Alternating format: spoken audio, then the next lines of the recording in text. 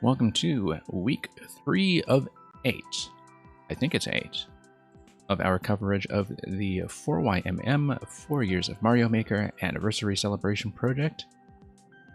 We have 8 new levels to show off today, all by makers that we previously featured on our pre-show preview stream over the Saturday to Sunday late show, or I guess morning show in the EU that we presented over the weekend. We're finally going to look at some of the levels that have come up in the meantime. And we'll just get right into it. We'll look at the levels in the website order, which I will post in the chat.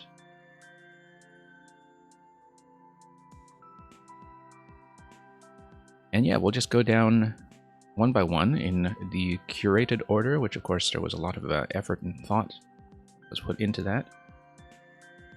And the first of this week's set is going to be Freefall Fortress by Document.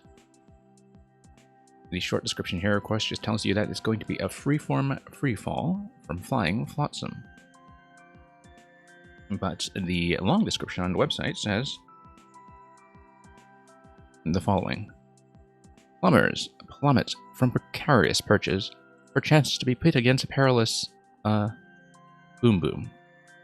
But that's what happens when you make this level in a style that does not include pom-pom, strictly to make everything line up. So we have, what is about 1.4%? Okay. Seems about par for the course for something from Document, so let's see what kind of platforming is in store. And as with previous weeks, we are going to be hunting for all optional objectives where possible. So we'll keep an eye out for the cake or the 4YMM text or indeed anything else secret that awaits us. But let's get right into it.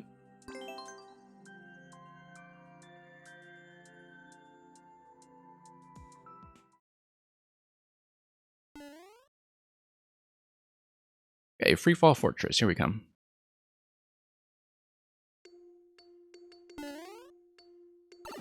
And down we go. Okay, it looks like it's just going to be a big vertical descent. Let's try not to be too far off camera. And of course, whenever we're stuffed against the camera by an auto-scroll like that, there is a bit of a psychological temptation to be containing our jumps so we can see ourselves still active within the confines of the screen boundary. It is in some ways a dangerous temptation, particularly when we, I think, get hit off screen by ramming into the shell that we had just rejected. And so let's give that another go. Try to get down as quickly as we can. And yet, just gotta slip right over. Slip right under. We needed to activate that one, I'm sure. Or maybe not. It's a fast-falling platform. It does not have wings attached to it. And so I think it was just an extra point of safety if we were particularly into that kind of thing.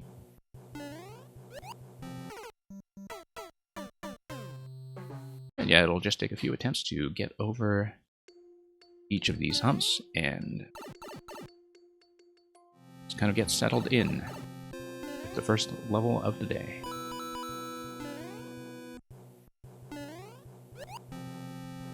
Okay. Yeah, once again, I think I am just ramming into that shell off screen, and that's a slight issue, but we'll figure out how to deal with it.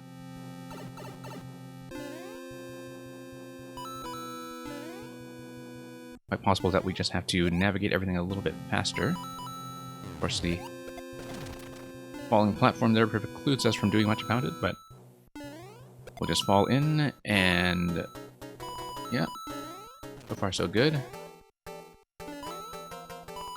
Oh, whoops.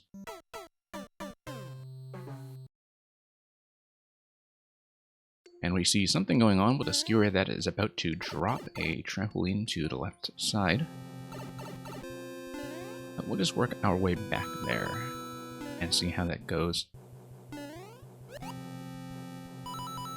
Now, the fact that we are scroll locked to what seems like the left side of the vertical subworld does indicate to me that we might be in for a second half of this fall as well. Plenty of room to build 2 big vertical descents, each of them potentially covering all 10 possible screens of height. Yeah, we'll just stay behind that shell a little bit. I was rushing it a bit much, and I think that's the issue that we needed to correct. Now we see what that safety platform is for. And yeah, finally making it down to some new territory, although we do need to land accurately on that trampoline in order to head back up that coin trail that was made available. Meantime, still keeping an eye out for potential secrets. Probably not anytime soon, not until we're closer to the end, given that there isn't anything like a series of pink coins. It will probably just be some kind of advanced exit. There is a secret at all, so we'll just keep our eyes peeled, our fingers warm, and not get too far ahead. Once again, still hurling that shell a bit. I think I just need to be a little bit more cautious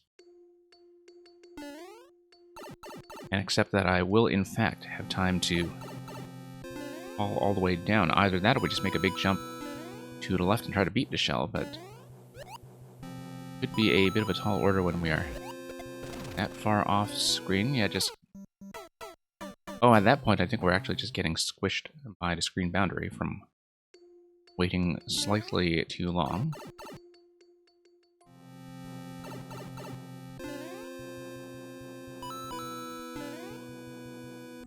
So yeah, let's just wrap all the way around. Not much better if we actually stayed on camera at that time, although, of course, that ended in precisely the way that it did. And on the whole, it could have gone quite a whole lot better. So, once again, over we go. Let's not get too far off screen. Staying low, I think, is maybe a better approach. Up we go. And let's try to make this accurately this time. Letting up on the dash button so we avoid a pickup on the trampoline is probably a smart move there. Oh, just barely too slow to get out of section 1. Definitely managed to look ahead and perceive everything that was about to happen there. It was just a miss.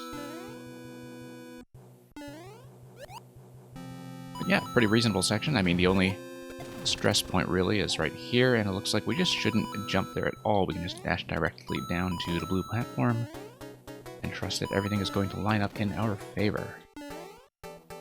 Whoops.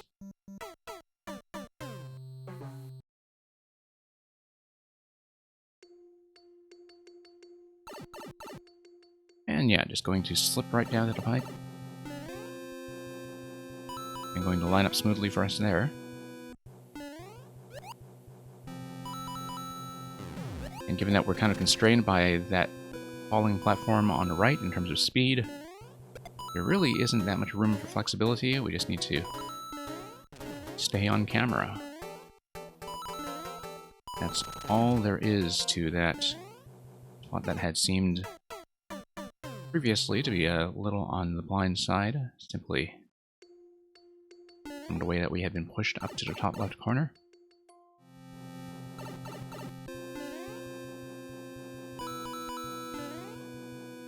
And yeah, let's continue.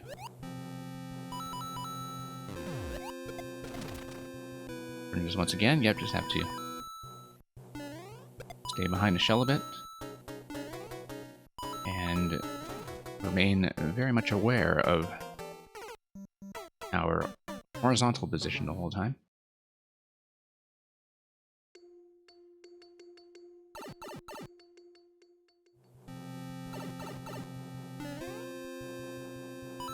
And yep, let's just continue.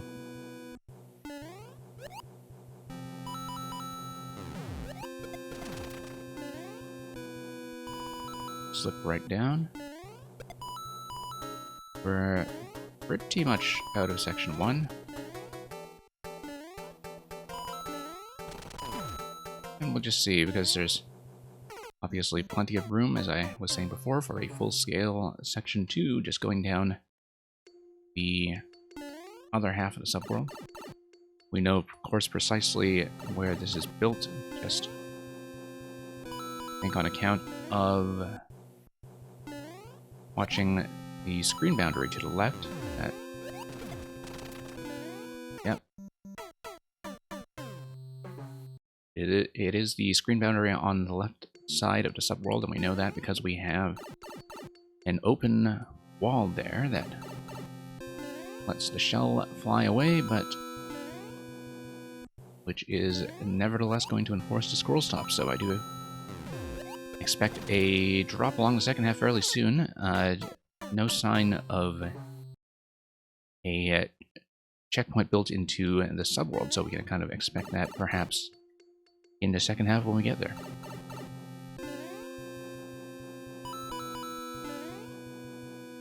In the meantime, we repeat. Yeah, kind of satisfying to have the double usage of that red Koopa shell. That's something that we've been familiar with in document levels before, in terms of just the reusability of certain elements.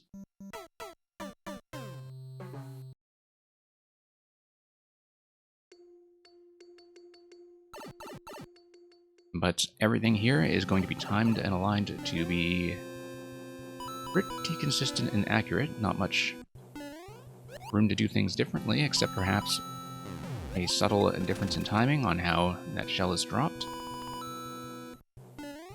Still, positionally, I don't think it makes much of a difference. It's going to feel nearly identical every time.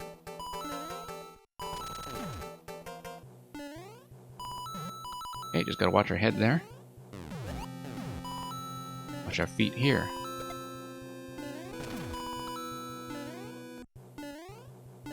And should be able to get in pretty safely and drop out into this transitional zone.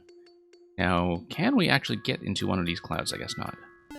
They are just going to sit there until they eventually disappear, so let's just continue the drop. Yep, that's just going to be a bit of a double drop there. Dying to reading that for the first time.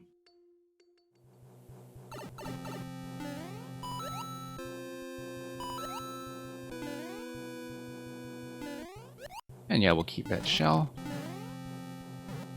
It's going to be a fast fall without presence of wings.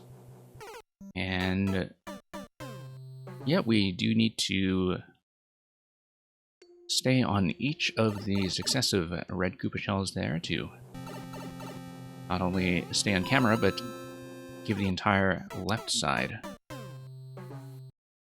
a moment to set itself up with all of those bomb ignitions that are going on.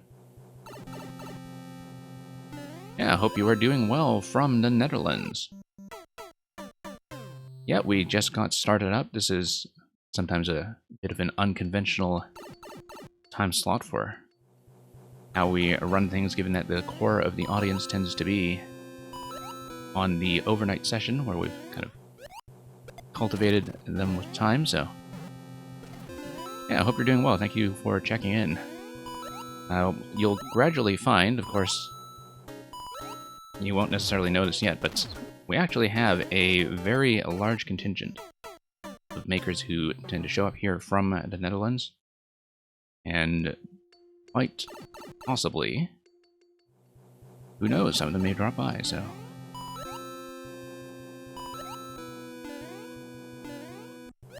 Yeah, this is just the first one of this week's set of 8. This is Documents level.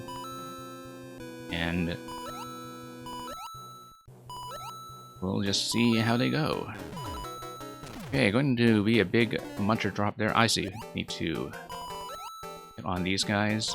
Why is there a coin trail down there? It looks like we probably needed to get on the mole on the left side first. Let's see about that.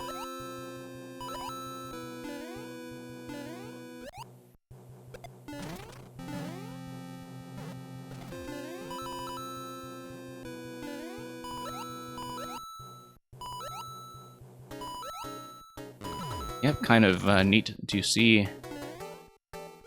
as well. No, we actually do need a mole on that side. Okay.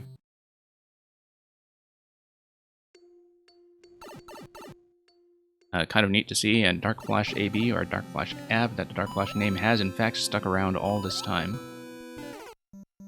But who knows what kind of credibility that still carries in the ever-growing Metroid speedrun community. In the meantime,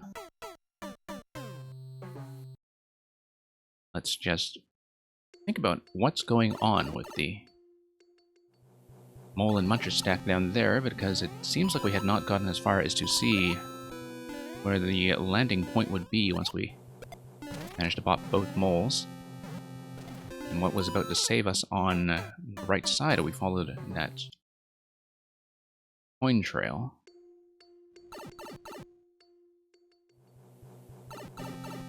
Absolutely none, I see, okay.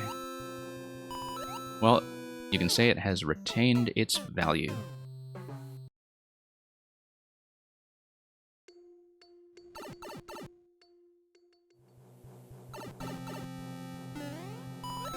And there we go.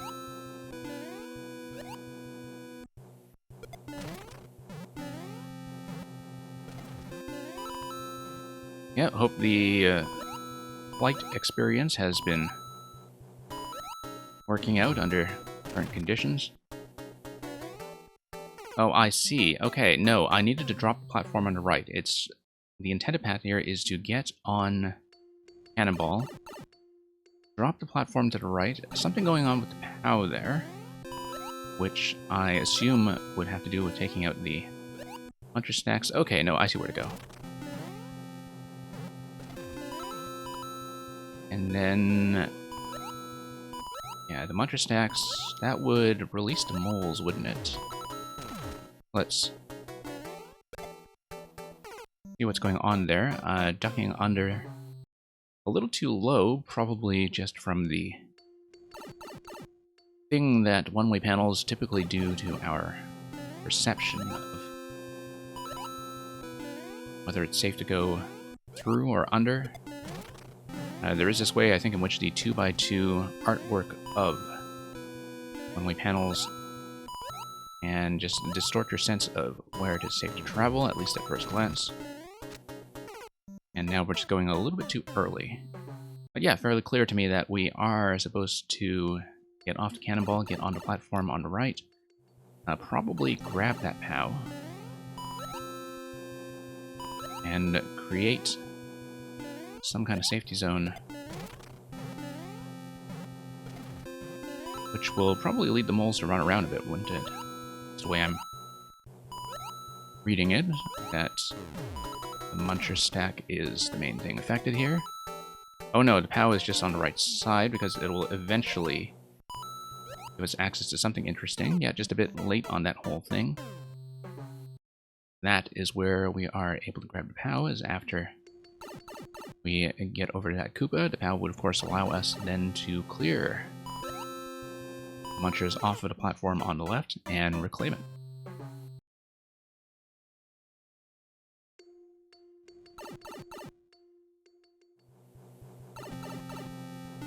So in the meantime,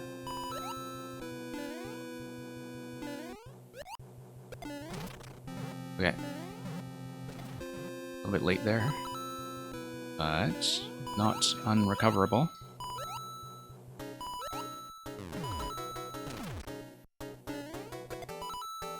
Whoops. Once again, just slipping off.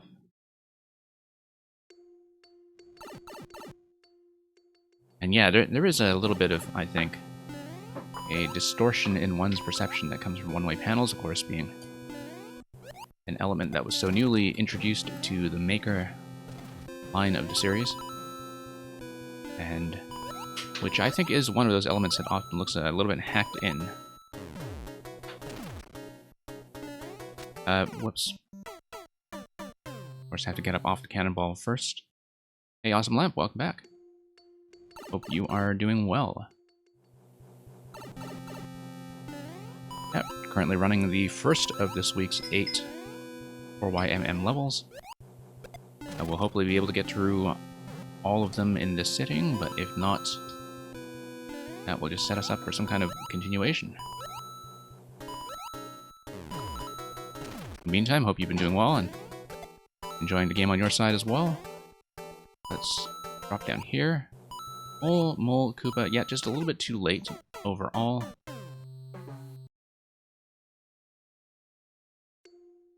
Oh, and thank you so much for the renewal.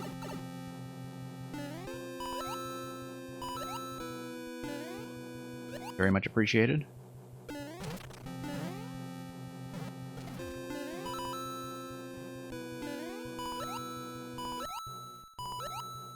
And yeah, let's just down here. Okay, gotta be quick. There we are. Grab the POW. Left side. Okay, did manage to read them accurately. And of course, that's just how it's always going to go. I could see how everything was going to go, or was rather supposed to, in that spot, but, you know, easier said than done.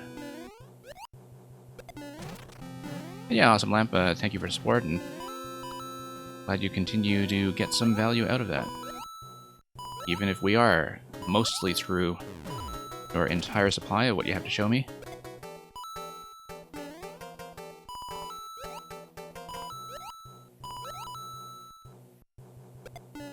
Okay, all the way over. Yeah, rather nice to see how that blaster just kind of settles in. The other side. And that's going to go somewhat smoothly. Okay, this looks like it's kind of a finale segment, so did feel like I was a little bit slow and behind there, but we'll try to catch up to where the camera is taking us. Okay, I was hoping that the double bouncer would give us enough height to have a little bit of clearance under the saw blade. New traditional levels, okay, sounds good. Yeah, it looks like the 3-coin stack there is going to be the indicator for when we should get on the side of the red Koopa. Really hug that blaster. Fortunately, we do need to probably gain maximum height there just to leave the blaster plenty of room to drop. There is a very specific timing we should be looking for by the looks of it. I'm just thinking about that mainly in terms of whether that is affected by the positioning of the red Paratroopa, whether it matters if we hit it when it's at the peak of its tiny little flight pattern. I don't think it should matter, except it would affect the amount of headroom we have under the saw blade. Oh no, actually, Koopa on the left. Okay, yeah, we actually have to bounce between them. It's almost like a wall jump, except in SMP3. So yeah, it is a quasi-wall jump. We go right, left, right. I should have noticed that at first glance.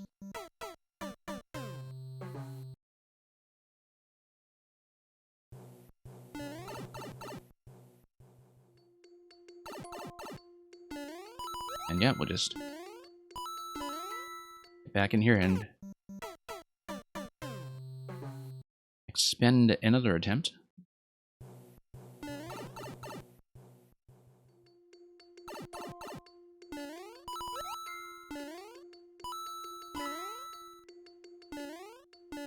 All rather in keeping, of course, with a lot of those original SMB3 World 8 airship patterns tended to look. And just going a bit high there. Once again, right, left, right, past that obstacle, and that should get us over pretty cleanly. Have to keep our eye out for the cake route in the meantime, so I don't have to redo the whole level. Whoops.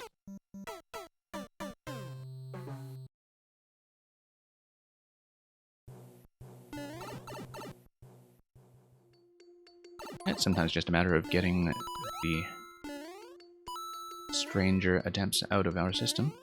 Kaboom! And thank you so much for the Prime sub. Glad to receive your support. Okay. And of course we're going to celebrate that with a bit of a bump of the head and a fall to our repeated doom.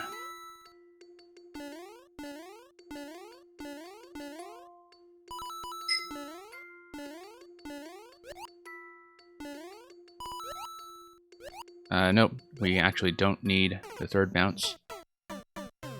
We actually would not be able to make it over with the third bounce.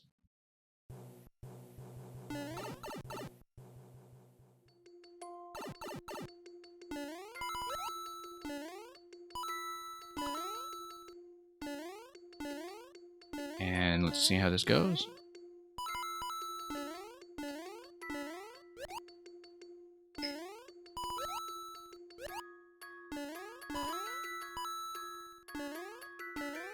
Somewhat better. Yeah, all very readable, just not when we make a little bit of a last-minute adjustment like that, that throws things completely off. Now that mushroom over there on the right side is fairly interesting. Looks like we'll just have to hit that accurately once we pop out of the one-way panel at the very end. Keep an eye out for any kind of bonus exit in the meantime. It could very well be dependent on that mushroom. Very difficult at this point to see if it's going to be affected by anything else. And thank you for the follow.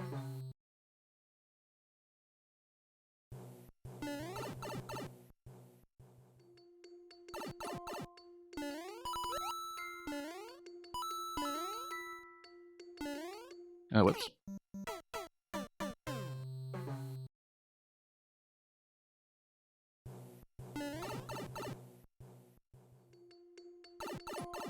I mean, after having demonstrated your support with the Prime sub, I guess it would indeed help for you to know when I do in fact come online.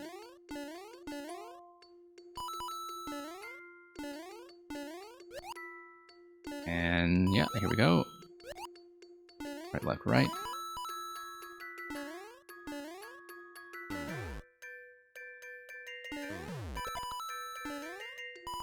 And yeah, trying to beat that a little bit early.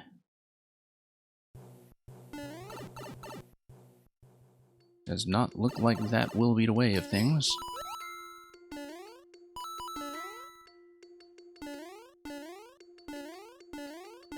Interesting little use of the airship decoration underneath that directional arrow, very start of this segment. You'll see what I mean if I should happen to go back there, as I will unintentionally do now.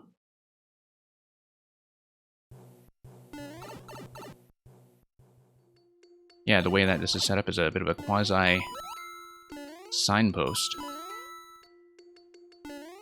to match the artwork, or at least approximate the artwork of the standard starting signpost.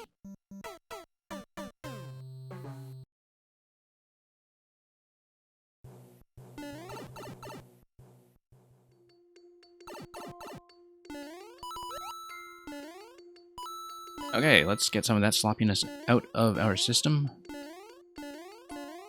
And just wrap around until we get it. Doesn't seem like we can really afford to take the time to do a jump at full height and yet expect to drop safely, but it's clear to me that we're going perhaps a little bit too low on this drop here. There we go.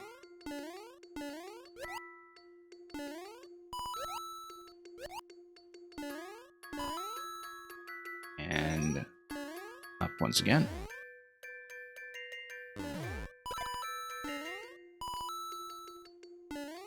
Okay. And here's Boom Boom. So, let's see what this is all about. He's going to swoop down at us at any second, I'm sure, at least after we try to track him and bop him the first time.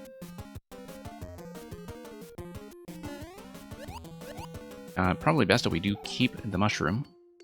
I would imagine that going for the secret is going to be difficult without it, and of course I say that just as I ram headfirst here. Okay, so Boom Boom has decided to leave us for a bit. And if it so happens that the mushroom is required for the secret exit, I will probably redo this regardless if I have the choice. Because we are doing a completionist playthrough.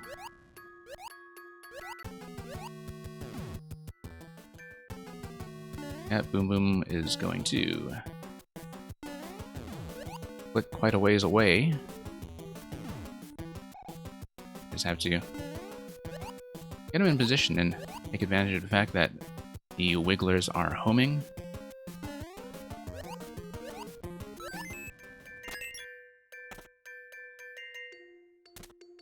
So, here we go. Here's the cake room. So, let's just maybe fly up here a bit. And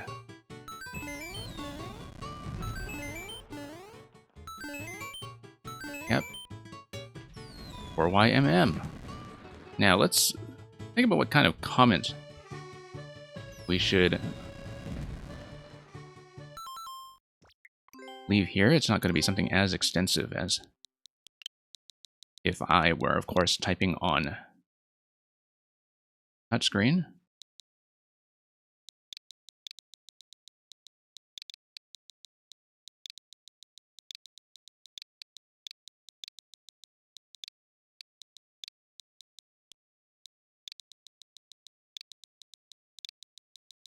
I fell for the cake. And freely.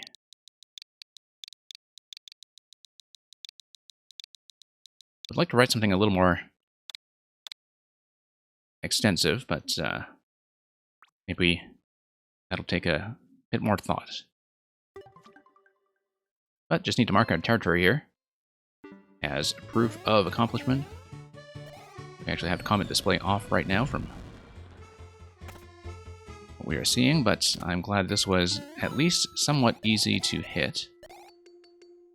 Otherwise, I think that would have been a spectacular repeat of the entire level.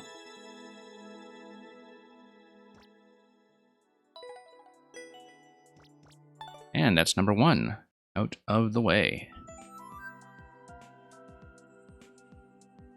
So yeah, freefall from Flying Flotsam. I should have probably come up with something alliterative there. But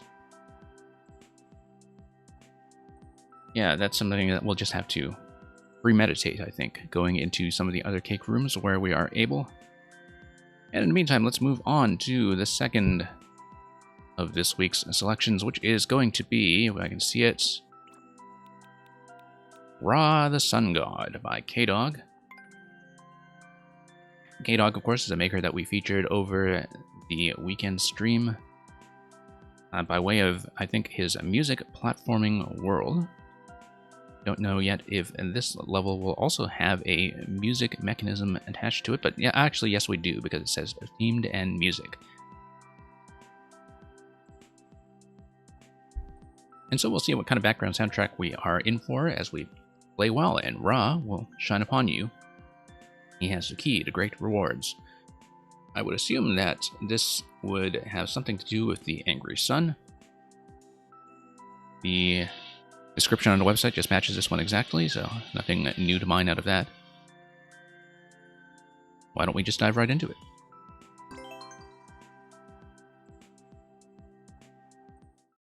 I'm going to turn up my local volume a little bit in case that makes the music a little bit easier to discern. Okay, so this is going to be a big setup sequence. I guess that was supposed to be a head bump from below in order to break through the hard blocks on the right side. And that's correct. Whoops. That was just a straight up miss. Yeah, it's still on the standard desert soundtrack at this point. But we'll see how it changes. That's going to get locked in position. No, I wanted to get underneath that using the bone shell power of temporary invincibility. A bit where the bone shell pretends to be the original Tanuki suit.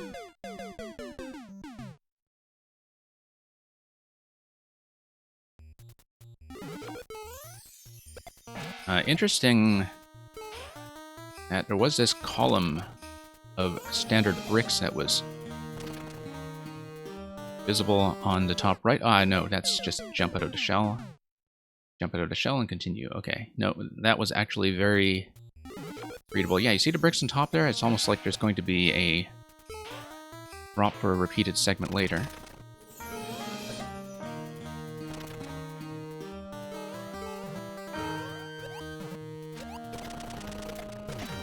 And yeah, that's going to get trapped. Also going to get trapped. And here's the Angry Sun. Whoops. Took a moment to just read what was going on with that flying muncher and see that a shell was indeed parked there. It was a little bit difficult to see the first time, but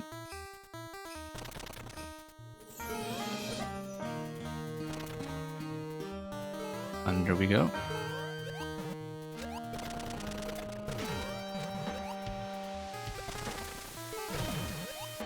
And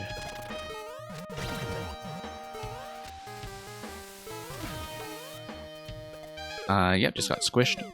Oh, and that's the goal visible on the right side already, although of course that's not going to be accessible yet because we are going to be taking down the yellow pipe to the subworld.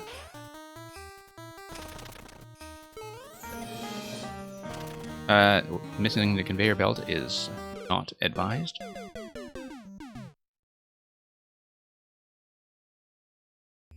think we can do a whole lot better than that. Okay, let's bump that forward. Down we go, and back up.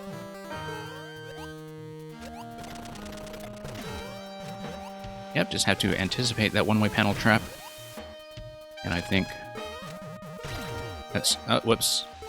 That's going to do something quite bad to us, I think. Given that it seems like keeping the helmet and bone shell is going to be a necessity.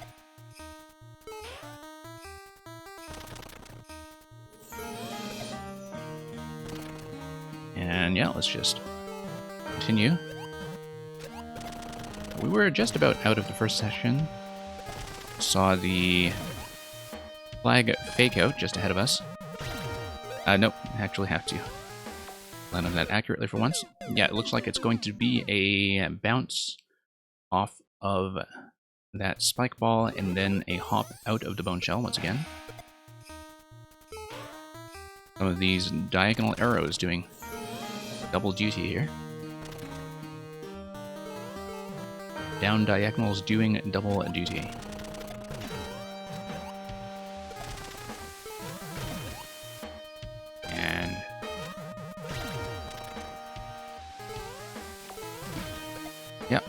Here we are.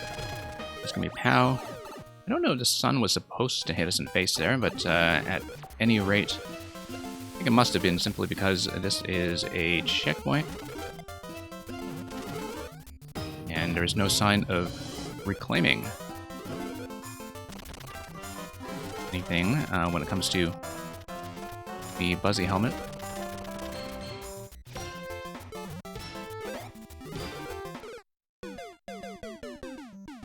Yeah, I guess it's pretty interesting to give a listen to how the existing music track has in fact been overlaid.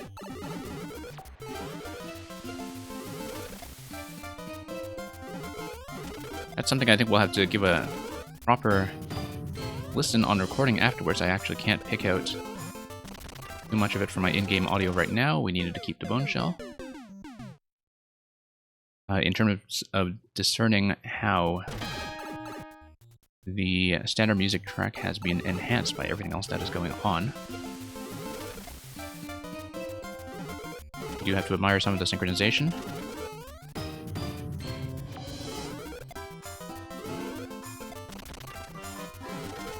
Whoops, that's just a miss.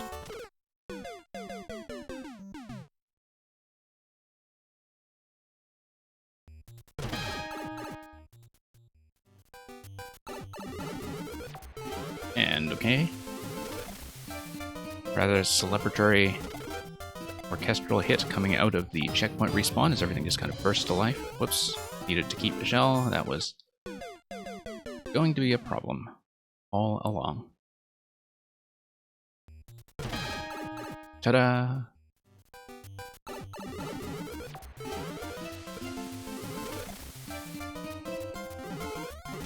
Okay. That's going a lot smoother now. That was not so smooth.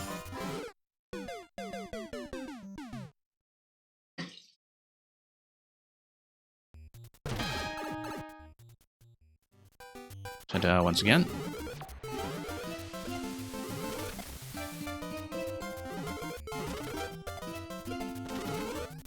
And, yeah. Okay. Still within reasonable range of where the entirety of the auto-scroll is letting us go. Whoops. Needed to just confidently get onto that muncher, since we have the footwear that allows us to do so.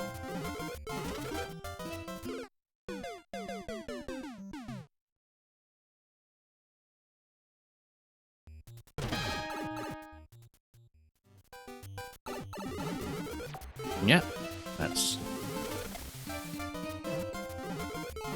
all going to, why did I do that? That was maybe a bit of an unfortunate error of judgment.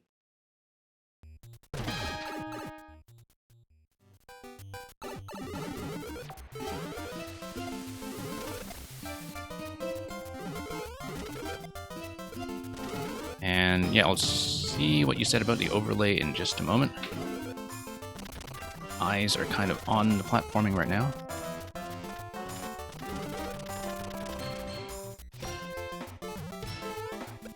And yeah, oh. Angry Sun doing a bit of a fake out there. Basically an overlay of 3 out of 4 sections of the original theme simultaneously. Yeah, I'm beginning to pick that out. Didn't quite pick that out in the first section. Our actual audio speaker setup here is not great when it comes to picking out everything that's going on in music levels, and sometimes there's a lot of the craftsmanship that I have to pick out from just going over the video afterwards to hear what you are hearing over the recording. Whoops.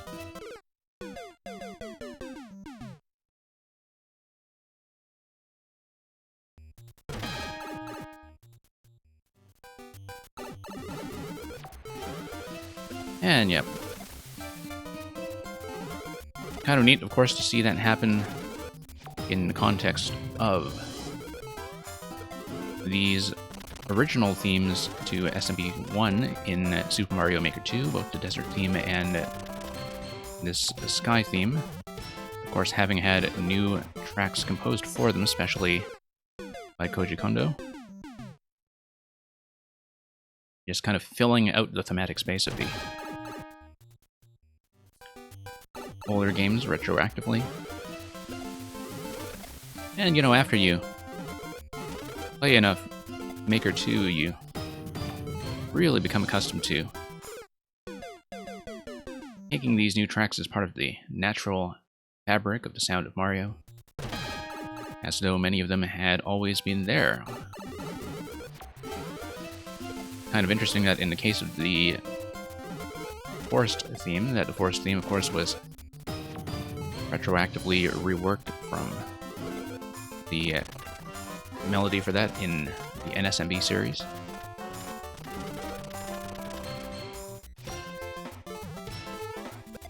And that the original music for SMB1 Airship that debuted in Maker 1 was something that has slowly, I think, been reincorporated into the main series, as it does show up as the airship motif in Super Mario Odyssey.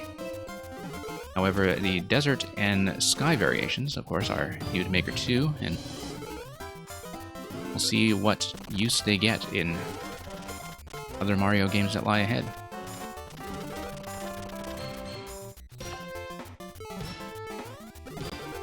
In the meantime, we'll have to survive a level like this long enough to see any of that. It's going to require a little bit more accuracy getting into that final set of Koopas, lest we lose a little too much height. And that's just a function of being a tiny bit too slow.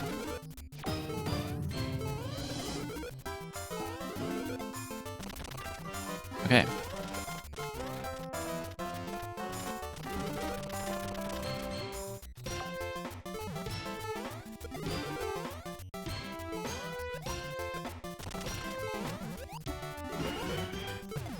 Yeah, it is kind of interesting just to pay attention to how the instrumentation is layered. Also, we have to do this again, because I saw what was going on the right side of that final room, and I totally missed it. We have to do it again. And because you see there was a series of bomb ignitions that was going on, and which was being activated by the Angry Sun. And there was, I think, a path that was traversable down that side, or up that side, rather, if you saw what was going on with mushroom platforms. I basically saw that just as I was exiting, and so... yeah. The airship team was getting plenty of use in NSMB.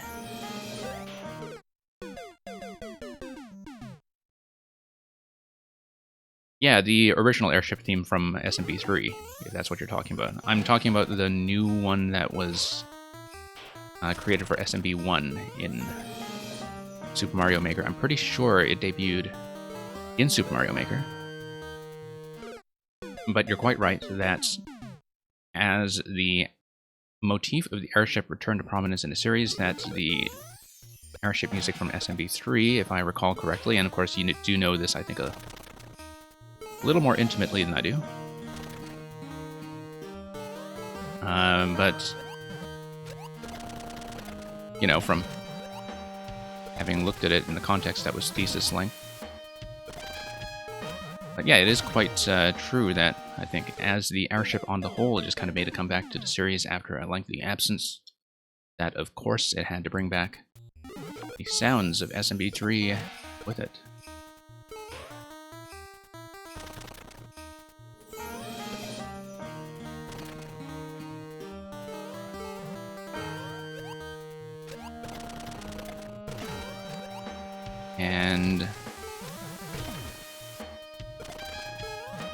But yeah, it's the new the airship music that was kind of reintroduced into SMB1 through Super Mario Maker. That's what makes an appearance in Odyssey, and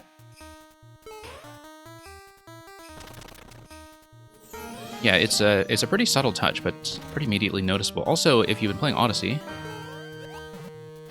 I don't know if you've already noticed the menu secret, or the menu Easter egg, I suppose, where, you know, you just kind of tap the buttons that are in the menu. I think maybe we have to keep the helmet.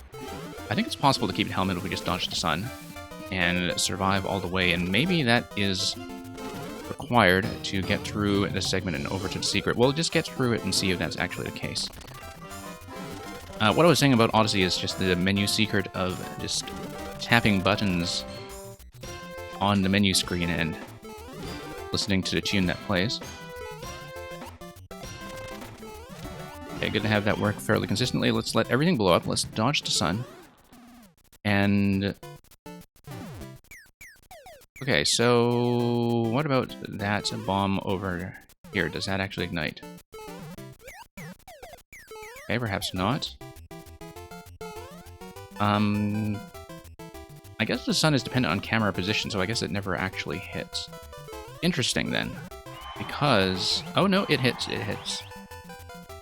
It blows up and nothing happens because it's trapped between ground blocks. So, is there a cake secret that we have failed to hunt for? Yes, there is. Look at this block here. The thing that would give us access to it is... I mean, it looks like the Buzzy helmet would be required to break that. And that's the way forward, is that we punch this. I think we should be able to get up into it if we do punch that out. I think I actually can gain enough height to do so.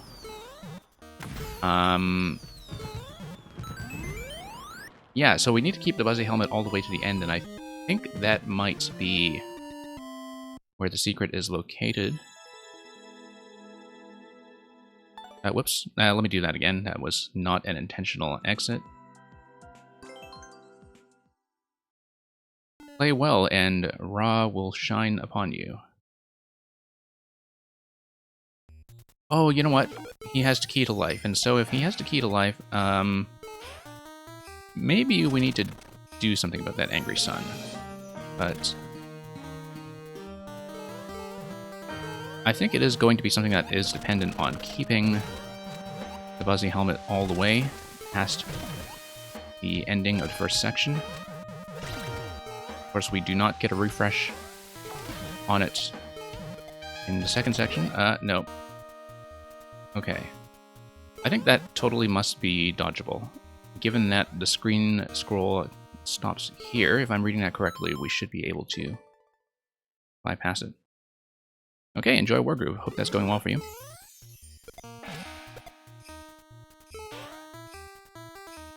And yeah, catch you next time.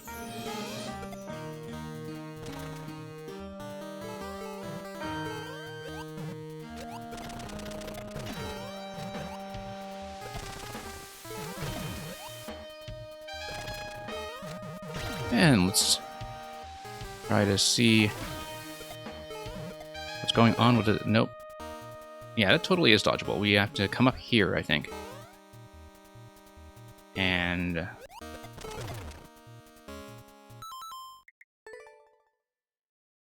yeah, keeping the helmet all the way... I mean, I may very well be totally wrong about this. But that looks so much like it's the potential solution.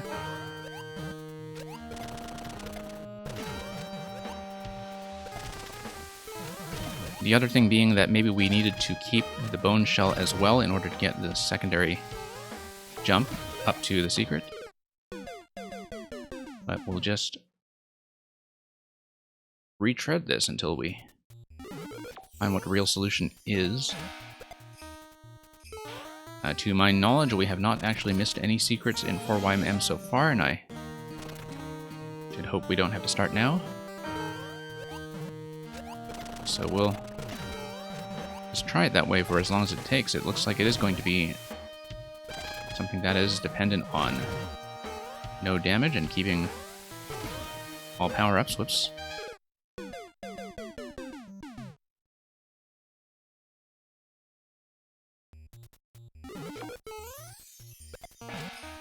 And of course, if Ra holds the key to life, possibly... Well, we'll see how we can take that out.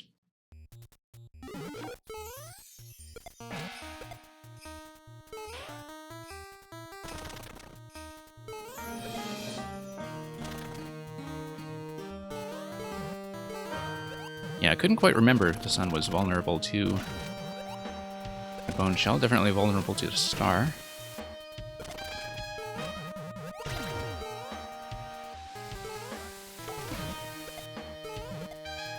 Oh, no. Once again, that is absolutely dodgeable.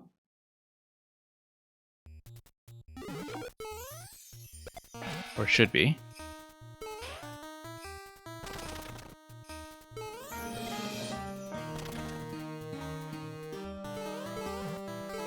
And so yeah, we'll just kind of inspect this until we've put in a proper search.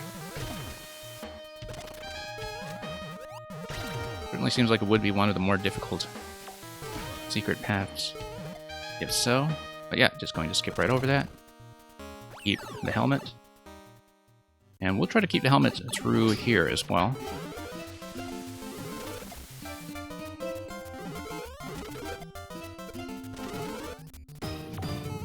Possibly keep the bone shell if we can. Although probably not past that part. We can keep this bone shell though.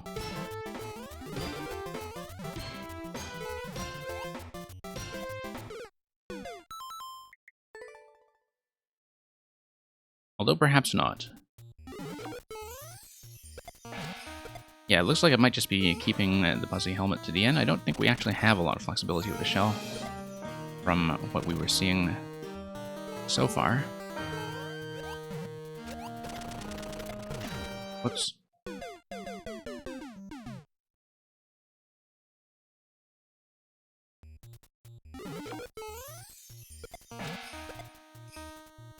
I mean, I think at a very minimum, keeping the Buzzy helmet must be part of the solution. Whether we can make that jump without keeping bone shell in that end segment with the flag is something that we'll have to find out.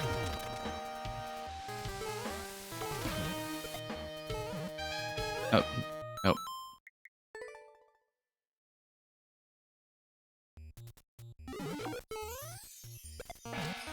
And yeah, keep the shell, one-shot the whole thing.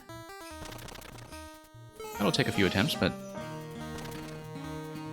everything here has been working pretty consistently, so... Everything except, of course, the little dodge at the end that we don't have cleanly just yet, but which I'm sure will come. There we go. That's the dodge.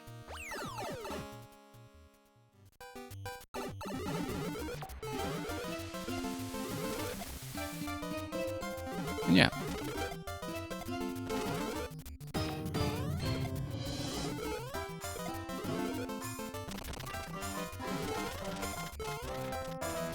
Okay, we'll just fall into the next shell.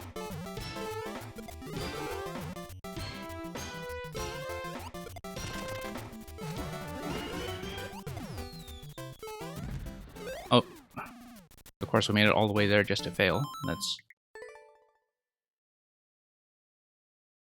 not great, but it's also a good sign that we can, in fact, make it past the second segment that consistently. Yeah, it looks like all those bomb ignitions on the right side aren't really going to give us anything interesting.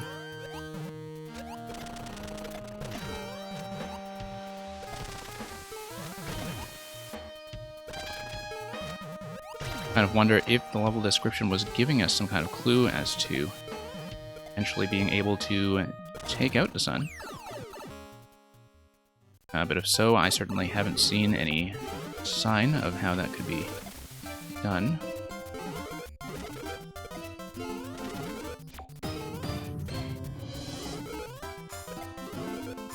So in the meantime, we'll just try to get over here as cleanly as we can.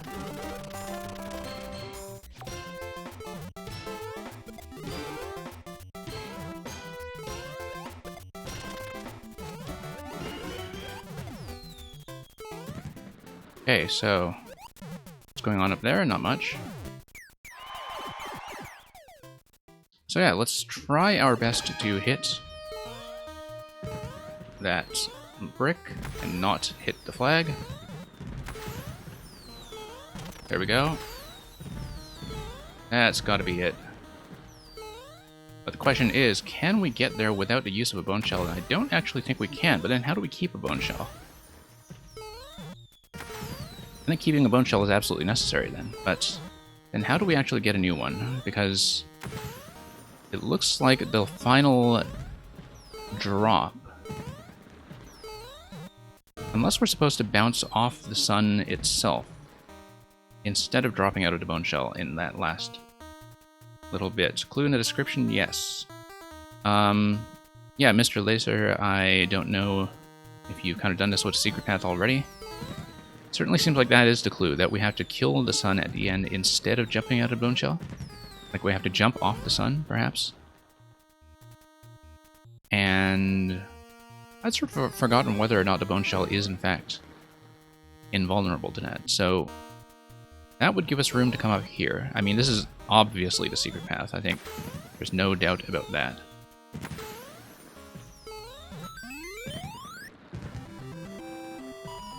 A synonym for clue in a series of words. A hint? A breadcrumb? Perhaps? Okay, so not only do we need to retain the Buzzy Helmet, we need to retain the Bone Shell, and that's going to be much trickier because I think it does require an accurate jump off of the sun at the end of segment 2.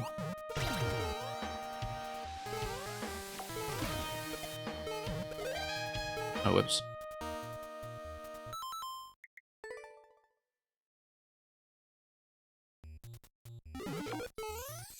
Unless, of course, there is some other way to claim a new bone shell that I have simply not yet seen. But I think it's fairly obvious at this point that the secret path is where I think it is, and does have the requirements that I think it does.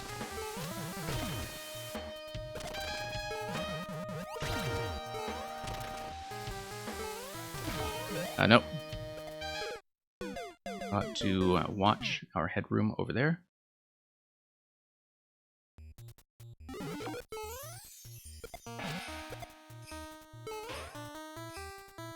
And yeah.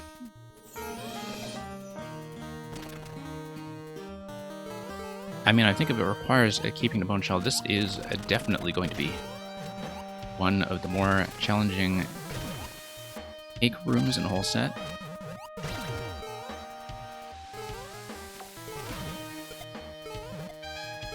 Nope. Given that you need to do that dodge as well as whatever it takes to keep the bone at the very end. The synonym is also found in the description. Okay.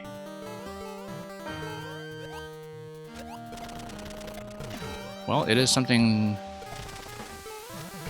to do with the sun holding the key to life.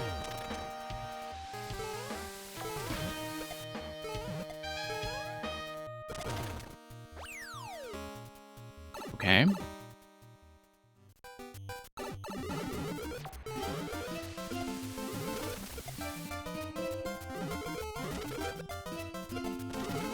Yeah, not much flexibility with the shells so far.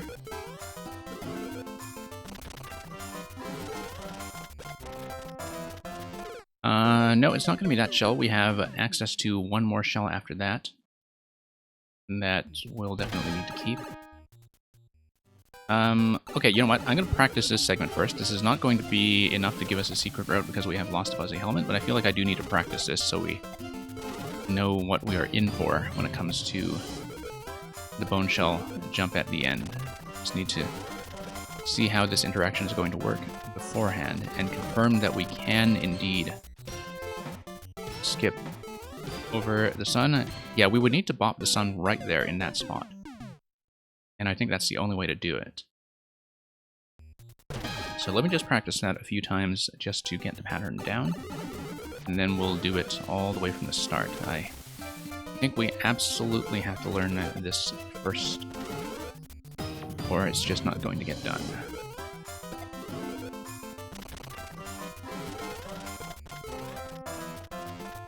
Then, in the meantime, we'll just... whoops.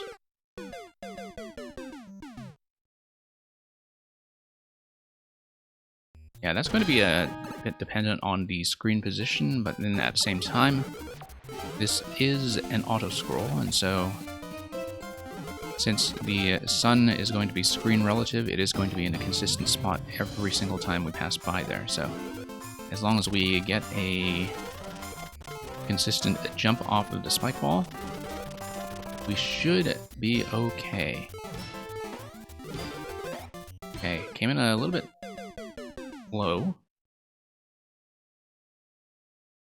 Yeah, I think we just got ahead of that slightly. I would be able to beat that.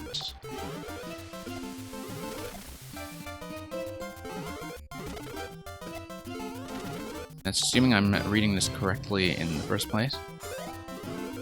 But yeah, I do think that it's pretty obvious at this point that keeping the bone shell is a requirement.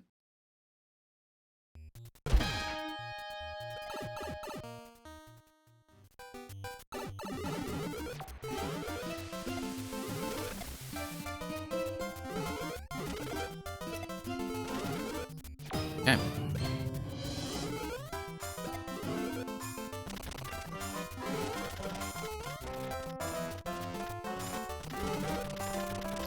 See how this timing is going to work. It's not going to work like that, that's for sure. I think the arrow is what we should aim for. You can see from the screen positioning there that the arrow is directly situated over the sun's lowest point when it does decide to fly. So at least we have a target. What we don't have is a timing.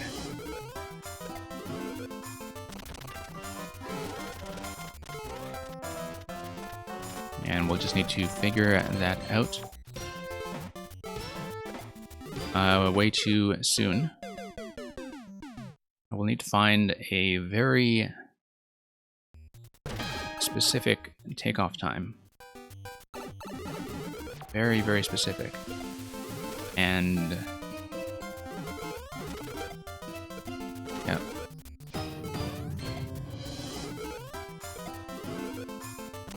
I don't imagine that a lot of people will have taken this cake room, but not going to concede defeat just yet. Okay, now that time where we actually a little late, or it seems like I might have been, but I think that is the idea, that I do need to stall onto Muncher slightly.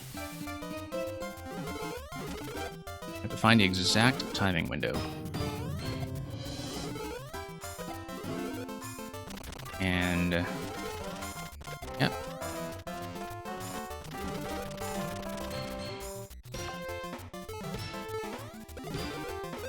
And no, we actually can't fall on it that way. So what do? I wonder.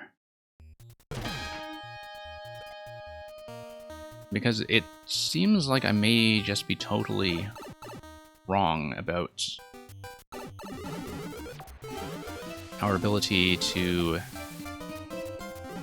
get that second bounce. Either that or there is some kind of bone shell spawn near the end that I just don't know about. Some way of picking up an additional one. So, yeah, because this seems, I think, entirely too fussy to be the correct solution, so maybe we should let the sun ignite those bombs at the end once again and see if that gives us any additional insight. I don't think it actually unlocked anything, though.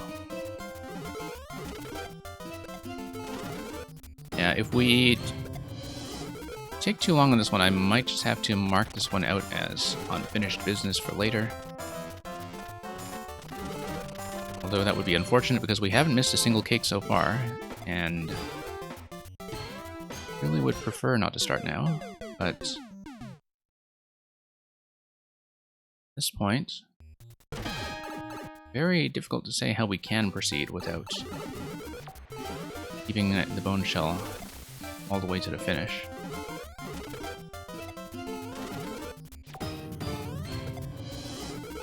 Most of the bone shells are spawning, of course, just off, dropping from note blocks.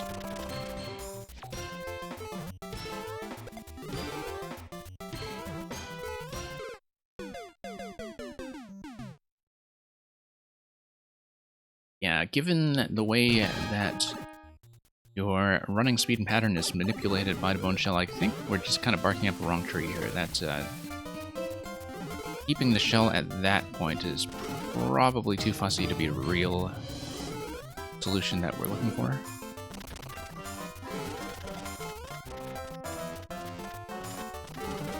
But we did clearly find the secret path,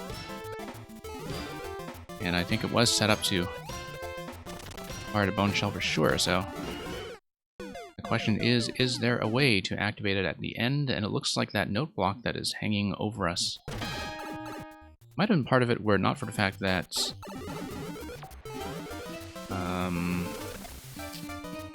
let's see.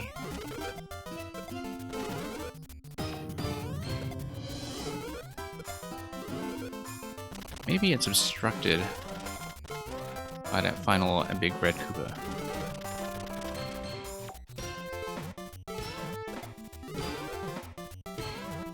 Okay, going to play that as cleanly as possible. And yeah, it definitely looks like what spawns here is just the red Koopa. And nothing else is really going to come from those bombs, is it? So what happens then? What do we slip underneath here? Okay, nothing there. Okay, let's take a look at the end screen and see if there's anything else that we might have missed.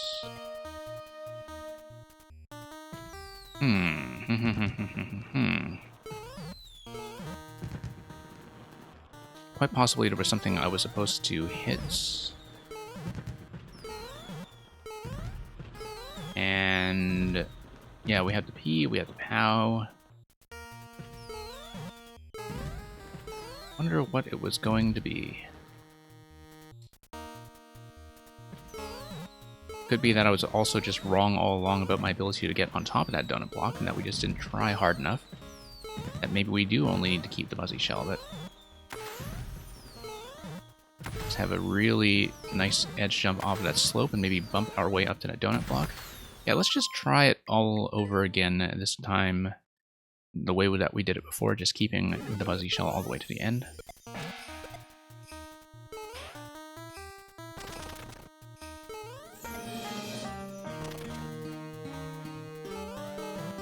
Because keeping a bone shell to the end does not actually look possible now that I've seen a bit more of the level.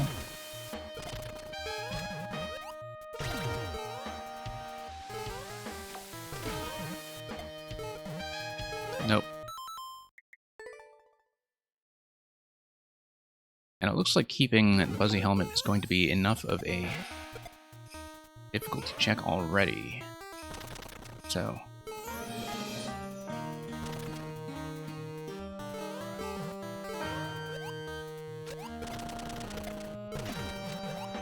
quite possibly I just missed something.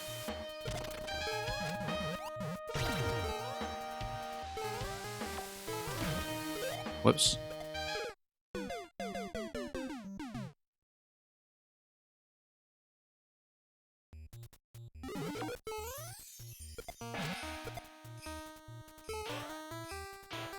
Nope.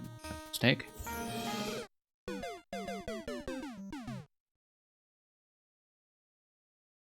So play well and Ra will shine upon you.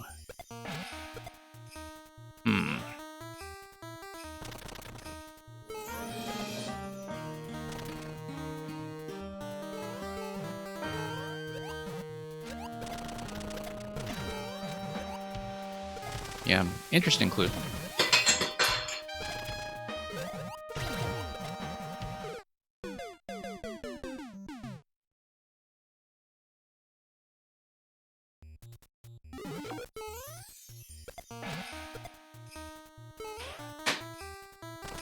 We'll see. Just have to scrape this level fairly closely to see what's going on. Might have to perhaps turn on comments to see if that could potentially give us some insight, but I have not had to do that yet. And, oh, whoops, that's just a mistake. I mean, the path is very clear. Our ability to actually get up there is not so clear.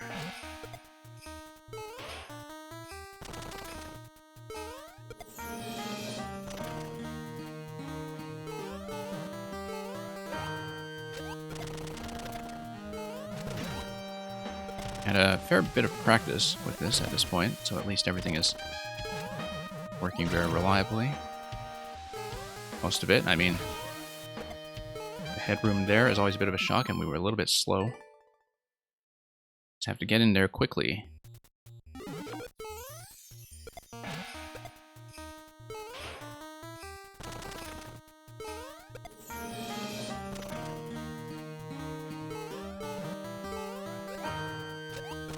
And yeah.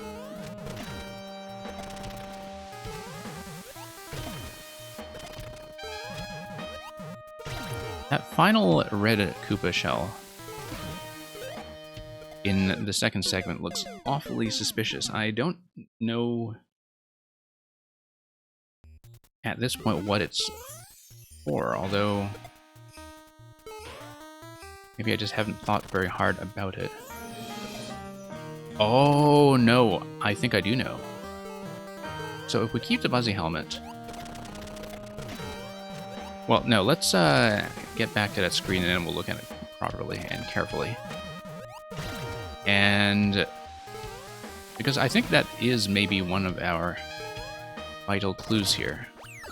Getting all the way to the ending of this segment, which we'll hopefully do cleanly, given that I worked to get the Buzzy shell all the way here.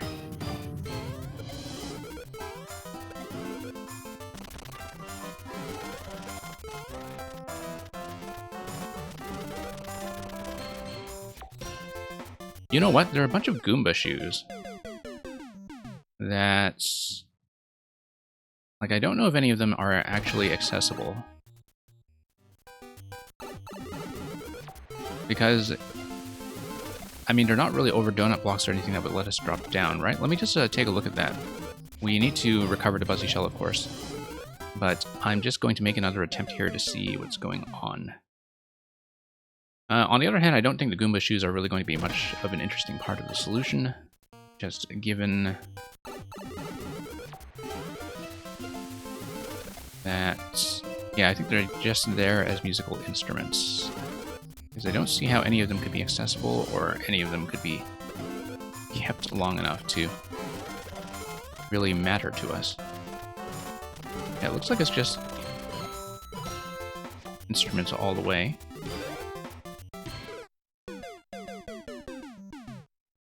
Okay. Yeah, part of me is I just try to scrape this section as carefully as I can. We may have to put this one off another time, of course. Need to just do another clean attempt with the Buzzy shell, perhaps, and we'll do one last check of the final segment to see if there is an alternate way to get up there.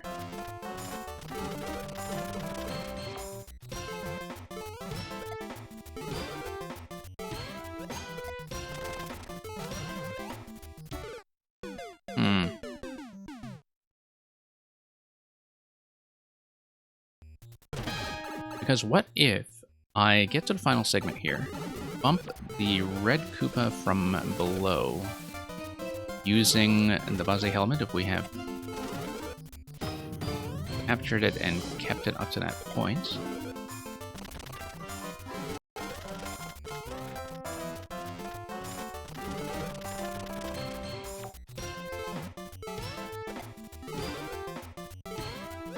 Okay, so let's get back over here. Actually, no, that's not really going to be the solution, given that Koopa Shell is going to sit here.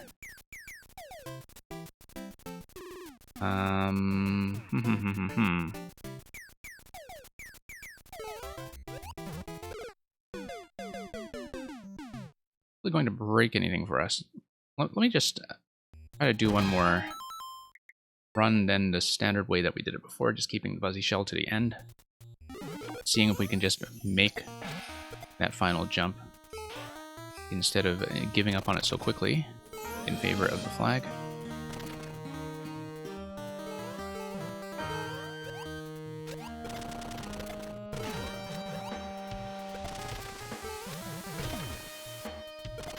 Possibly there was just some other way of getting up there that we didn't know about. That really is an annoying little spot when all you're trying to do is keep the helmet, but that's why I'm fairly certain that we are right about the secret placement. That you need to do that one little thing and keep the helmet all the way to the end. Seems like a very obvious little secret progression to me. Yeah, that ceiling always feels a little bit too low.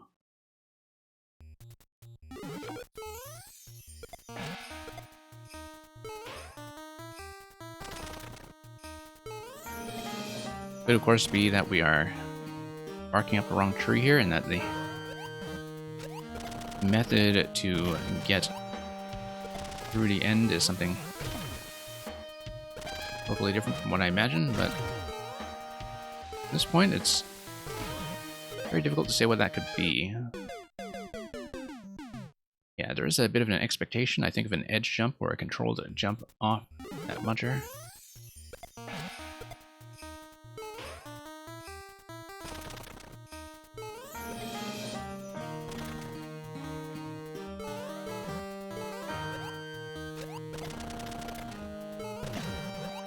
And yeah, just need to get this right.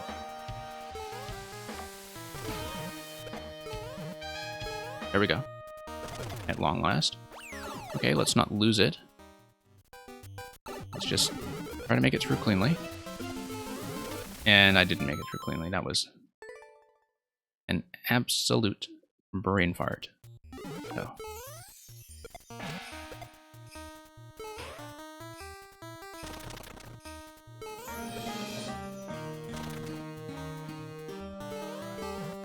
Now, of course, we've only made it through to the end with the Buzzy Shell once so far. But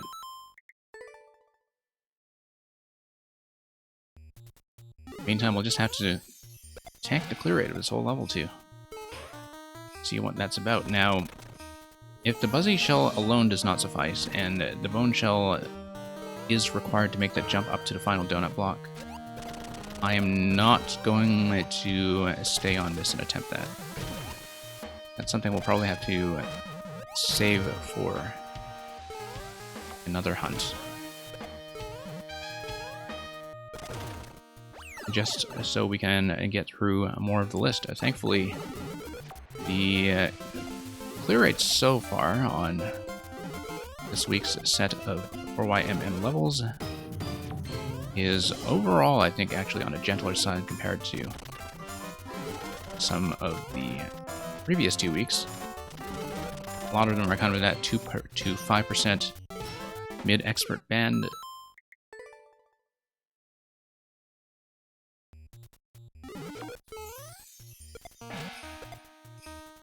And of course, the brick column at the very start still does look very suspicious. Although, realistically, I don't actually have a way of accessing that.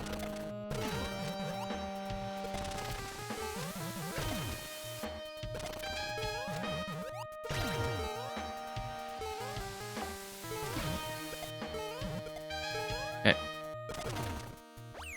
Dodge that.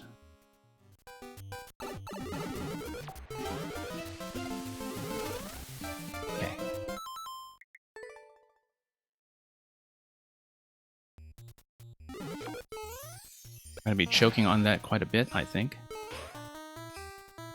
Sort of indicates to me that maybe the Buzzy Shell does suffice, because otherwise I think the difficulty gap between the main path and the secret path is perhaps a little too great. I think keeping the Buzzy Shell by itself is probably a sufficient requirement to work with. And should be. And that's what happens when you have these secret placements that are right at the end and require a jump that just barely misses the flag or is at risk of hitting the flag and completing the whole thing. Is that, you know, the price of missing the secret is that you just have to do everything over. What you're doing here.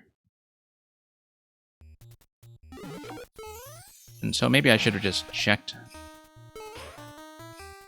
my ability to jump up to that donut block much more rigorously the first time that we actually did manage to take the Buzzy Shell all the way to the finish.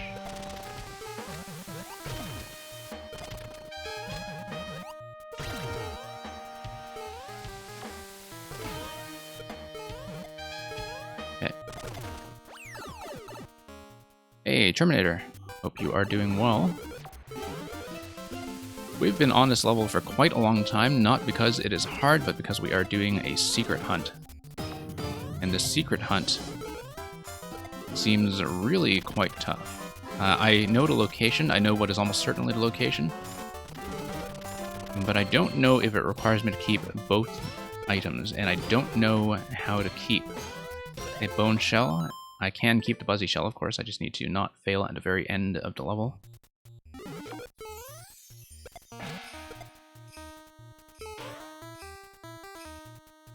Yeah, I know the location. I know that it requires keeping the Buzzy Shell all the way from the start of the level. I don't know if it requires somehow managing to keep a bone shell past the last segment, and I don't have a way of doing that. So at this point, I'm just trying to get back to the end of the level by keeping the Buzzy Shell the whole way. And hopefully just giving that finishing screen one more shot. Okay, just keep... Nope. Can't afford to be even slightly off-center there, because you'll just get whacked by the sun.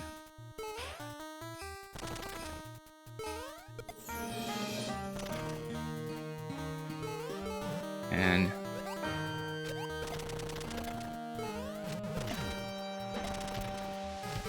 yeah, Terminator, not doing viewer levels this session. We are just doing this week's 4YMM set. Okay. Angry Sun is just going to run around a bit there. Okay, let's try to actually do this successfully. For once, having seen it so many times already, it's surprisingly easy to just be careless about it.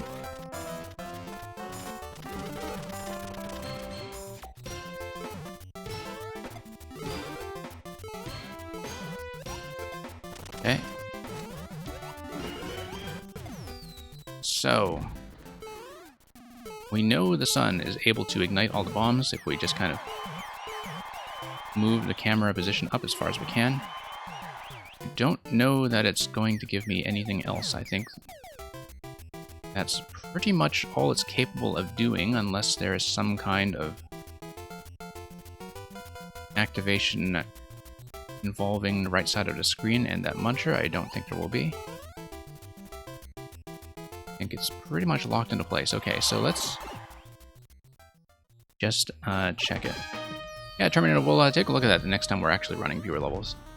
I will not really be able to get to viewer levels this session, because we're still only on level 2 out of 8 this set.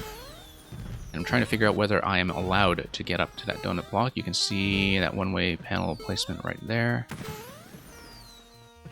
I don't know if it's possible. Let's take a look at the comments.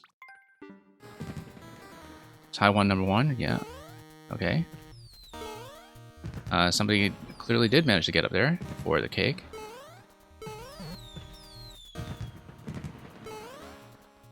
So yeah, it looks like, see, I was thinking the whole time, it requires a bone shell because the bone shell would allow me to get... Alright, fine. K-Dog, we'll do it this way. Fine. Fine.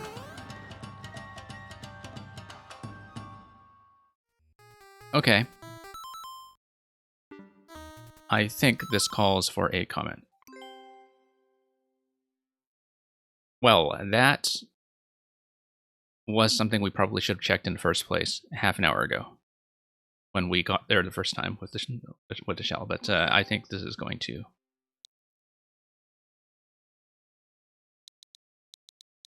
require a bit of a comment.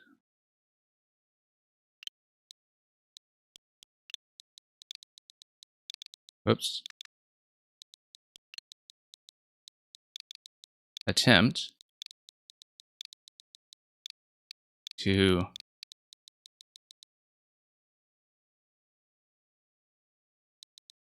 keep. I hope I have enough characters for her.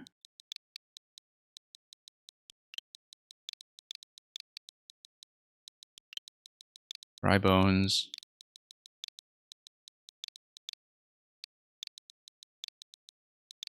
Shell all the way here.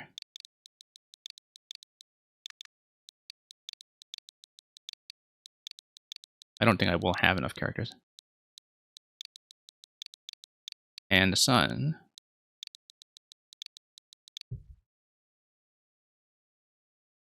And Ra, let's say, will not shine. It's too long. Oh, hang on.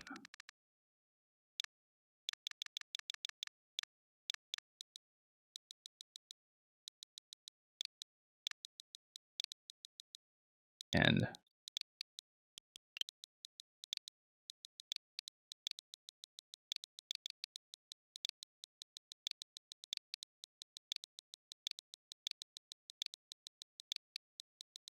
upon you.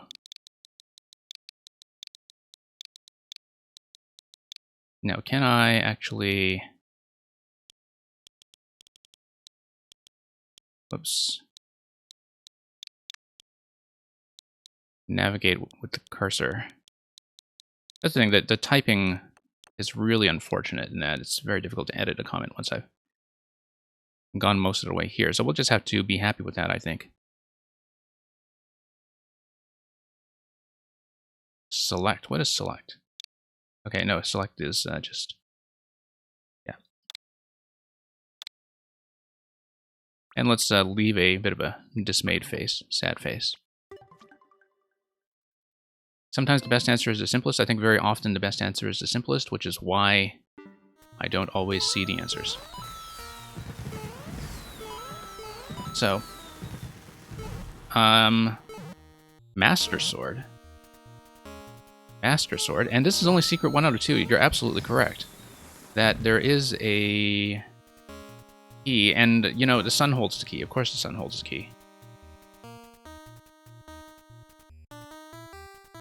So, not only do we need to get all the way here, but, you know, I bet it is some kind of invisible block thing that was near the end of the first segment that we needed. I mean, the Master Sword might be a clue here.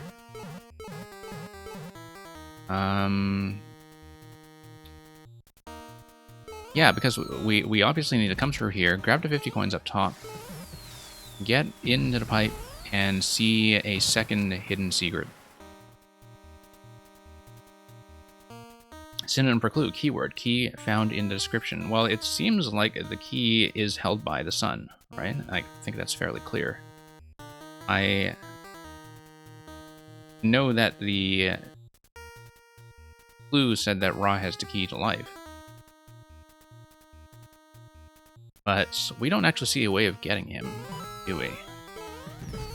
I guess we have to do this again. Because, I mean, we're not leaving this untouched, are we? But I seriously don't see a way to actually get him. Unless there is some kind of invisible block. What appears directly before the flag room? Well, what appears directly before the flag room is that you have the sun igniting the bombs. You have the muncher that was on the right side that we didn't know what to do with.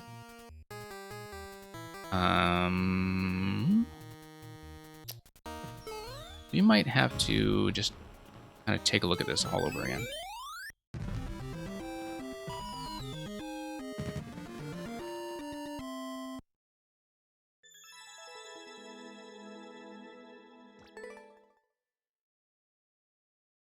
Alright, here we go again. I've been on this one for about an hour now, but then it does have, I think, one of the harder secret routes. For sure. Simple level, very difficult secret. From what I can see so far.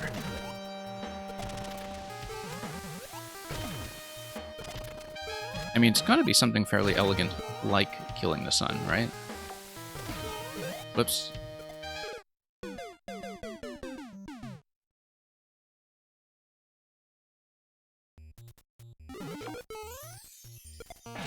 I feel like it has to be something fairly elegant.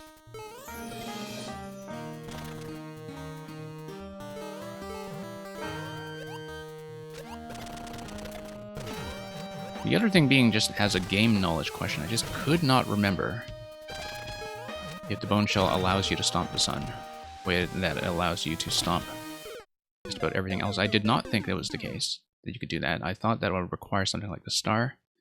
The clue, of course, at the end suggests a Master Sword, perhaps something, once again, hidden in an invisible block.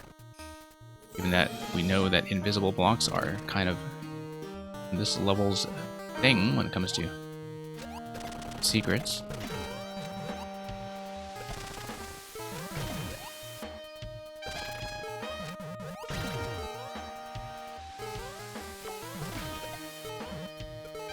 Oh, come on, that was the sun moving a little bit later than usual.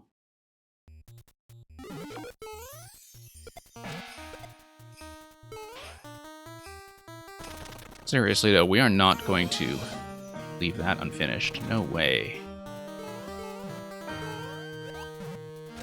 Dangling in front of us right there.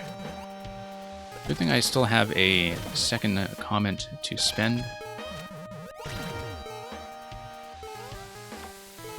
Since there is that additional secret room.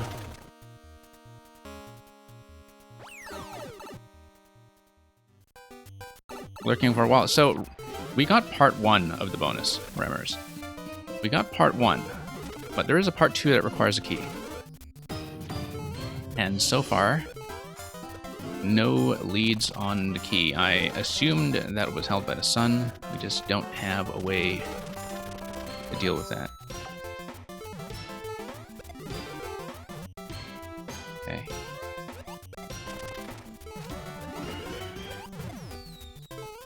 But yeah, we have all these bomb ignitions going on over here.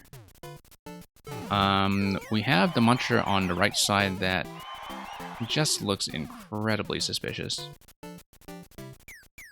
But no access to it. This block over here was one that only spawned the Koopa. It actually did anything else for us.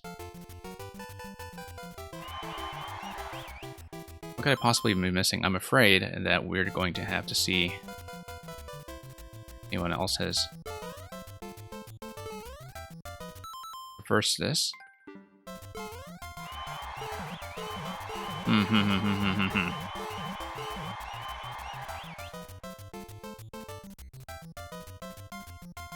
Well, I mean, we did a little bit of a check down here for some kind of invisibility. I'll try to do that once again, perhaps. Can I kill the sun with the Shelmet? I don't think so. I was thinking of killing the sun with a dry bone shell, but no, the Shelmet, it just clips it off. There are very few things that I can actually kill the sun. It's vulnerable to the star. I don't see how to get a star. Could be on a lower level. I feel like the decoration here might be something, except for the fact that somebody would have noted it in a comment by now, perhaps.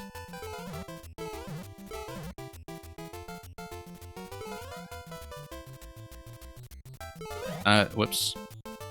The other thing we could do... Let's maybe get this guy out of the way. Check here for blocks. Hang on just a second. One thing I didn't really check was whether or not there were additional comment cards up top that could have given us a clue. I did try to Big Koopa. Did not seem to do anything. I don't know if I just missed.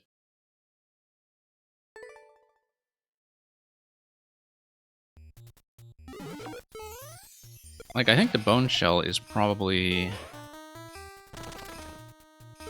the likeliest idea. I just cannot remember if the bone shell actually kills the sun, because I don't think it can, but I can't tell if I was getting the bone shell clipped off because I was missing, like hitting it from the side accidentally, or if it just does not work as the answer. And unfortunately, there isn't really a safe location to test that.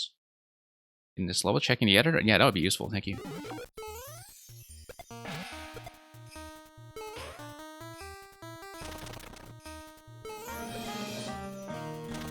But I somehow don't think so.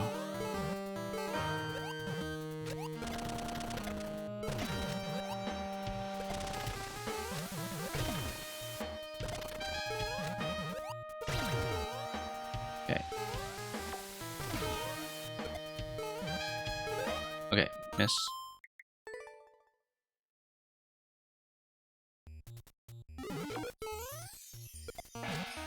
So yeah, there is some kind of mystery here. Dry bone shell does kill it. Okay, that's absolutely the answer then. Yeah, no, I didn't think the Shelmet was going to ever do that, given that you have that interaction at the end of this first segment where it just clips off the Shelmet if you touch it at all.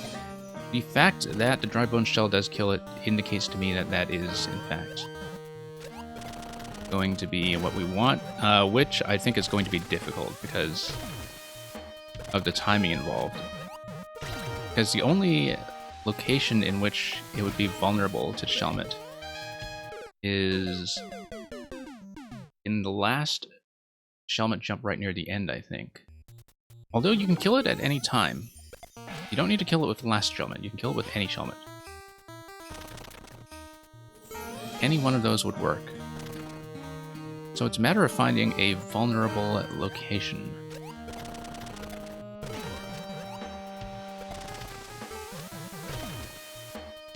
And yeah, just some kind of location that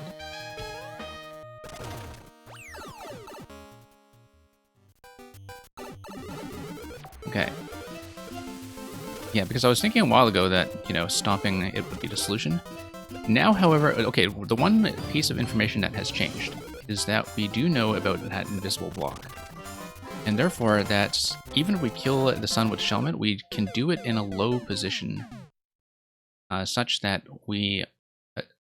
killing it with the dry bone shell, rather. We can do it from a low position such that we are still able to jump out of the shell. Like, we don't actually need to keep the bone shell to the very end, so long as we use it for the kill somehow. It's not going to be that one. So yeah, we just need to find some kind of opportunity. This looks like an opportunity. Actually, it would be the very last opportunity we have. Stopping the sun pretty much right on that arrow. I'm going to practice this once again to see if we can find that timing.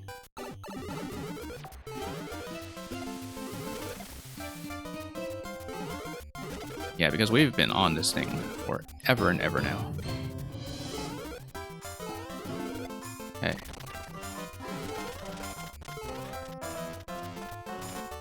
I think this is by far the trickiest Cake route we've seen so far. Like, that's the only opportunity to strike. That's the only place that is possible.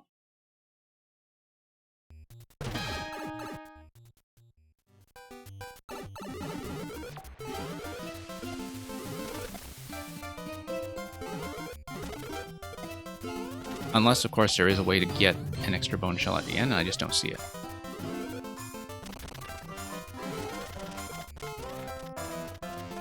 So let's just roll around again. It seems like an extremely precise timing window that if we wanted to score the kill there, that's just tricky.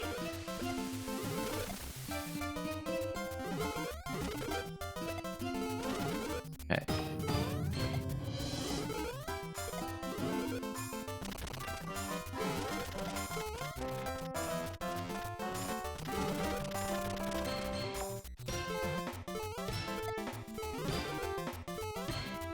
Yeah, we missed the opportunity there. And it doesn't really look like we get another one. Unless there is some kind of shell spawn that we are missing in that entire segment near the end. So yeah, let me just try to work out a good, consistent timing to kill the sun at all. I think it has to be 100% with this shell. And that is too late, because wait, a sun came down. Oh, yeah, I need to find an extremely specific timing. And of course, once I practice, I need to do it over again with the Buzzy helmet. Whoops. Which could just pad out our time on this level by another half hour or so. Who knows?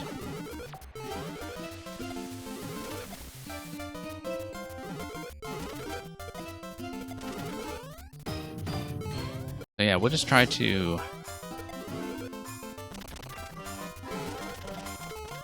do that. Yeah, because I was thinking about, you know, using the shell a while ago. Okay, no. But it looks like there is going to be an extremely specific moment relative to the camera scroll when we get on top of the spike ball. It should be consistent. Like the sun's position, the only thing that manipulates the sun's position is our vertical height. Like that would change where the sun is going. But if we have a consistent height here, see, that was almost it. That was almost it. If we actually got to bounce off the sun, then we could hop out of the shell, even if we don't manage to keep it. And yeah, we'll just find some kind of visual cue that allows us to see exactly when to make that jump of the spike ball, because you only get that one chance at it. Nope, too late. I think we have to maybe count the number of little wiggly rotations that the sun is doing before it comes sweeping down. And time things relative to that. Like, watch the animation and really plan out how much room we have.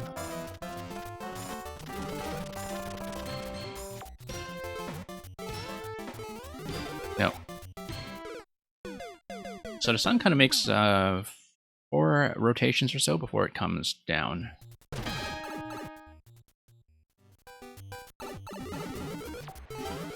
And yeah, we have been going slightly late, of course, but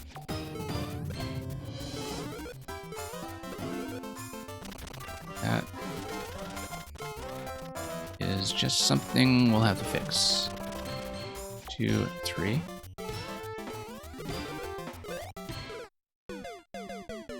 Yeah, you can see why I was dissuaded from that early, because it looks like I would have been able to hit the sun right on top. Instead, I got clipped from the side, and it was very difficult to tell if that interaction was possible if I did not kind of remember it 100%. So having the editor clue that some of you checked, in terms of confirming that this is going to be the way that it should happen, is certainly helpful.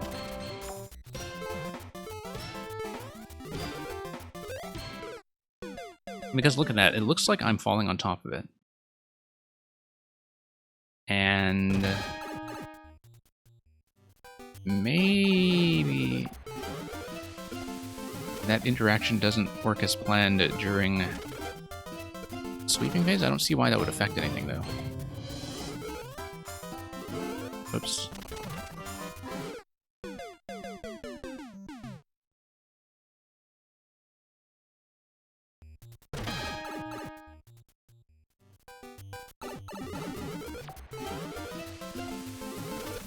Okay, let's try this again.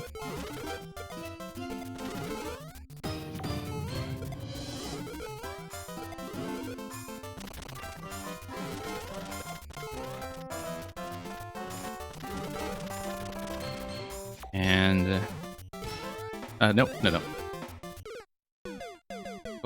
Total miss.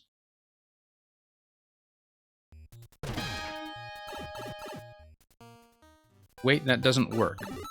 So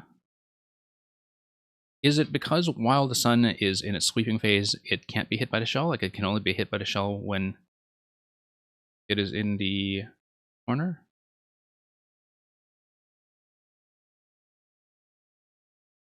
Yeah, because it seemed like I was falling accurately onto the sun a couple times, and that during the sweeping phase it was knocking the bone shell off of me anyway.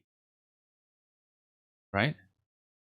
So maybe the Master Sword is actually the clue that we need. Why don't I just try to do the cake route again? See if there's any kind of comment card clue that's at the very end. Because I didn't check what other comment cards there might have been in the cake section. And so let's just do this with the shell method once again.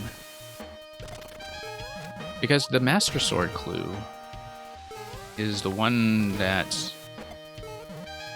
seems interesting here, in that we were shown the Master Sword at the very end by the key door, like it's going to be a requirement. And yeah, hang on, whoops.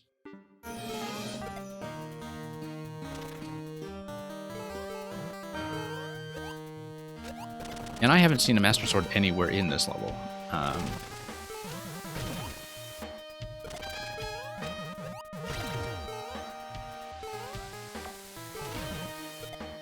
Yeah. Oh, got clipped once again.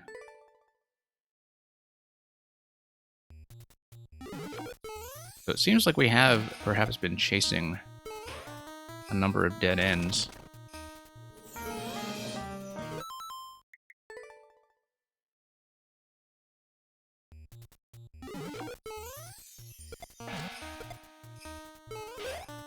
Oops. So yeah, some confirmation of what's going on with the dry bone shell would definitely be helpful, I think. But it looks, I think, much too fussy to be the actual solution. I think maybe, you know, something like a hidden Master Sword probably was the way, which was why I was suspicious of that semi-solid that was at the very end.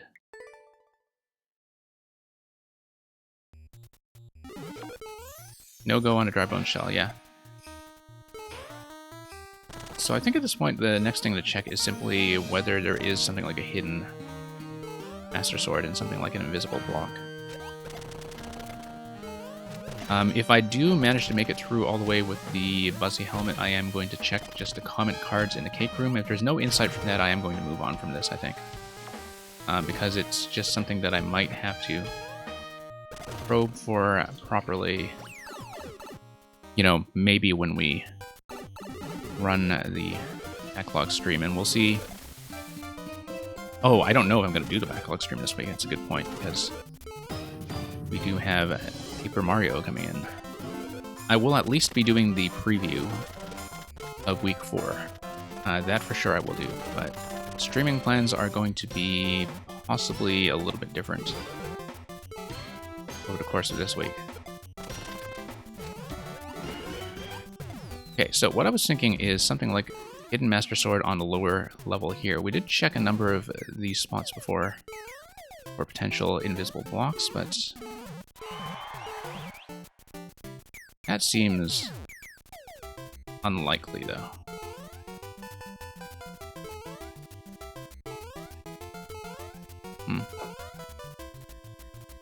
Yeah, that just doesn't seem like a very likely clue.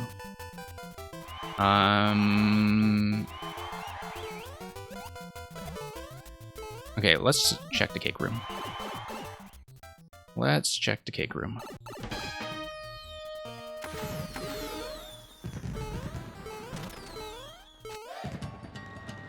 You see this P over here and POW to the right? Okay.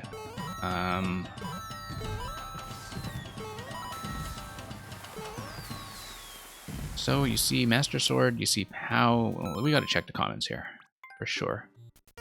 Good stuff. Cake Pog. I want number 1. Gotta catch them all. I mean, obviously dependent.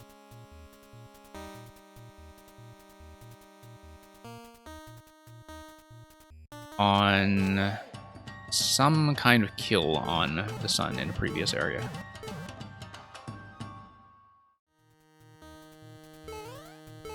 Could it be friendly fire from the ignited bombs? Like the sun ignites the bomb at the end, goes back, dies to the same bomb.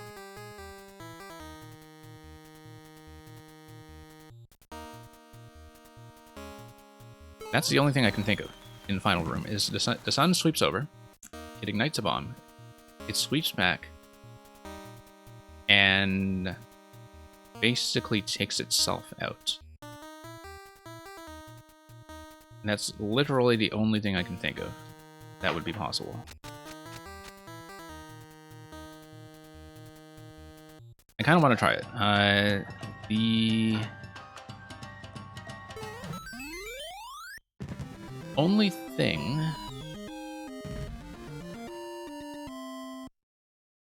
Like, that's the only thing I can imagine being the solution at this point. And now, that's something that we can test from Checkpoint, so...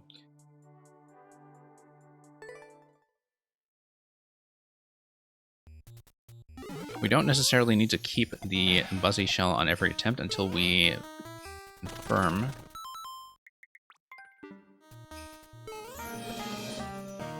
that that is a potentially working method. So that's going to depend on camera positioning, and maybe I just need to hold still to have that work out. But then the question is, do the bombs actually ignite fast enough to let that be the solution? Whatever. Let's just get to the end and check this.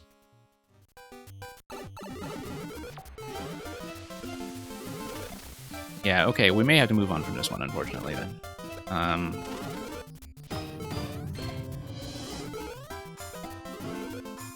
That seems extremely specific, though.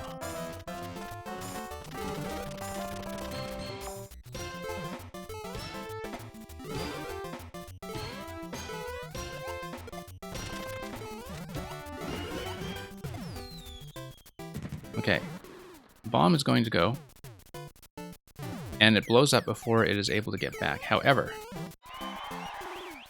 let's stand still. Nope, nope, nope, nope. The timing window is not even close. However, if the sun swoops to the right side, You see that arc there? It needs to hit the bomb that is on the right side. Yeah, it was igniting the first bomb too low, I think. And because if we manage to control its timing on the way back... Let's see if the sun is actually able to take itself out. I somehow doubt it, but... That, yeah. That's really the only thing I can think of as even worth trying at this point.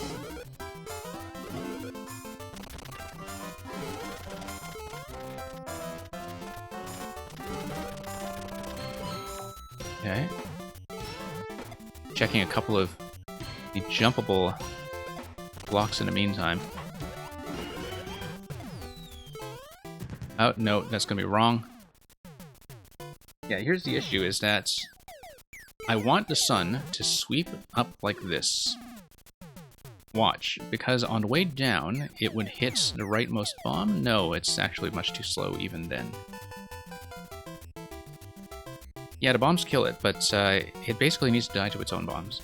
And I don't see how to manipulate its screen position and timing in such a way that would do that, unless we just needed to get here faster.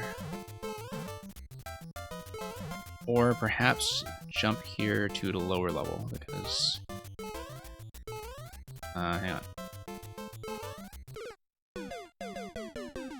Okay, let me just try that one more time to see if we can manipulate the screen position somehow, because that doesn't really feel like it's within the player's control, to be honest. I don't see a way to do that.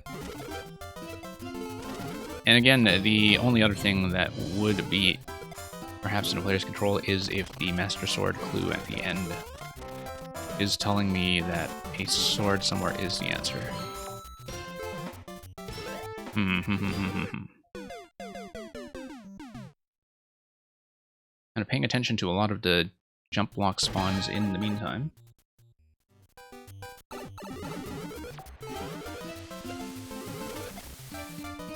The sun does follow the screen as well if I drop.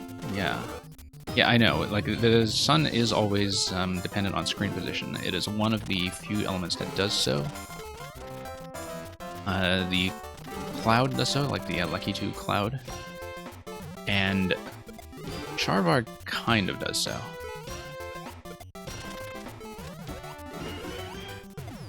Whoops.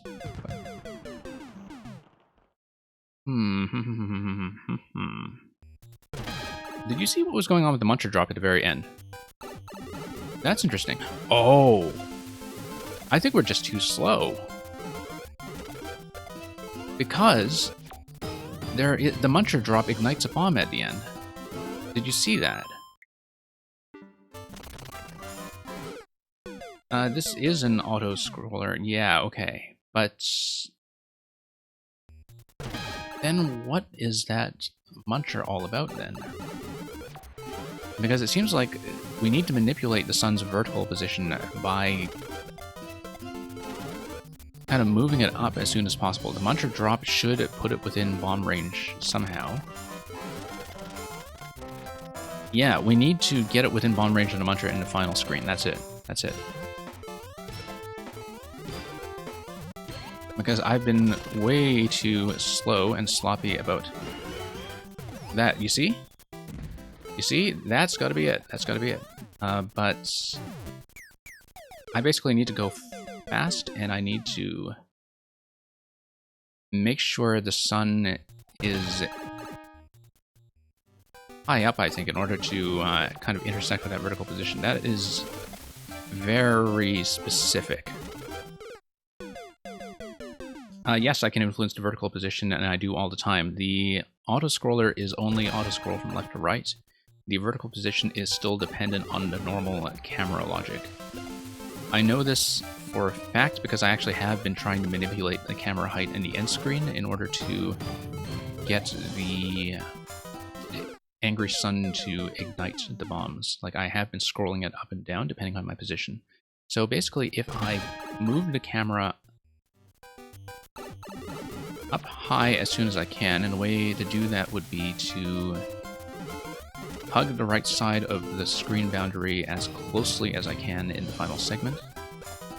Like, that's the one thing I can change about the way I'm playing, is that it is kind of a speed check.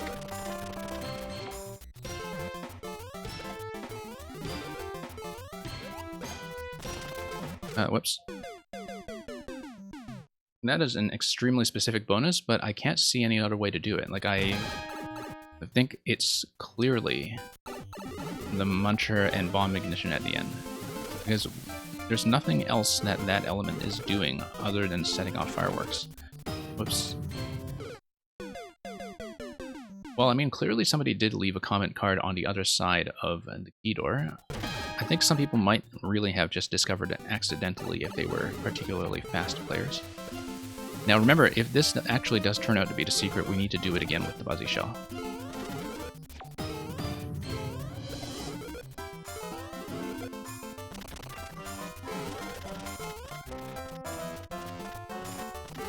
And, okay.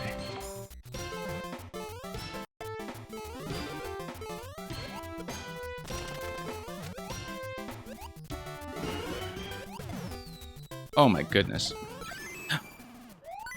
It is the shell. It is the shell. I don't know how we missed. And I don't know how we missed so consistently.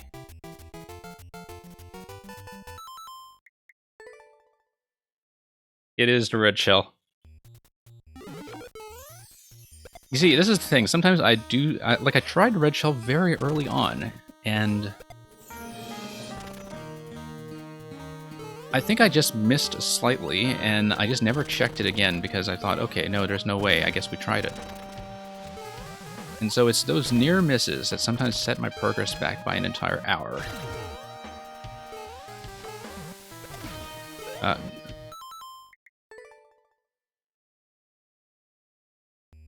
Wait, but then...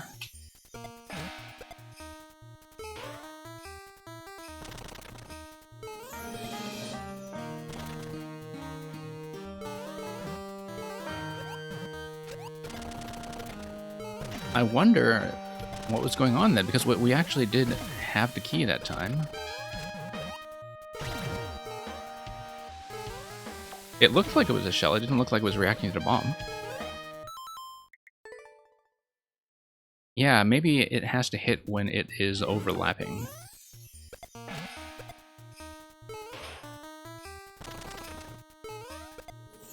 Like, maybe it's that the shell just has to be on top of the sun.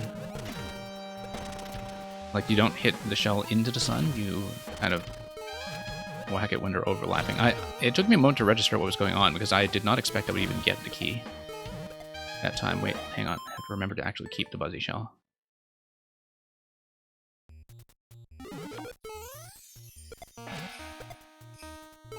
Yeah, no, this is by far the hardest secret we've seen so far. Nothing is even close.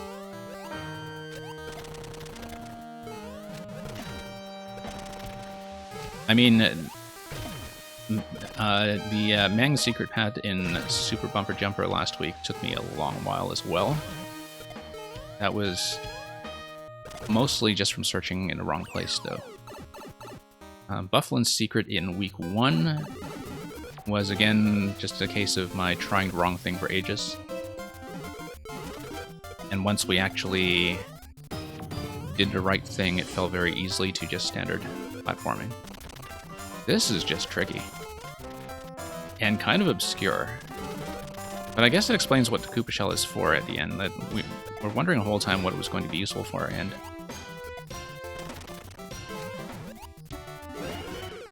yeah.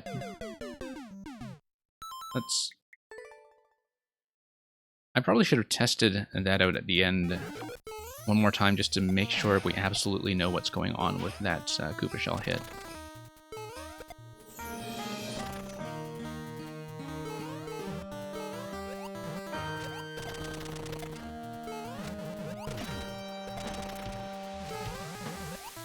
Okay.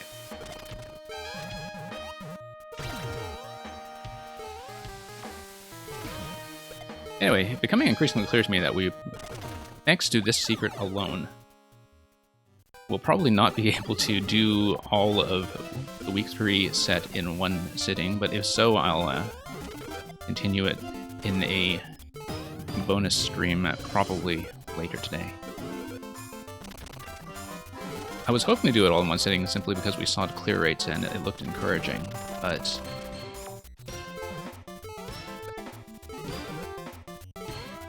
okay.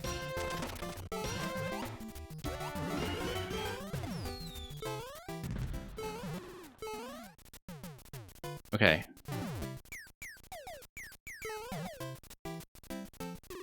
So the current arc is in fact going to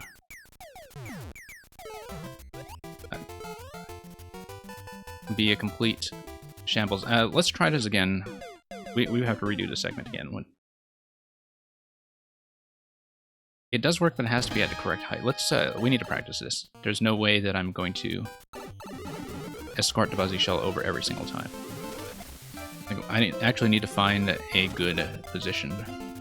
Yeah, because we actually did do it accidentally, and that's the thing.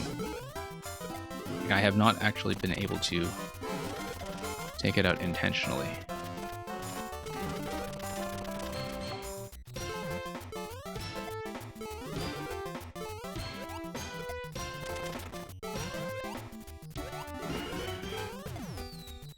Okay, let's actually prepare this shell first.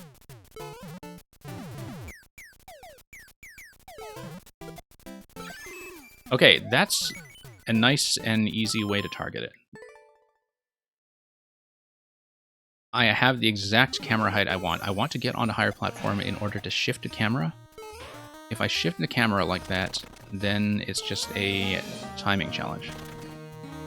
We've got it, we're so close. We are so close. Everything has been figured out from a solution finding perspective.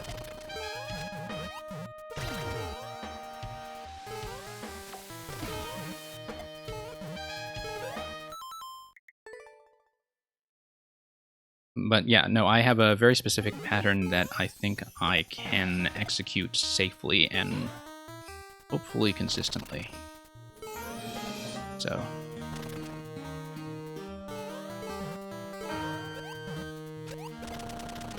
just need to escort Buzzy Shell all the way over again, as we have been doing. That's a bit of a timed gate. Find my head here. Okay, that was close.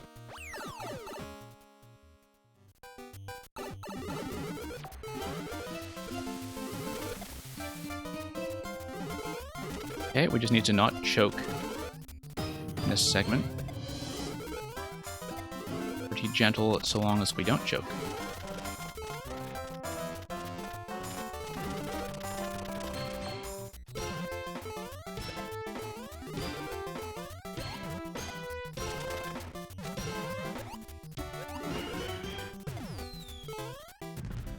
Okay.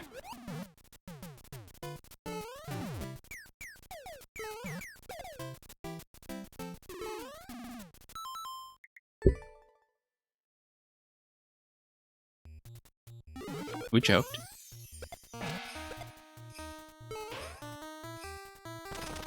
But yeah, it's going to have a pretty gentle sweeping arc through the middle that actually gives us plenty of room to make the hit.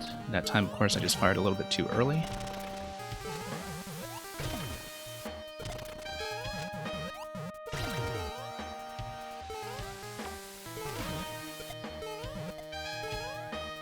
You know, it's going to be nice at the end of this to remember what other Mario Maker levels look like again.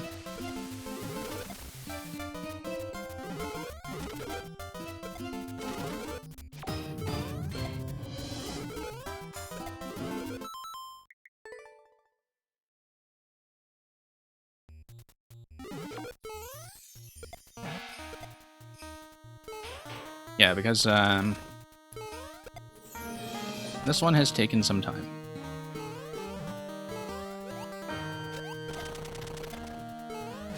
But, you know, we've gotten to jam to the custom music track a little bit and really get accustomed to what that aspect of the level has to offer. Also gotten most of the platforming down pretty reliably at this point. Just a matter of doing everything in sequence now.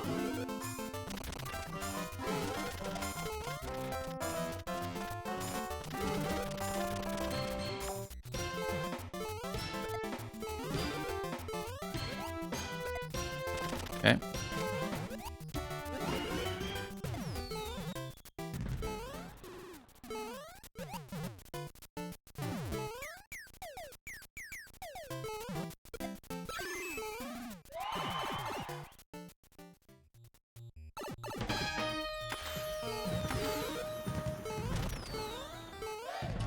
Okay, here we are. I think we earned this. I think we earned this one too. Let's see what's on the other side. 4 years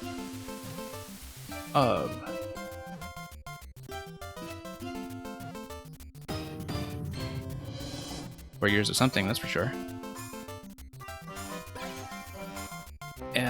Mario Maker. Here's a Master Sword. Look at this Master Sword. I wonder if that's a soft lock. Nope. I was curious. Okay. We are, of course, going to leave a comment in this room.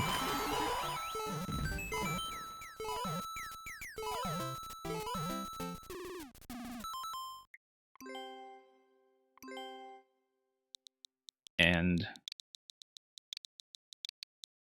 4 years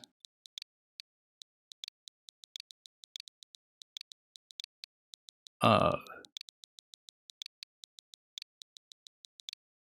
attempting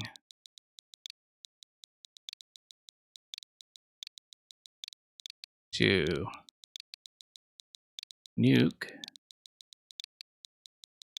the sun. There we go. This is definitely going to be a sad face. Sad face.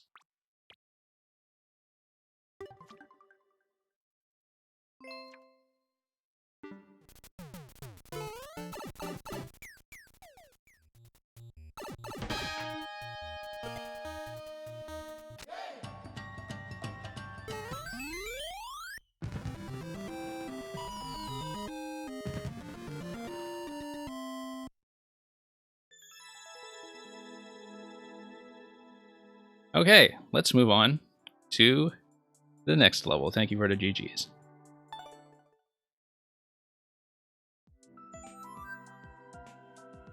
Well, that was an experience. I kind of want to view the comments on this. I don't know that there would be anything that we've... Look at that. We had about a 40-minute gap between finding our way up to the cake and, of course, finding our way to the final room. Yeah. I guess if there were any other interesting attempts at the final room, we would have seen evidence of that. So why don't we dig up the next one that was in the sequence, which was number 3, Prancing Pow Playground by Tino, which is, of course, an extremely popular level by this week's most popular and subscribed maker going in. Tino, who ordinarily makes levels that are sometimes on the very easy side to show off a lot of technical tricks, has delivered something that is on the low end, down in the 1% zone, where you ride on the prancing pows to make it out of reverberating ruins. So, the long description is this. Watch some of the strange properties of pows as they bounce off piranha plants and other objects to the left or right. In this level, you can use them as moving platforms, and in many other ways, while they carry you through the ruins of Pow Palace. Make use of these pows to platform your way to the goal. So yeah, the Awesome Lab, that did take a while. Thank you, those of you, for, sticking with me through that, all that time, and also checking some things in the editor to try to ease my way through. Of course, in the end, none of that was pertinent to the real solution. But I am as at fault for prolonging that as anyone. So, let's see what Tino has in store.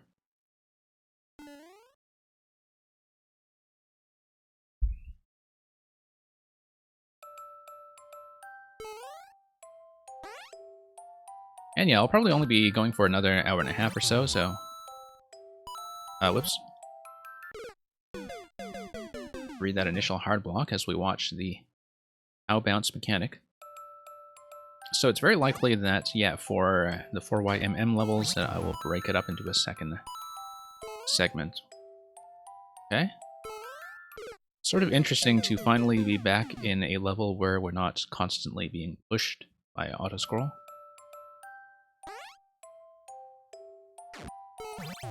Bounce, bounce, bounce.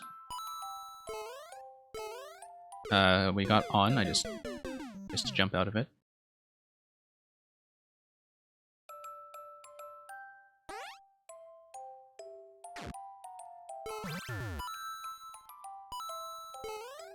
Indiana, you know, with that last level... Oh, you know what? How did I miss this block here? Because it was disguised by the mushrooms. There we go.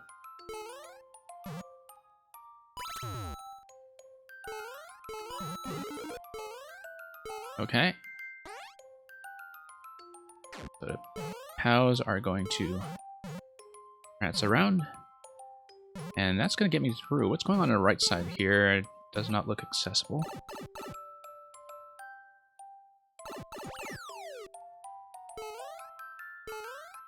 So this is a really cool interaction, that the POWs remain in position until you land on them. Once you land on them, they get going. Whoops. That's a very neat little trick. Because look at that, they just kind of bounce back and forth.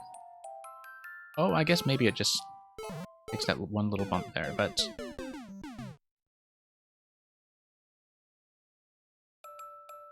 there is some kind of positional trickery going on there in terms of why they do go back and forth until such time as you activate them.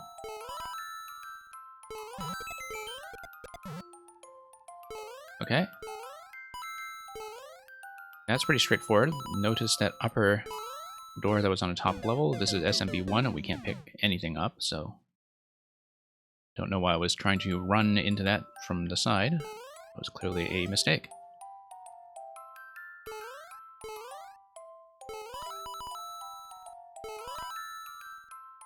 That was just a bit of a diagonal slip there.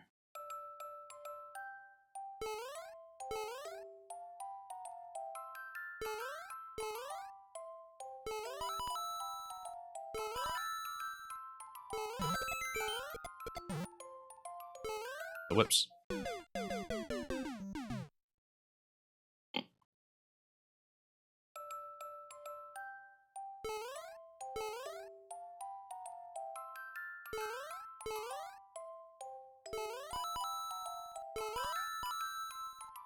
Yeah, this feels positively relaxed after what we just went through in the previous one.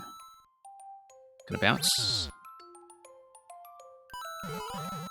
There is a little bit of a fake out where it bumps backwards. Just the right spot. Of course, that's meant to make you reach a little bit for that upper platform, and whoops. Came in just a bit low, being afraid of the saw blade there. As it was coming in from off camera, so. Playing a little bit timidly. Yeah, we had to watch for that little fake out around the Boo. Boo seems to be a very appropriately located enemy there to play a bit of a trick on us. As it knocks the POW block backwards, but we'll get back to that segment in just a moment. You can see what I am talking about.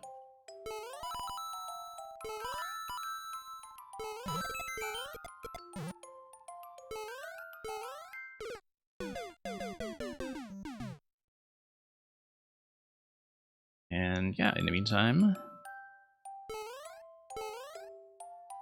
let's just move forward.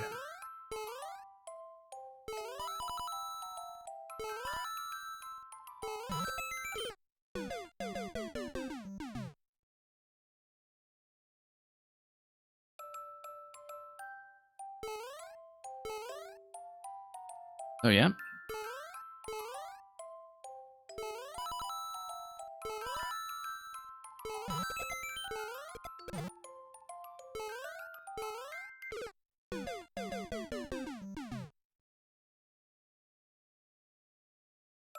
Okay, we'll just have to be a little more cautious. Playing a bit recklessly in some of the parts that we've already done several times over.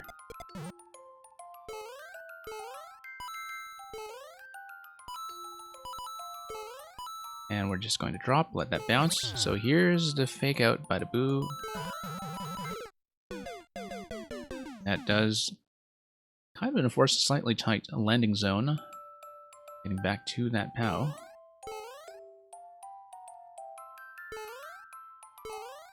But then it could be that I am slightly overestimating what the hitbox on that Boo is going to be like, and that we might have slightly more room to work with there than I am anticipating.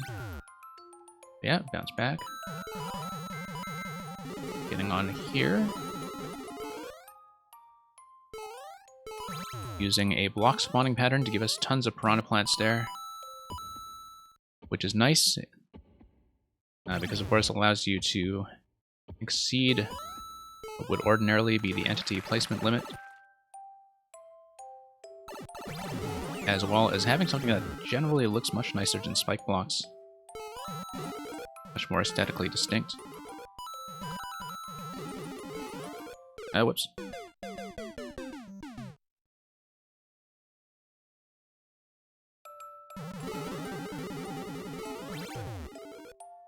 Yeah. Definitely think having the piranha plants down there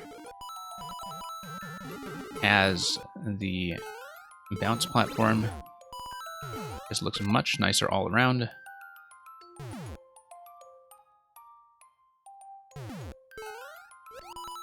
That's clearly what's going on. Oh, whoops. There is a little cloud segment up top that looks like it might be some kind of bonus. Perhaps with a third cannon jump. Nope, that's a miss.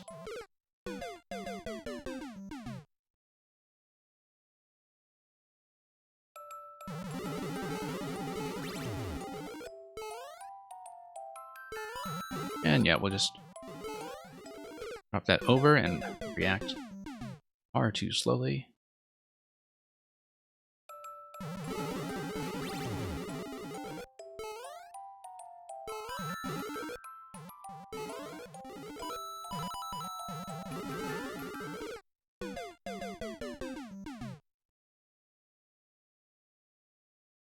But yeah, I am pretty sure that's the only thing we've seen so far that looks like a potential alternate or secret path. We'll just have to spend a few attempts here, perhaps, to try to grab that.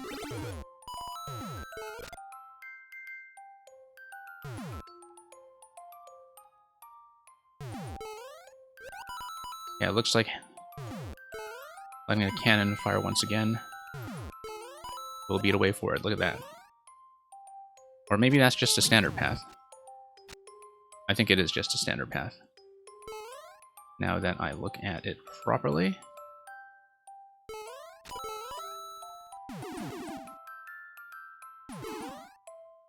Yeah, interesting to see that POW destruction there.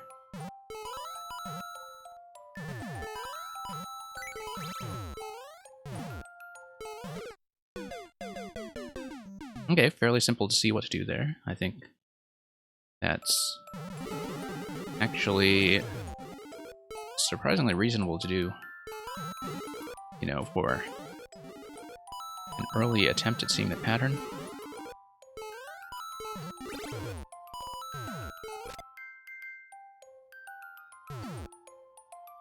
And we'll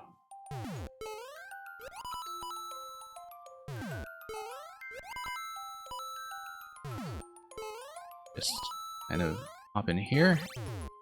Do all that again. Yeah, that kind of, whoops, how destruction of compressing the 4-wide platform into a 2-wide platform is kind of neat to see in action.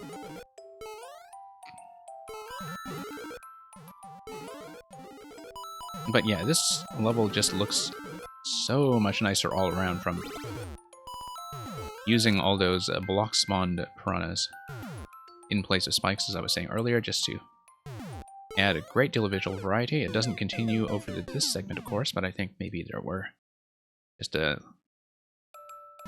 limited number of track triggers that could be used. You can see the track mechanism is based on using a trampoline on a track with a spike block, or a spike ball, rather.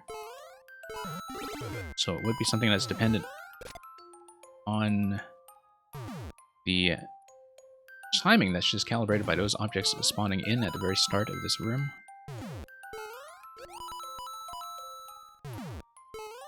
And yeah, we'll just punch our way forward.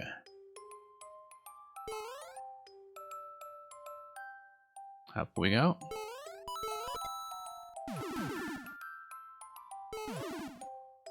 Interesting hard block on the left side there. I don't think that will be anything, but second bounce.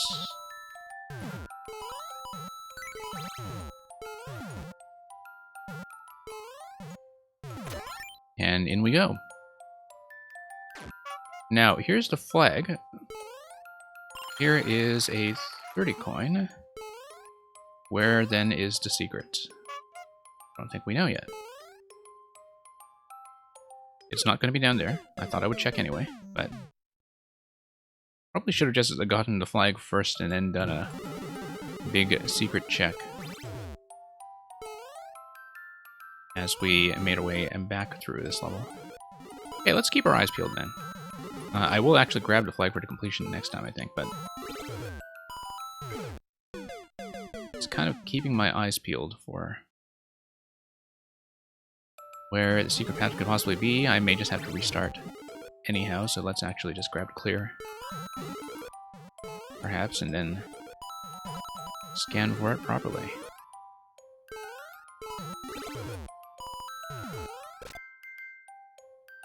Yeah, so far I don't really see any visual clues to where that could be.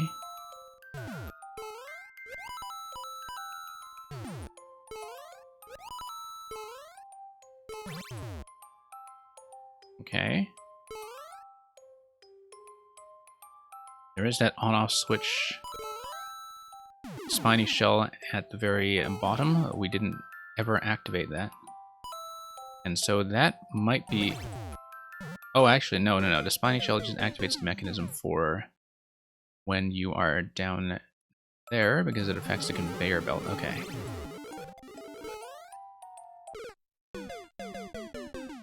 Yeah, just scanning this level very carefully to see what we might have missed when it comes to a discoverable optional bonus.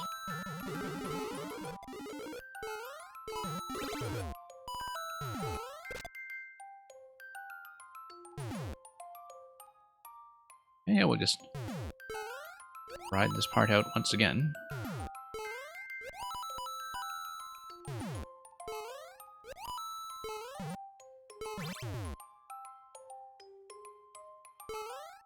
Just keeping my eyes peeled for anything that looks particularly suspicious.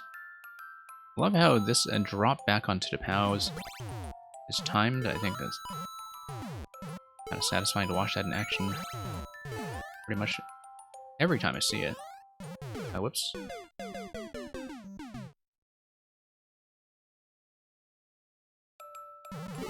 I wonder what was going on with that P-switch as well.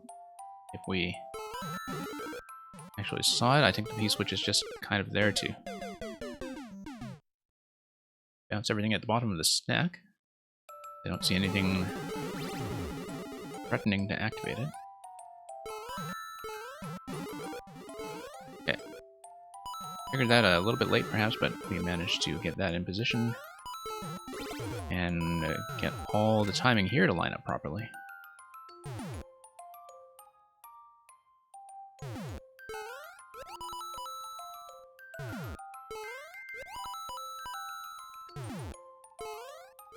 Back up we go.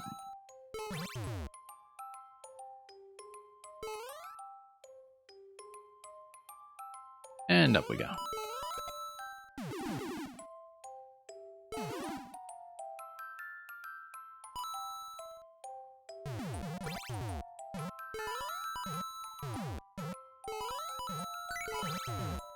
Okay.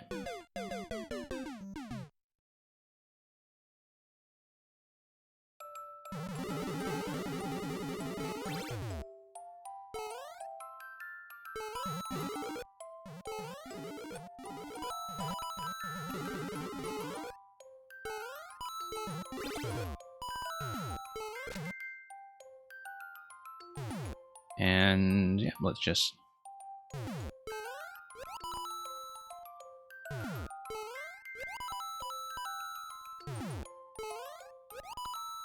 back over here. Oh, whoops. I lost track of what I was doing for one small moment.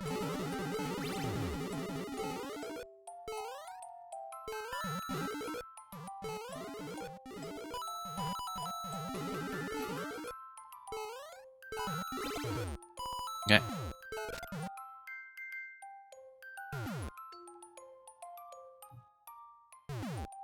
Yeah, it could very well be that whatever secret there is in an earlier segment of the level. I don't really see much in the way of an optional pathway here so far, so we'll just need to grab the clear and go back and keep our eyes open. Love that little snake block drop every time. It's always quite satisfying to see that in action. We'll drop in.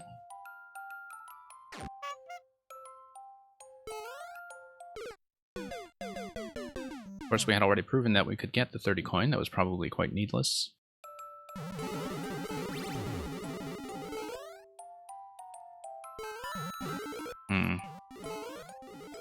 I wonder...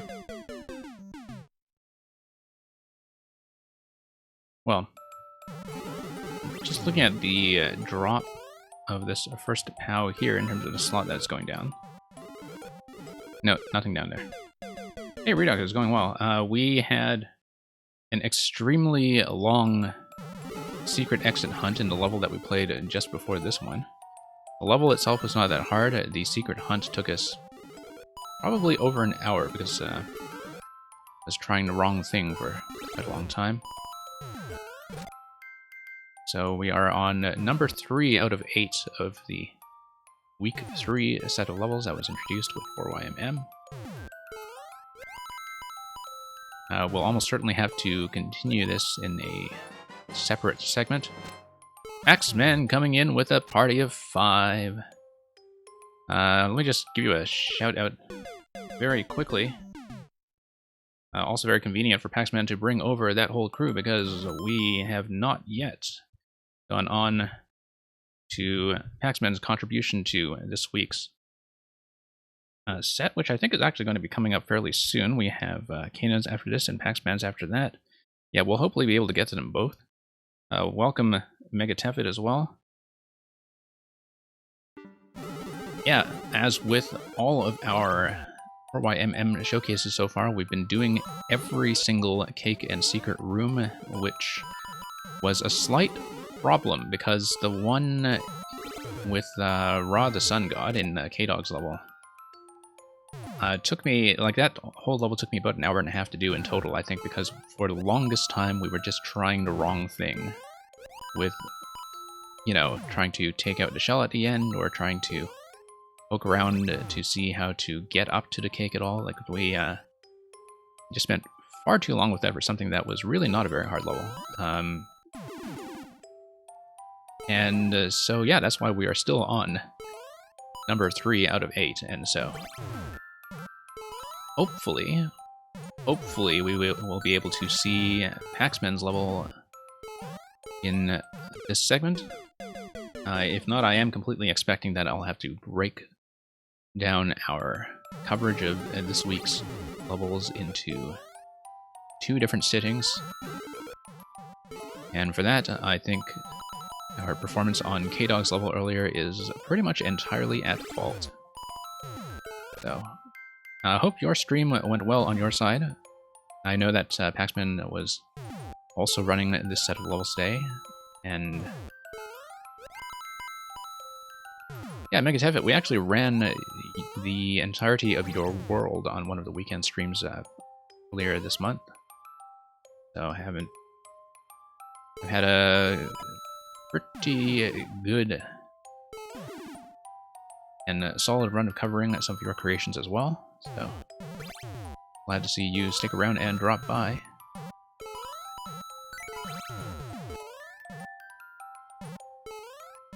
Okay, let's head down here.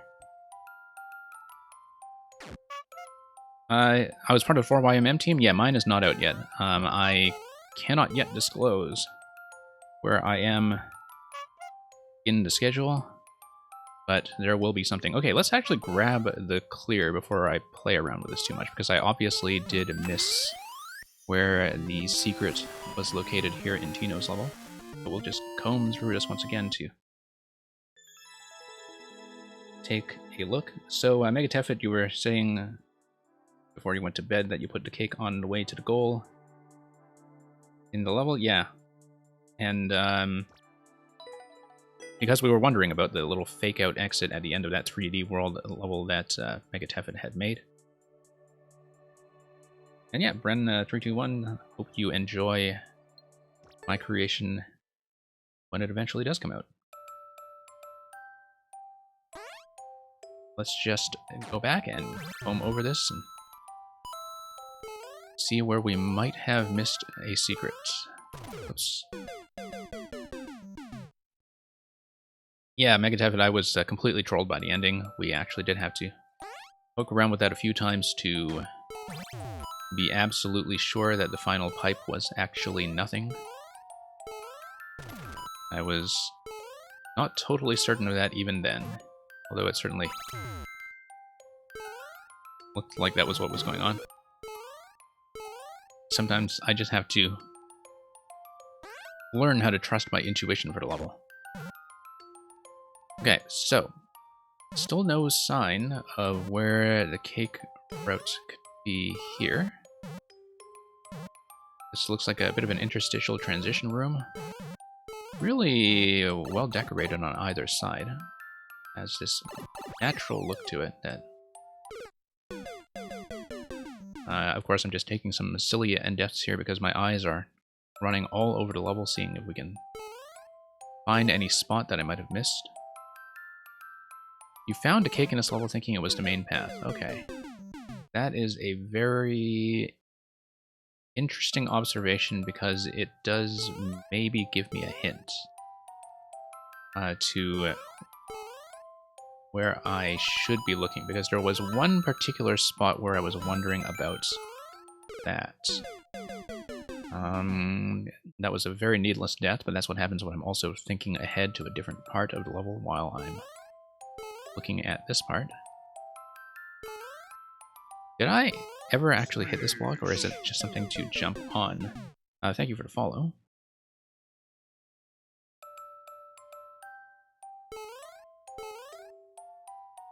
And yeah, nothing there. Okay, okay.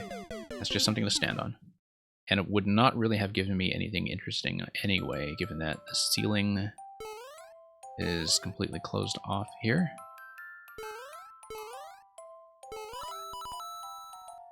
So it's something that could also pass for the main path. That is interesting.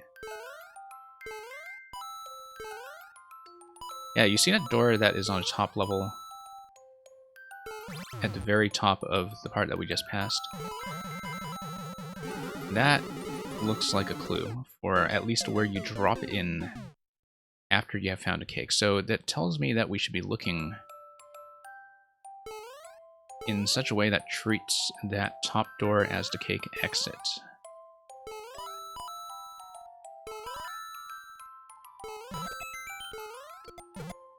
Because I did notice that door on my very first attempt. Oh, here it is. Okay, that was not really that bad at all. Okay, so why don't we leave a little bit of a comment here just to mark my territory. A prancing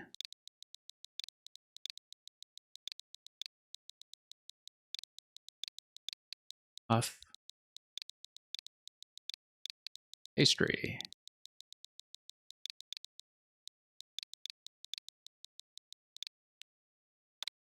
Okay, we found it. Let's just finish out the level, and then we can move on to the next one. So yeah, I can see why you would think it's the main path. Yeah, I spotted the exit door fairly early on. I think I just forgot about it when we were still on the early attempts. So let's just do this little fake out around the boo again. That always catches me a little bit off guard. And despite the fact that we've kind of found a cake already, let's just close out this attempt just to finish things up properly.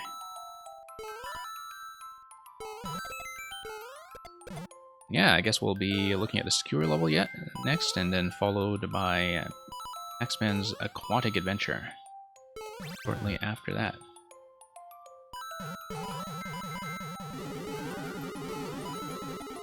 Okay.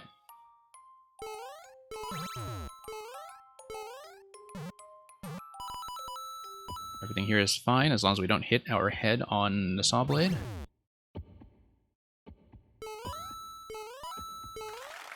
Yep. Pretty nice little ascent over there.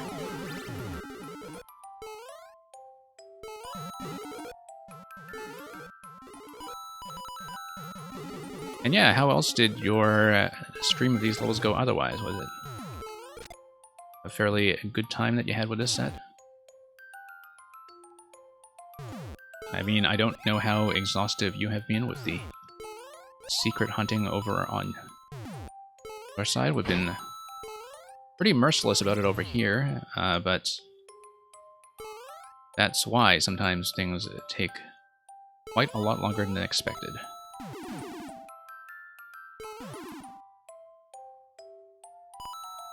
Okay. All of this is going to feel quite reliable.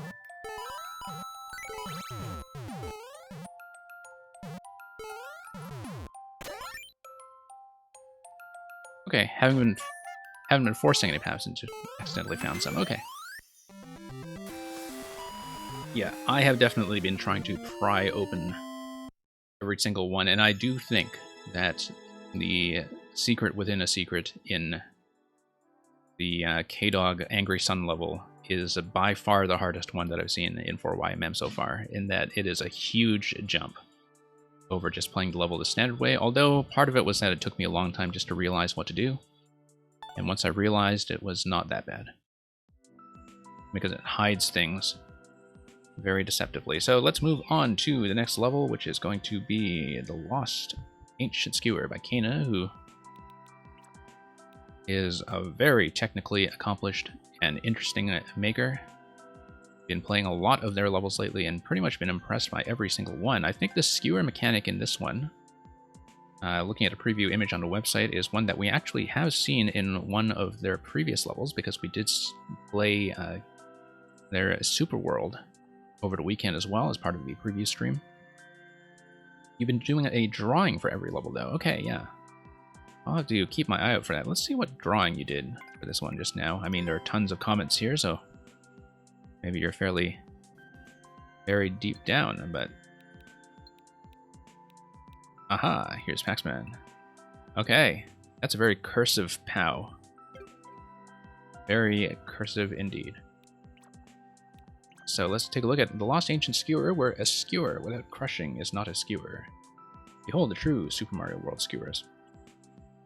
So, that was something that was a bit of a shock when I replayed Super Mario World not too long ago. I did do a full replay of it earlier in the season. And one of the engine differences that I had forgotten about that did catch me completely off guard was that I could not damage boost through skewers, and they would just punch me into the ground or into the wall immediately.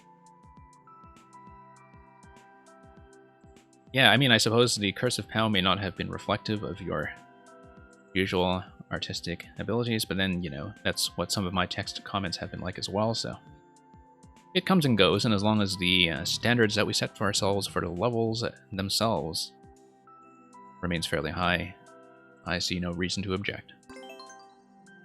So, let's get skewered. Now, according to the 4-star estimates on the website, internally this was apparently considered the hardest level of the week 3 set. I don't really see a sign of that yet, but I guess we'll know. I mean, we can only really see so many of those skewers given how much entity space they take up, like each of these just taking up 4 slots. They all try to punch you in the face with their collisions, actually manage to make it out safely. Here's 4YMM. Now, this whole room is going to be camera locked a bit, so not much to poke around with over here. I was not disappointed. I mean, I suppose the idea was to jump down in the middle here, but this way it kind of slots directly into the other M, and that is highly satisfying in its own right. You don't agree with that it's got 7 checkpoints? Oh, you mean like this one here, yeah. I see the repeatable checkpoint already. Let's take a look at the on-off room first, and we'll see. I think the Tino POW level just now is actually the one with the lowest clear rate from this week, after having seen it in front of the players. But I can see why, because some people really... Well, first of all, Tino is an extremely popular maker with a huge following among people who play on easy. So I think that naturally attracted a player base that was maybe of a lower... Yeah, let's not grab the safety coin in advance this time. Attracted a player base that was of a lower and median level than what you would typically see 4YMM attract. Secondly, that the POW bounce was very much an original mechanic. We didn't have any trouble with it over here. Not much trouble. But you can see why, as something that's kind of bouncy, people might have issues adjusting, so...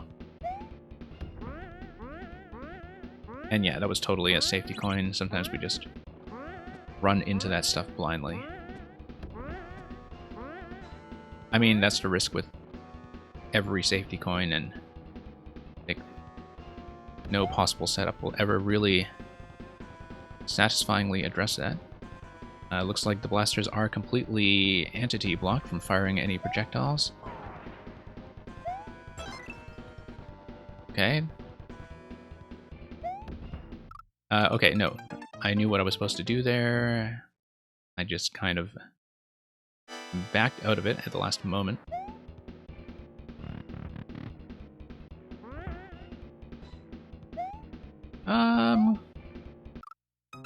I would say, actually, Bren321, that relative to the makers who are contributing to 4YMM, in many cases, those are some of their easiest levels. So if you looked at Space Pig's level last week, that's very easy for a Space Pig level.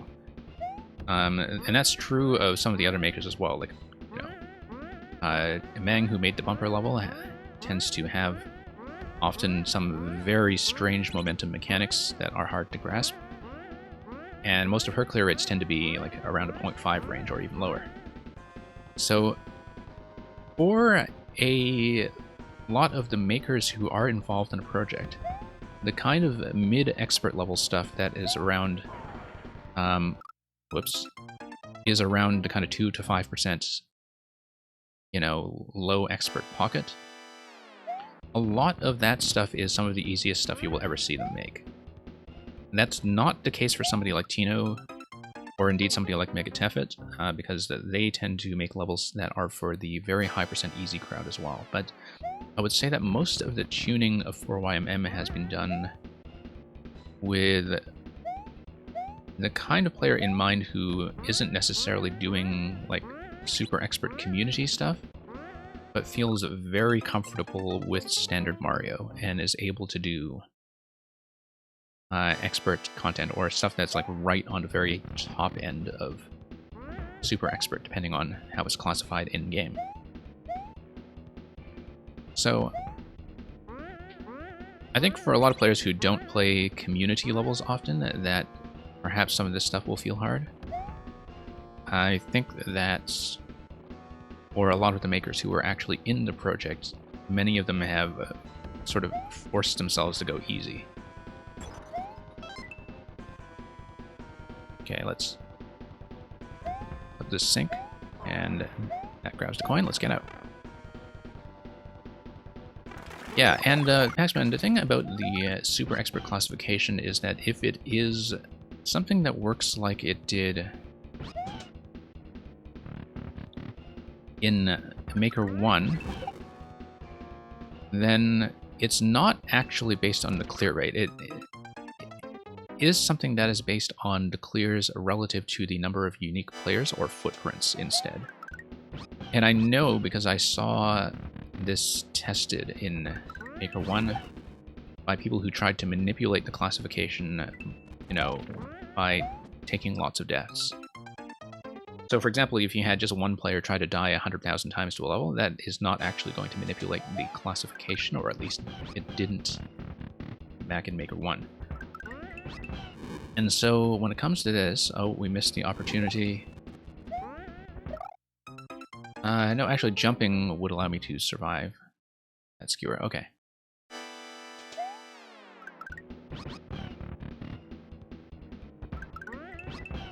Alright.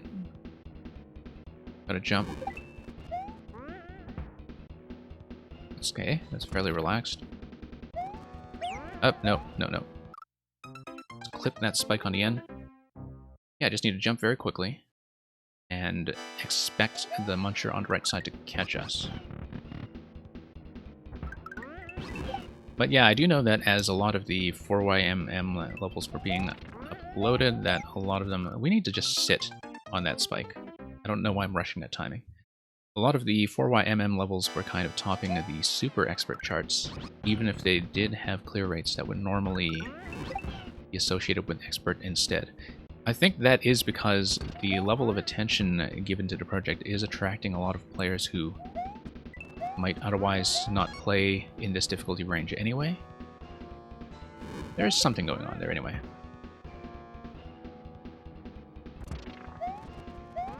Okay, there we go. Going to drop Yoshi into the lava, but it's Fire Yoshi, and I'm sure he can take the heat. So let's weave back around to this side. It's a swimming segment that's going to prepare us for X-Men's aquatic level, I'm sure. Or maybe not. Okay. Of course, every single one of these is going to be based on some kind of variant of the central skewer mechanic. I wonder... Okay, no, mushroom does not seem required. That's fine. And it's nice to the checkpoint to give us a mushroom in true Nintendo style.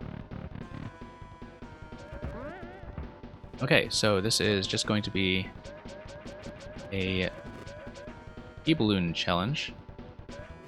Actually fairly long cooldown time between thrusts. So we'll just need to avoid the Bowser Fire, of course. Very interesting and uncommon case of Bowser Fire actually being used in a deliberate mechanical way to enforce something in a level. It seems like that's something that a lot of makers just don't really take the time to design around, so always interesting to see it.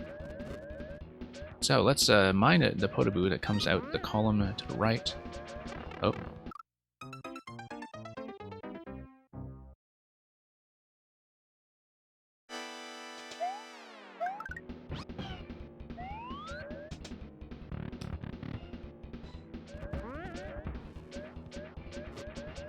And yeah, no, I do not agree with the 4-star rating at all, at least from the part of the level that we've seen so far. I think, though, that sometimes people's perception of difficulty can be manipulated by their sense of time investment in terms of, you know, just perceiving long levels as being harder.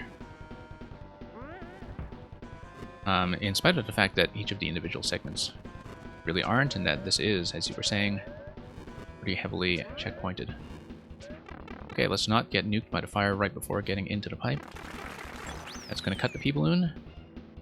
And, okay, so we've got 2 more coins to go. I think we do need to drop into the other side to see where those entrances are going to be, don't we? So we have checked both doors. I see. Okay, so there is going to be a left side here. Let's disobey the arrow, because disobedience is what arrows are for. Whoops.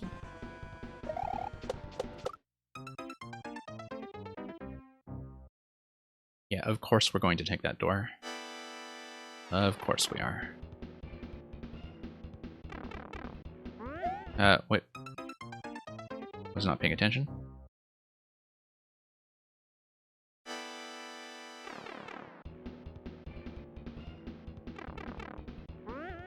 And let's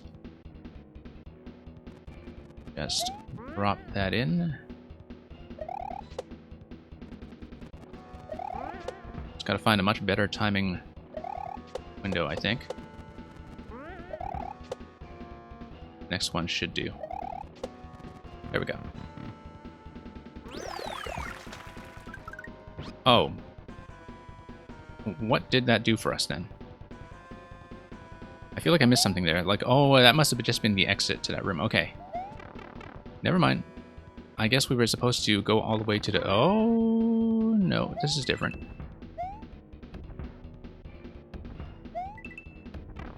Oh, I see. Yeah, I guess that was just the exit. Well, why don't we just stay on Boom Boom over here? We need to bounce off Boom Boom. That would have been very helpful. Yeah, I guess I shouldn't have ignored the arrow, but... Yeah, because I guess that is just the boss room. But that's okay, we'll just do the boss out of order. Actually, no, we shouldn't do the boss out of order because we would need to do this again, wouldn't we? Yeah. Well, you know, sometimes when I see an arrow like that and a second path, I start thinking to myself, hey, there must be cake. And in this case, there was not cake. Cool variant of a Boom Boom fight. We'll have to do that again, I think. Depending on a checkpointing setup. Yeah, because we do need to grab that additional coin from down below. Okay. Yeah, well, glad you enjoyed it, Bren. Certainly welcome to come back whenever, so thanks again for the follow, and I hope to catch you. We do normally do viewer levels through much of the week. That tends to be the main event on this stream. So if you have anything to show me through viewer levels, then maybe you can catch me for one of those as well. Yeah, I haven't determined yet when our continuation stream will be. If we don't manage to finish all of 4YMM in this setting, I will only probably be going for a little over another hour. So I am expecting there will be a little bit of an overflow. But if we have an overflow, I'll probably tie that into a viewer level stream as well, so... So, see you around, hope to catch you soon. Okay, was hoping that I would have enough time to take care of that. I have, of course, still not seen any sign of a cake. That's something we'll need to be aware of. Yeah, I think I need to listen to the audio cue there for when that was coming up.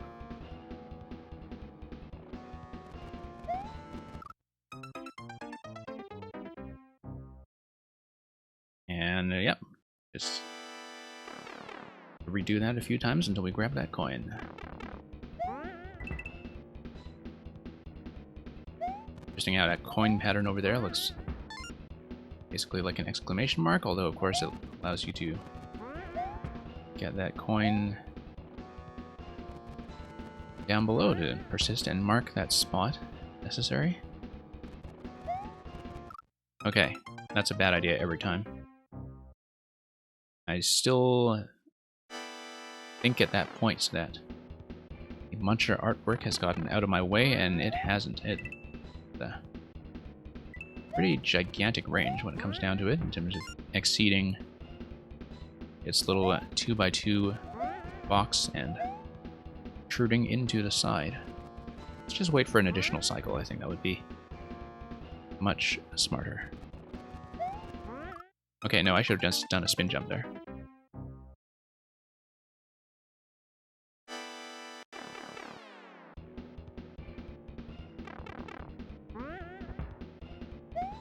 Okay.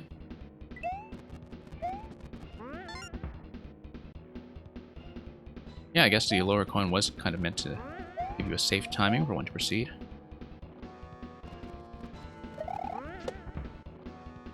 And let's just jump up and over. And I guess we'll redo the boss room. We could have redone any of these rooms, actually. It didn't need to be this one. But might as well be this one, since we have the mushroom buffer anyway.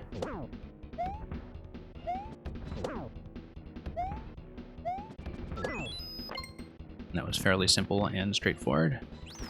We'll keep the mushroom going into the safety coin, and maybe that will help. I wonder indeed if it will. Oh, I see. This is already the cake. Okay. I mean, this is totally a cake, right? Like, you see 4 candles, you see this little chocolate gâteau. And a star. Interesting.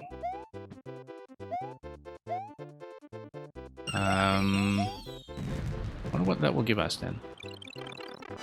Not really an optional case, so I don't feel like there's a need to mark my territory. But we got it. That's Japanese for something, that character there. I think it might just be the maker's signature. But I'm not absolutely clear on that. So that's the Lost Ancient Skewer, and assuming that there isn't any additional secret in there that we just didn't manage to uncover, because it seemed like the cake was along the standard route, I guess we are safe to proceed. Yeah, I guess it would be end. I don't know, I don't really know my Japanese. Yeah, we saw the 4YMM text in that midpoint going into repeatable checkpoint section. We saw the cake. I think we did manage to get a hang of it. Yeah, so 4 stars, and yeah, I agree with you. I completely think that was a massive overestimate. But who knows? In the meantime, let's proceed to number 5, which is No Paddle Pond.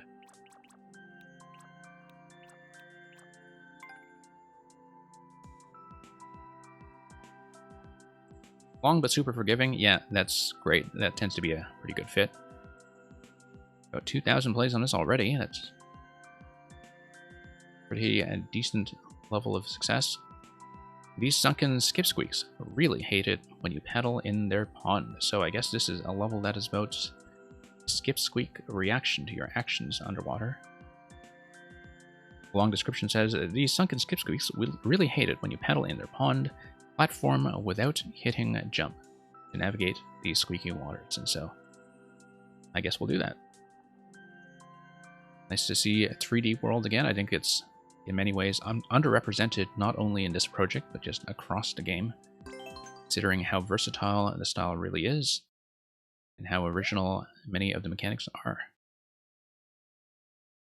So it is underwater already, and the thing is, not paddling does mean that... Oh, I see. So it's basically like a no-jump level, except it is... Yeah, because if you paddle, then the skipsqueak just bounces up on a mushroom platform and blocks your way. I see. Well, if you want a speed run path. You do have to paddle through the first section, but it is a nice, gentle tutorial. So yeah, it is an underwater no-jump level. That is very interesting, and you can see how you have that little crate blocker on the end. I kind of wonder what the Skip, Squeak, and crate interaction is doing in terms of being a bit of a check. I guess that is to drop the crate in such a way that prevents you from coming back through, right? If I'm reading this correctly? Yes, that's right, because it is actually spawning in the middle segment and floating up into the slot. That's a pretty neat way of doing that. Okay. That's going to be a bounce. And yeah, we completely messed this up, but I think I just have to reset this room. Luckily, we do get a bit of a soft reset given the way that the crates are set up. That will smooth things out considerably. Okay, I think I probably just misunderstood how to do that. Let's just think about it like a bounce on the bully, perhaps followed by... Yeah, it'll be a whole series of bounces, perhaps.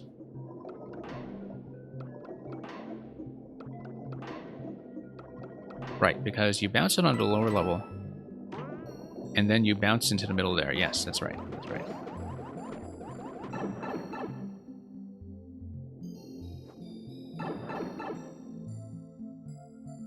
Yeah, really interesting. This has a vastly different feel than any of the other ones we had seen previously, so...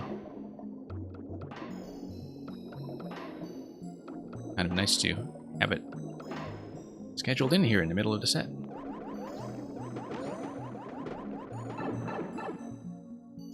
So it looks like I just need to hang all the way right on that particular segment.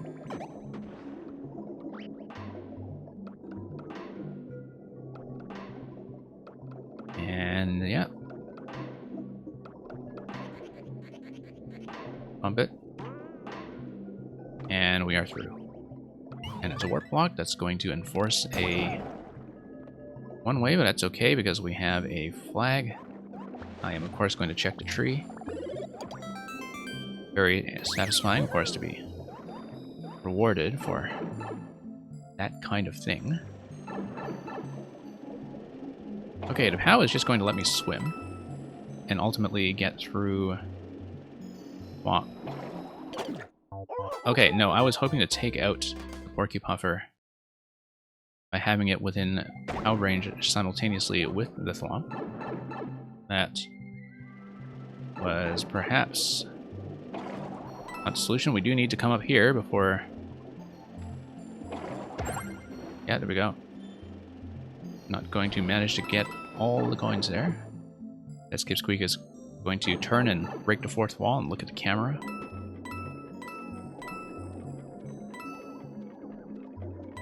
Okay. And then just a very gentle bounce to lower level.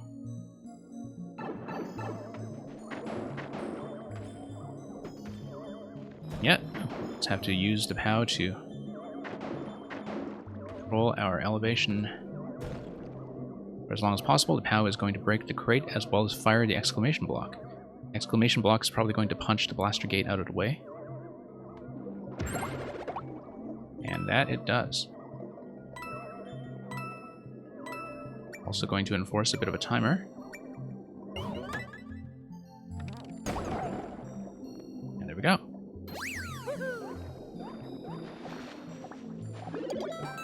Interesting how the checkpoint rooms are laid out in such a way that just kind of reassures you that yes, you can swim around here, and in fact are required to do so.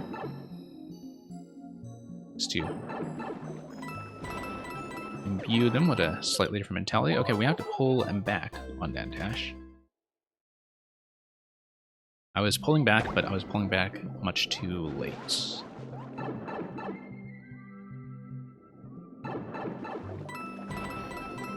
Interesting, the tuning of those 1-ups at the checkpoint trees, such that if one were encountering this in a world or up to 3 times in Endless, then the checkpoint just kind of gives you a safety net in terms of lives. That's too far forward. Really need to control that interaction. And also take advantage of the fact that I can, in fact, just respawn and reset if needed if I mess something up. Although, since we're starting right from the checkpoint room anyway, it's not going to make too big a difference.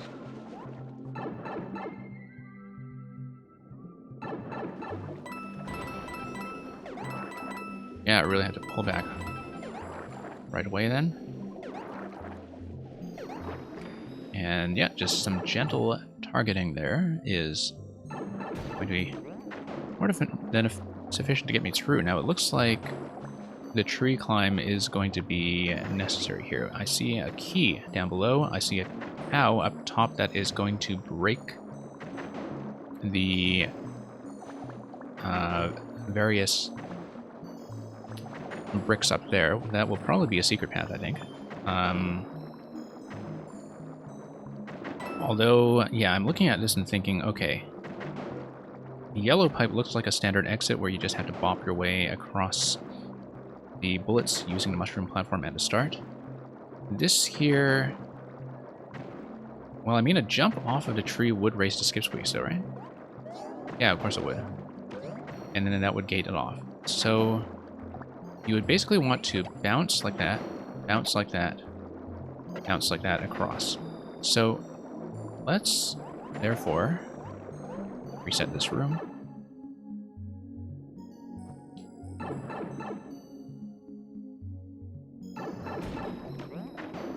Yep, we can tell by the crate that the yellow pipe is actually the exit, because it is gated off as a one-way.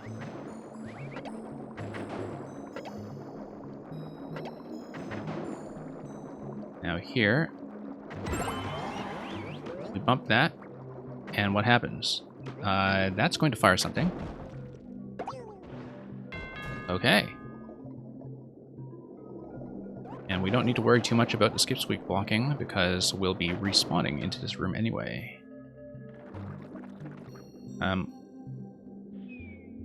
Okay, no, because this whole wraparound is meant to give us the key, so we're not seeing secret just yet.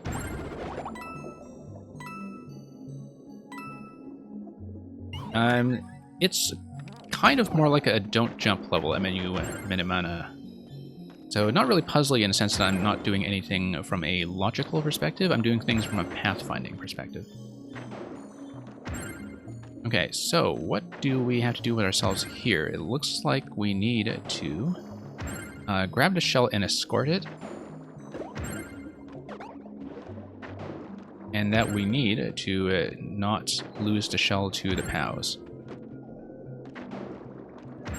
Now, having retrieved the shell, we can then fire it, and then what do we do? Okay. So yeah, it's basically a no-jump level, except it's doing that underwater. So, I guess maybe Okay, no, here's the exclamation block here, so I guess that would be what takes us back to the key.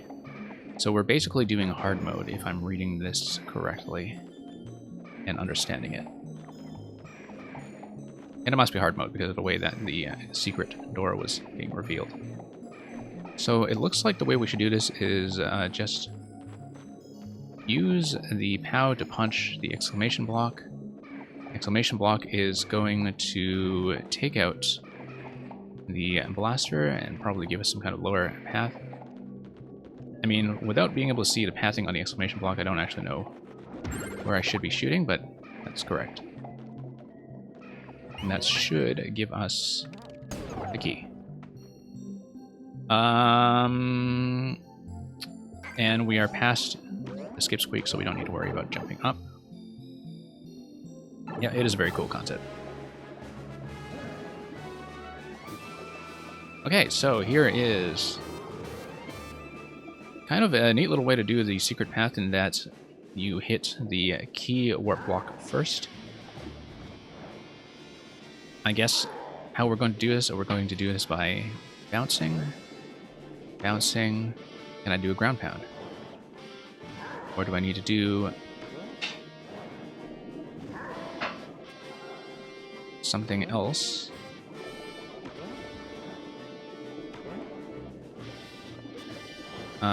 It looks like we actually just need to activate this and it will clear the blasters for us. That's right, that's right. And then let's hop in there. And that's going to be 4YMM. And here's a little birthday cake.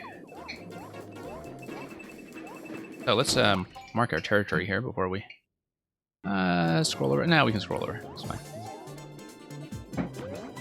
Okay, no, I guess I missed my opportunity to do that, but... Oh, well, that's fine.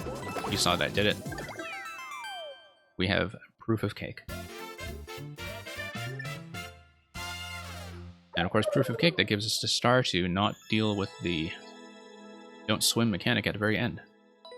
So, that was a no paddle pond. Localized in some countries as paddle the pond. Yeah, thank you for the GG. Looks like the plays are continuing to blow up quite a bit on this level, and so hopefully that will continue, because it is, I think, a very unique and a very relaxed concept, actually.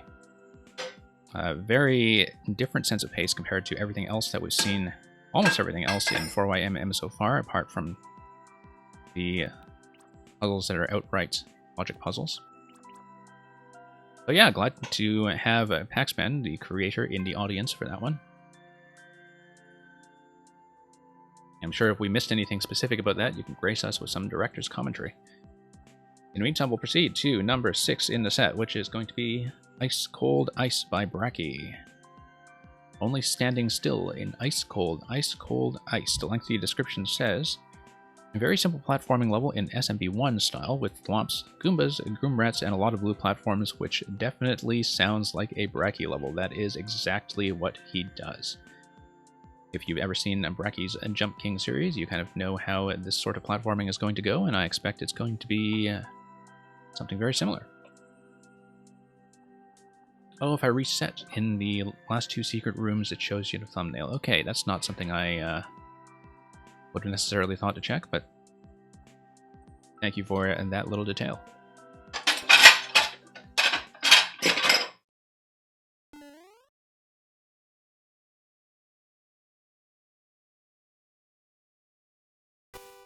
Okay, so, whoops, getting a little enthusiastic there about the thwomp giving us the Goomba under that coin on the right side. But yeah, this is definitely a Bracky level. That, whoops.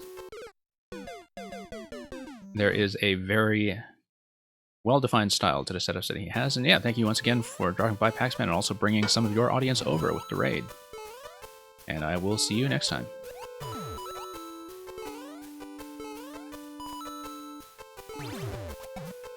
Nope. Getting a little ahead of that Goomba over there. And yeah, we will, hopefully, enjoy the continuation of our cake adventures. Yeah, this is level 6 out of 8, and so hopefully we will be able to get through the rest in fairly short order, and maybe I can do this in a single segment after all. But it will depend on how easily the cakes decide to reveal themselves. I usually find, despite a lot of Bracky levels kind of being in that 1 to 2% pocket, that they go by very quickly. Yeah, just need to not overcorrect for that Goomba, which always seems to come in just a little to my left, which indicates to me that I'm just being a little bit slow. Nope, that's a bit reckless.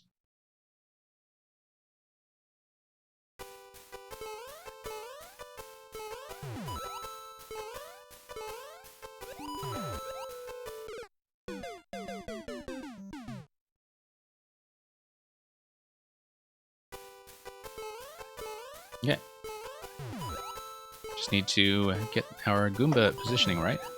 It was always very clear what was going to happen with that seesaw there. Oh, just have to account to for the little push that we get from the blue platform.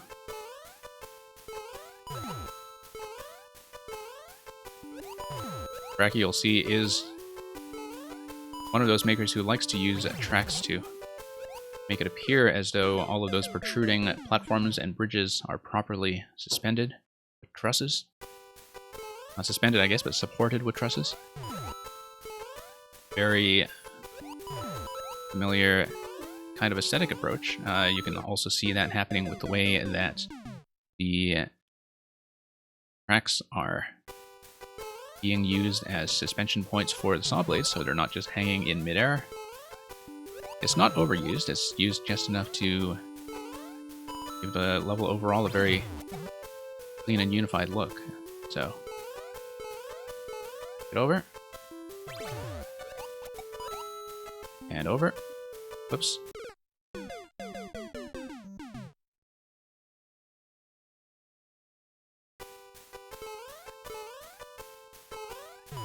Okay, yeah, so really the only trouble spot, other than some of the carelessness we're exhibiting here, the only real trouble spot was that Goomba that was kind of a little bit to my left. Don't know how some of these overcorrections are happening, but that kind of sloppiness is one of several reasons that I don't tend to do endless. As we do find ourselves resetting a lot of these things a lot just to get some of the bad attempts out of the way.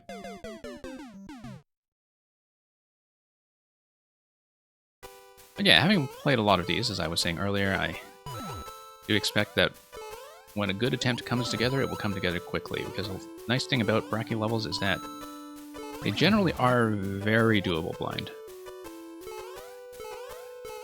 In that you have plenty of time to react to everything, even when it involves a moving part shifting into place, as is the case with some of those Goombas relative to the coin indicators.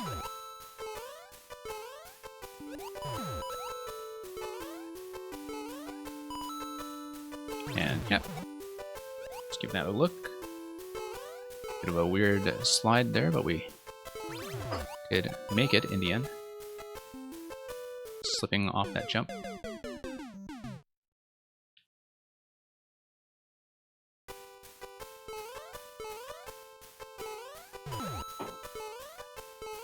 Yeah, one thing that definitely is a bit of a trap for us sometimes is anything that involves an edge jump, even if it's not strictly required. You can probably tell very quickly when you watch me play some of these that I definitely am not playing for precision. Now, notice how that ceiling up there is open. If we still can't find a secret, that's one spot I'll definitely check. Okay. Just some pretty controlled jumps over here. Had to get out of the way of that thwomp without getting the on-offs on top.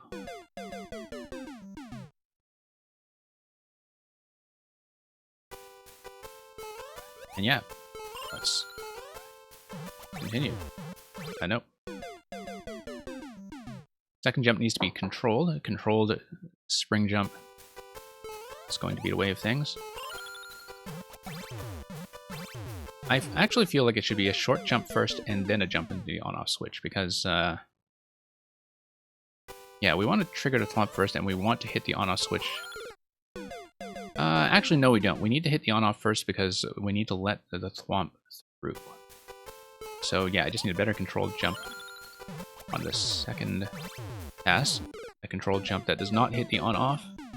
That gives me enough height to get over the thwomp. A short bounce is probably going to be enough, actually. It's going to look risky. It is going to be enough, yeah. Often all about making those little micro adjustments. I really should have trusted that coin.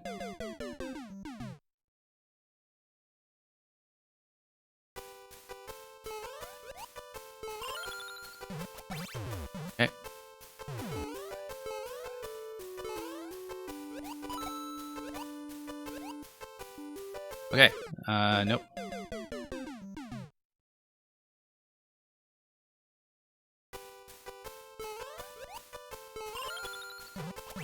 Yep, short bounce. No, we actually needed to get high enough to trigger that thwomp, hence what the coin was for. Needed to reach all the way up there to drop it. And upon dropping it, continue. Oops.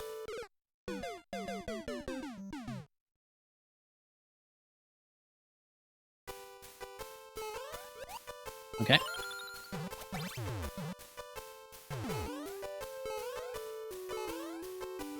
Nope, forgot what I just told myself to do. I bounce up to the coin, bounce back to the lower goom. And yeah, drop that guy. Over we go. Over we go once again. Let's trust the coin. I didn't trust the coin.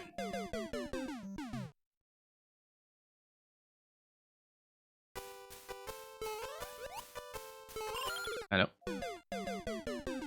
We had scrolled the camera up a bit, that would have been something that would be fairly easy to correct. Short bounce over. And yeah, let's find our way across once again.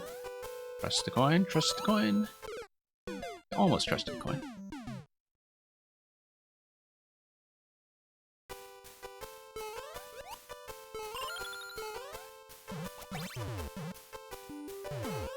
Okay.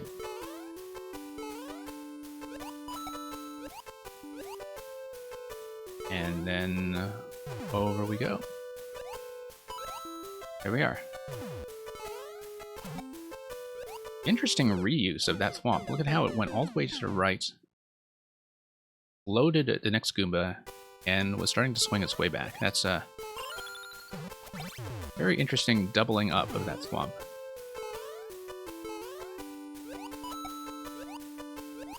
Always nice to see little mechanical flourishes like that. Yeah, because the thwomp's going to go all the way there, and it's going to be the one that gives us a second Goomba platform to get across. That looks like the kind of thing that would have been, I think, very satisfying to build. Okay, forgot about the short bounce.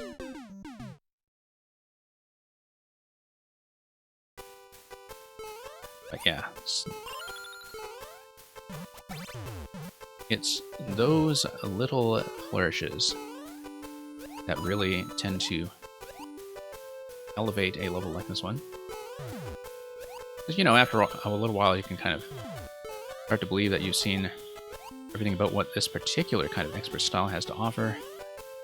And every now and then you see a mechanic that just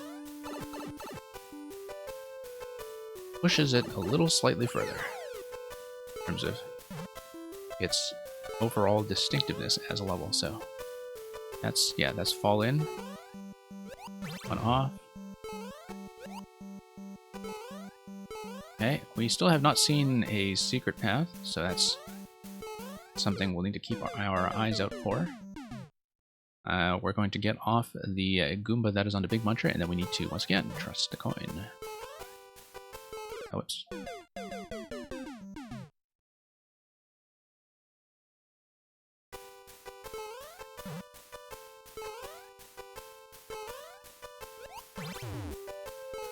Okay.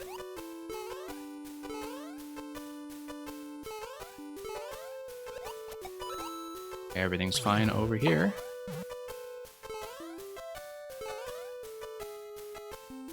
Nope. Seems like it's going to be near the end of that segment that we still need to think about where a potential secret location could be, if there is one.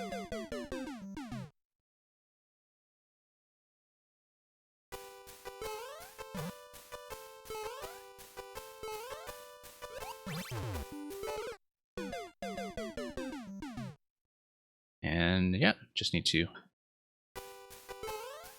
tidy up our play a little bit and get back to the location that was described.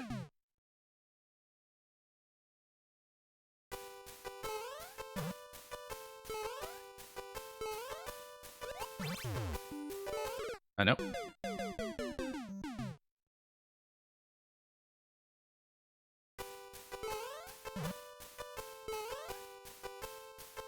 For something in the, 2% range though, feels pretty relaxed so far. I mean, a lot of avoidable mistakes, a lot of little head checks with the icicle placement.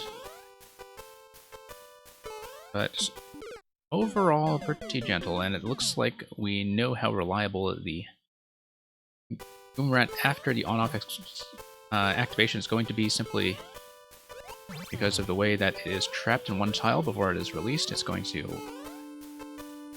be placed very reliably pretty much every time, and that's good to know. And okay, I see. No, we need to get onto the trampoline on the lower level. I think I had done that previously, but we just forgot to perceive that accurately. So, let's go back and forth.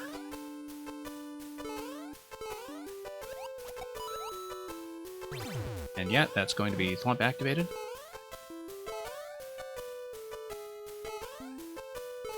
And then that's going to get us over to the goal, but then there is a pipe. Now, we're going to get SMB2, and it looks like then perhaps that this pipe is going to give us a bonus segment. Or actually, it's not a bonus segment, it's just a 4YMM room. Then, okay, what is the SMB2 mushroom useful for then? That's a question we should ask ourselves. Look at how there is something that looks like a scroll break on the left side. Why don't we hit the on-off switch and see what happens? Hitting the on-off switch is going to require throwing an object.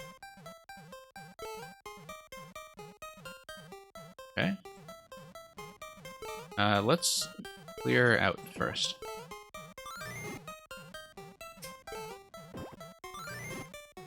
It is going to require, I think, throwing this guy. Or not. Or maybe... What about throwing the big guy?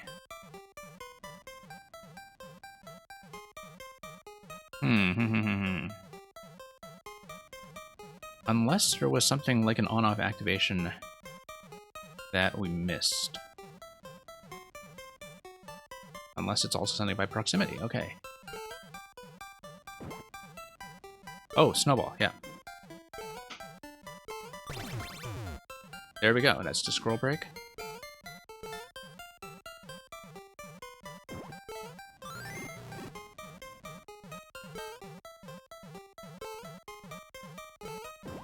And let's get rid of this. Yeah, there's the cake room. Oh, let's leave a little bit of a comment to mark our territory.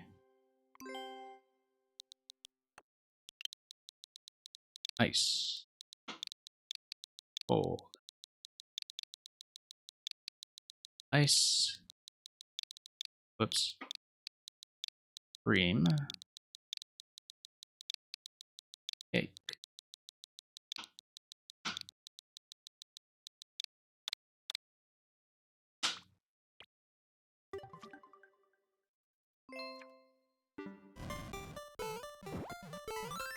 Okay.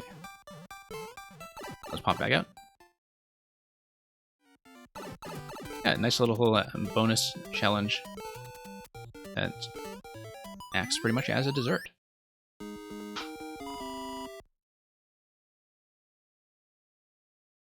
Okay, we got 2 more to go. We probably can finish this, actually, in the time that I have available, so we'll just try to go for it, depending on the difficulty of the last 2.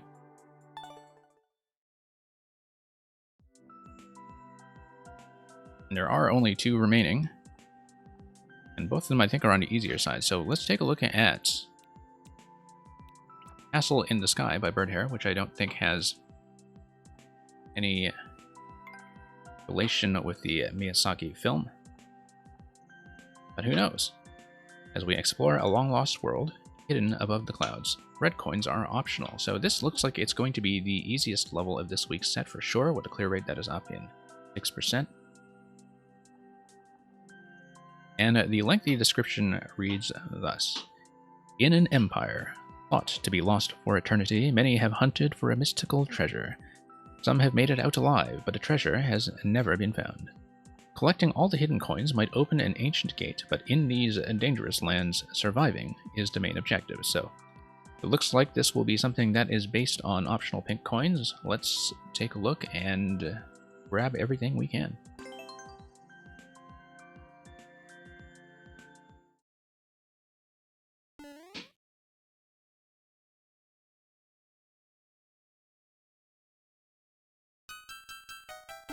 Okay. That is pretty relaxed. Let's take a look at what's going on up here, because of course there was the yellow pipe down there that was acting as an exit.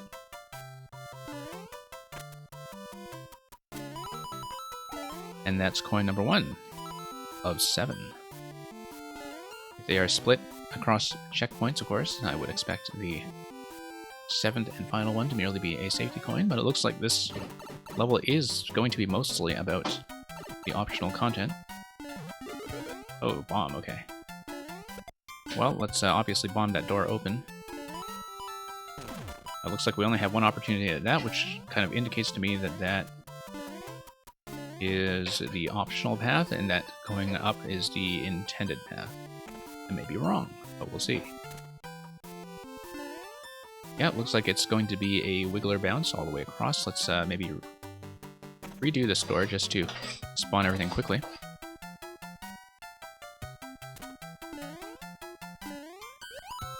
And yeah, we'll just bounce away gently.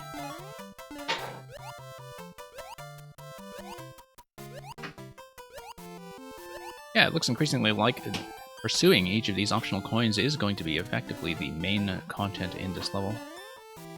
It's all set up to be pretty relaxed.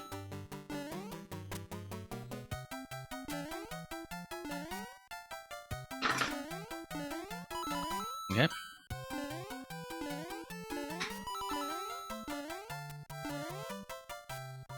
And looks like there was something on the right side over there. Actually, that's just going to be the only path. The diagonal tracks there were just placed for the purpose of getting the clouds in position as we spawn in to a certain height. Anything to the left? Yes, of course there is. Okay. That certainly looks optional to me. So, certainly interesting to see how the various optional challenges are kind of built into these little huts. Like they are houses adjacent to the castle in the sky, or the outskirts. These little minor battlements, and this very satisfying donut drop that gives you access back to the main path. So we're at 3 coins as we head towards what is almost certainly a checkpoint. Okay, it looks like this is going to be an exercise in not worrying too much about fire, at least not yet. It looks like it's mostly just aesthetic to kind of give you a sense of things being projected. I wonder if it was possible to get on top of where these were spawning in. Oh, there's definitely a claw up there. Don't know what that's all about yet. Okay. Let's redo this. Looks like the claw just comes down and gets in position to carry us across the top layer.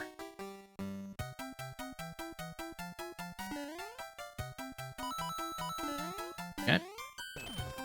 Yeah, it looks like that's really just a setup corner, not really much for us to do up there. But we do want to get in here in order to claw on screen. Interesting how the claw is coming down. Oh, I see, because ultimately we need the claw in order to get across in the first place. Oh. Keep looking for optional content, but it seems like everything there is in fact required.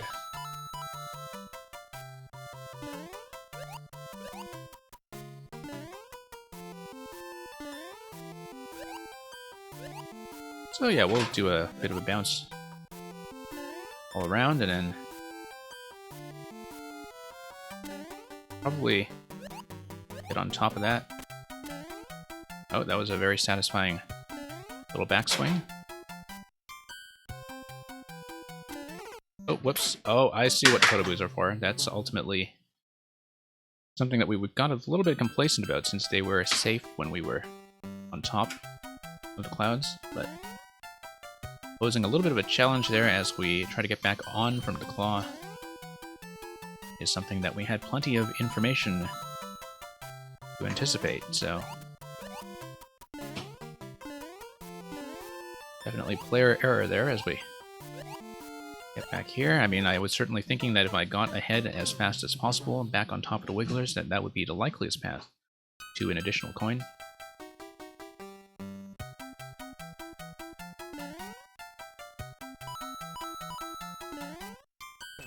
But so far, so good.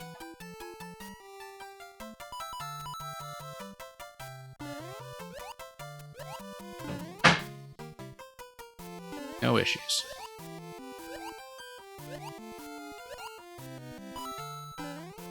Okay.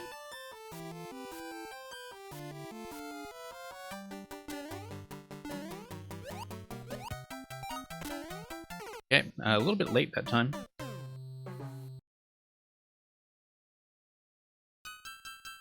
Needed to get there a little earlier all around in order to do that little back and forth that gives us access to the coin. Or maybe just get there faster in general and take the Wigglers back both ways. Now, did that claw actually spawn, or did we... Okay, yeah. Oh, let's not get too ambitious there. Claw's gonna drop at this point.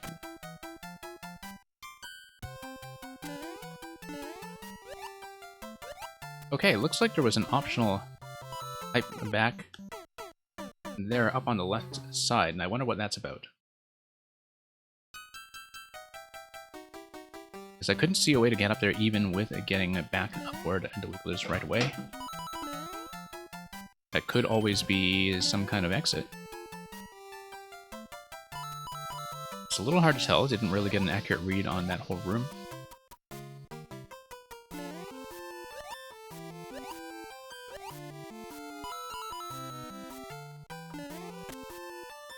Oh yeah, next two coins are, I think, pretty straightforward. No, whoops. As long as we don't take too much time there and get a little bit trapped. It's the end of this segment that I'm currently kind of wondering about in terms of how to get to that upper yellow pipe that we saw just barely out of view. Certainly seemed like getting back to the Wigglers as soon as possible would be a part of it. But at this point, a little bit hard to tell.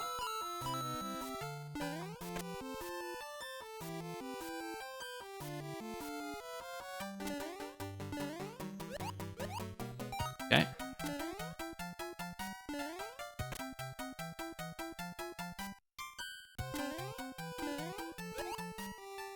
Yeah, I don't see a way to get up there, unfortunately. I think we actually do just need to ride some of this out until the ignition toggles the on-off switch. Once the ignition toggles the on-off switch, then we have something to work with. Okay. Very satisfying. Very satisfying, but no sign of any additional content, so I guess we have 4 coins going into this checkpoint, and hopefully we haven't missed one yet. Interesting block placement there. It kind of implies that eventually there will be some kind of ignition that reduces the size of this platform, or actually, given the 2 block range on bombs, might actually take them out completely. But we will, once again, keep our eyes peeled. Yeah, look at that. There's the bomb ignition right there. It's going to take out that half and reduce us to almost nothing. Hard block column on the left. Wonder if that's all breakable or not.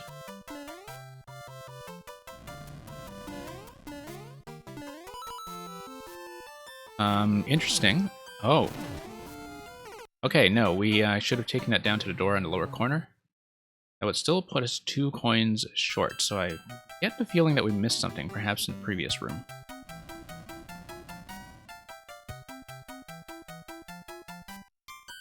So we'll likely have to retread this one. At this point, though, hoping that we will, in fact, have time to see the one level that remains after this, and we can do everything in one set.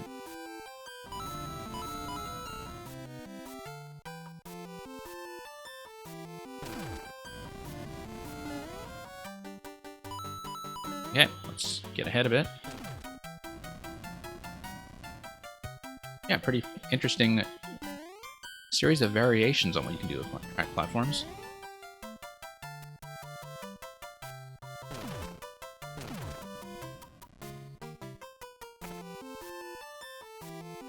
Let's take this and hope that there is, in fact,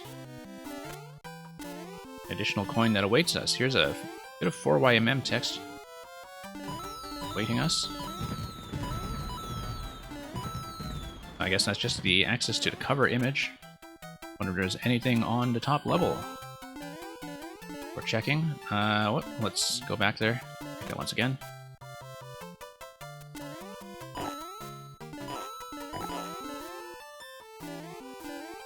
Whole thing's going to be a bit piggish, but I think that is pretty much all there is to see.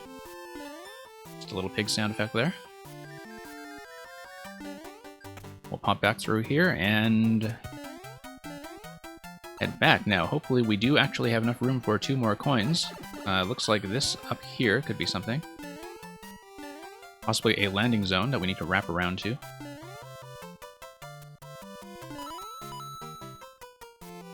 This bomb looks interesting.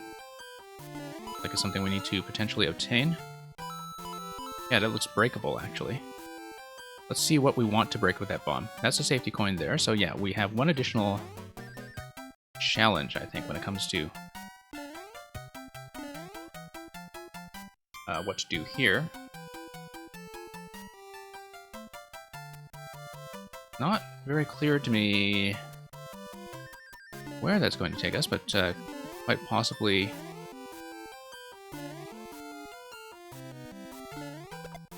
Okay, no. Just gonna be ground blocks everywhere. Let's try to respawn into this room and reset it. See what's going on, because it could always be... You have to distinguish, of course, the way that the ground blocks look versus the hard blocks in the SMB3 style. I'm doing alright. Oh, no, look at this little segment here. Look at this. This looks breakable. You see this? Directly to the right? That looks breakable. I think it's going to be carrying a bomb back there to that spot, and that's going to reveal the coin.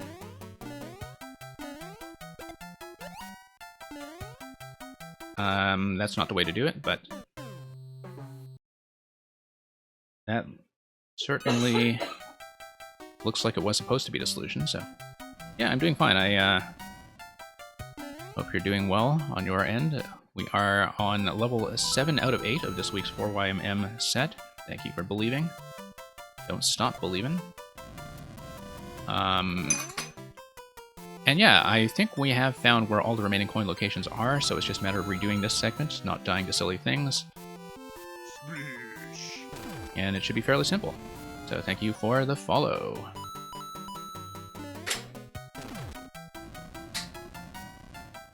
Yeah, this coin that's coming up is fairly easy to come by. It just requires us to stand still on the bottom middle, let everything ignite and blow up. And of course we have seen everything there is to see in this room, so really nothing to be concerned about, because that is just the cover image.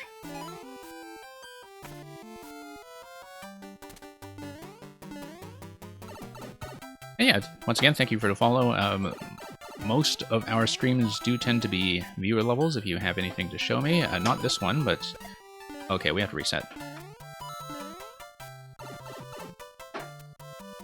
But yeah, today we're doing the 4YMM set. Having tons of fun. Having fun is definitely not the concern. Okay, we have to redo this. over and over until we can get back and pop that little spot there that we have already seen. Nope. Trying to make these little jump adjustments, and they're always just a little bit too close. I think that is absolutely going to be the coin location, though. I can't imagine it being any other solution. Just gotta get the bomb through before it blows up. Because, of course, bomb timers are preserved through transferring between doors. It's going to explode. There we go. There's the coin. So now we have to survive, make it to the safety coin on the final door. And, yeah.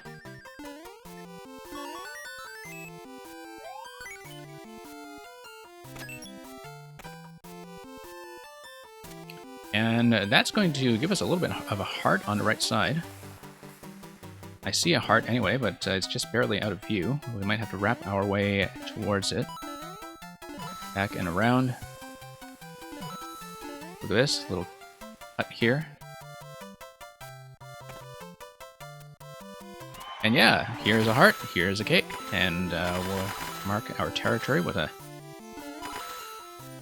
comment indicating that we have, in fact, made it this far. What a fluffy little cake. Very fluffy. So let's call it a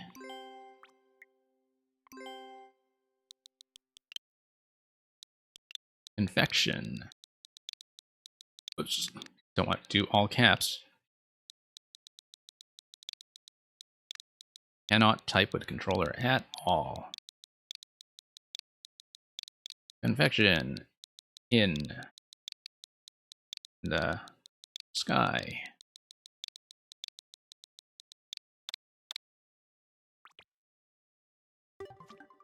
The title of this level, of course, being Castle in the Sky.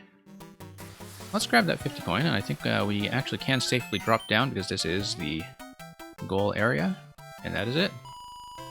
So, one more to go.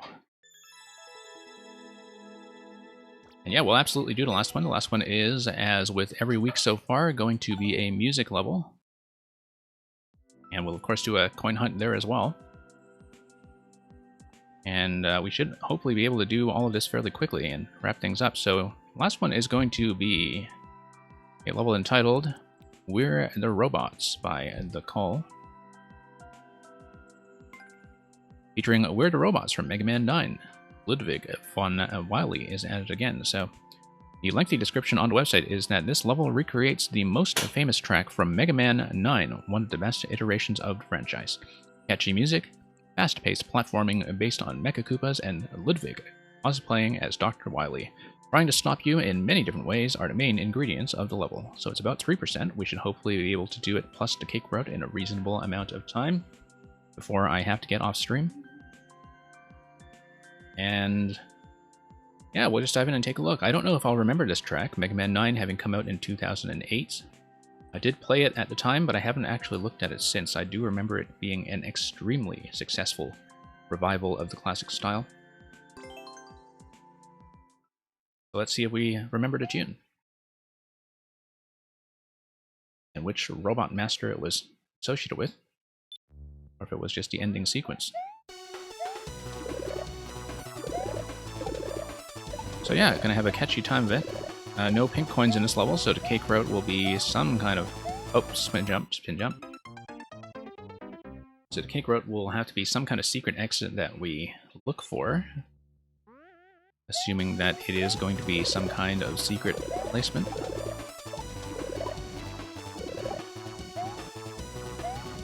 Yeah, having some new instruments introduced by elements like the blue Mecha Koopas has certainly enhanced the range of instrumentation that you can get for a rocking electronic track like this one.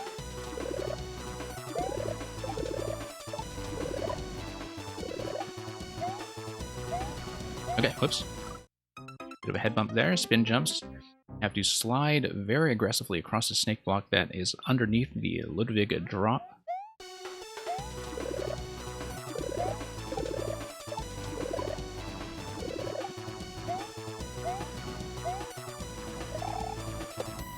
nice short bounces there.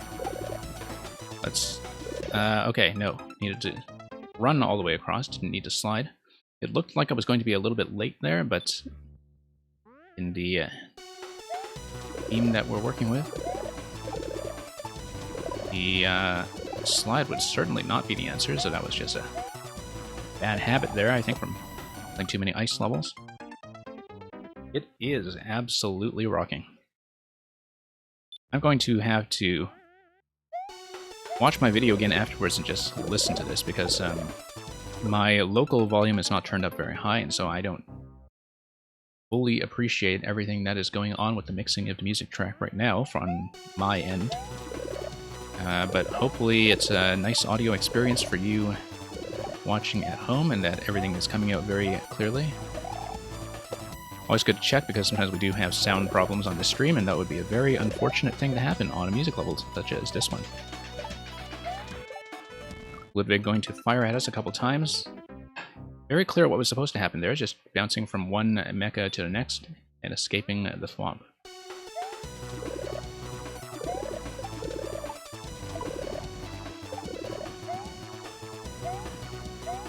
No, spin jump. Sometimes we just forget, even when it is, in fact, quite obvious.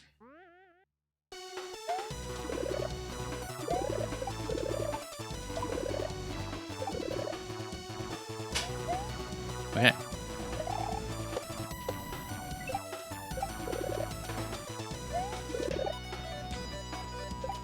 A nice, gentle drop there. Checkpoint. Okay. The arrow drawing attention to the on-off switch, of course, and we hit that, but just aim out of that jump a little bit off-center. Yeah, I am going to be ending the stream after this level. Unfortunately, I am crunched for time, but we'll hopefully be able to run more Mario Maker sessions this week that will pretty much just be viewer submissions, and we'll see how that goes. The schedule is going to change a little bit. If you come in the same time slot on Thursdays, I tend to run viewer levels very consistently. We also have a late night stream sometimes. That is also in the morning in EU time, when those tend to be sessions that actually run fairly long. But yeah, Tuesday lately has been our 4YMM day. So, gotta keep an eye out for that secret path.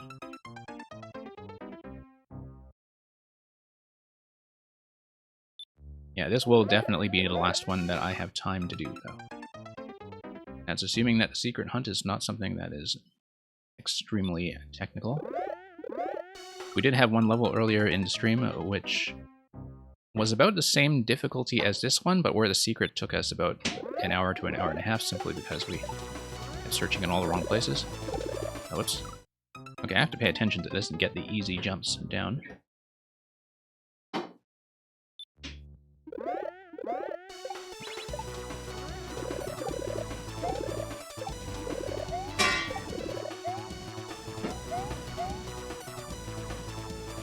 Then... no, that's going to be a spin jump, actually, because we want to project that guy over, don't we? No, actually, no, I think high bounce should actually be able to get me over. You know how it did sort of look like it was supposed to be a spin jump.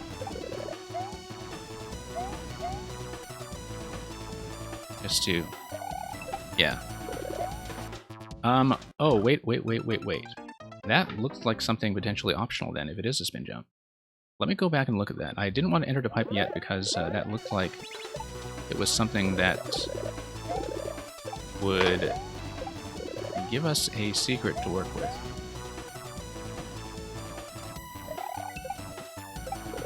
No, I guess it's actually a two-state thing, where eventually we'll be wrapping around... Oh, no, it's already a two-state thing. I see, okay. I think so, anyway.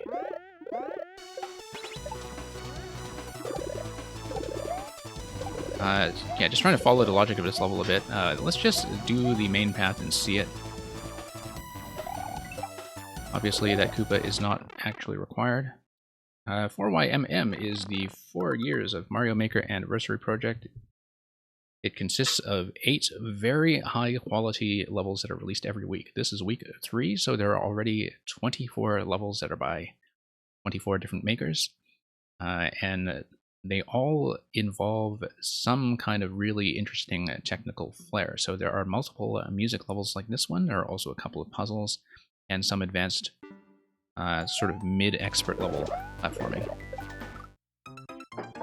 And yeah, I have a level that's also going to be part of that project that is coming sometime in the next few weeks, so do look out for that one as well. I will probably do some kind of backstage tour on the stream to show people how it works, because it is something based on a pretty complicated technical concept. So really looking forward to getting to show that one off, everyone. Here's a new checkpoint. We, of course, just barely missed a new checkpoint. Yeah, glad you're enjoying the message highlights in the meantime. We have plenty of rewards like that if you want to save up even further.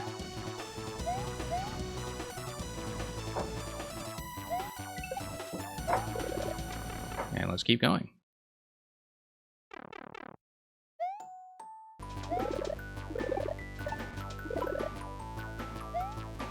Yeah, what a great track, though. Okay, just missing that final bounce a little bit. You can see from the death markers that I'm certainly not the only one to have done so.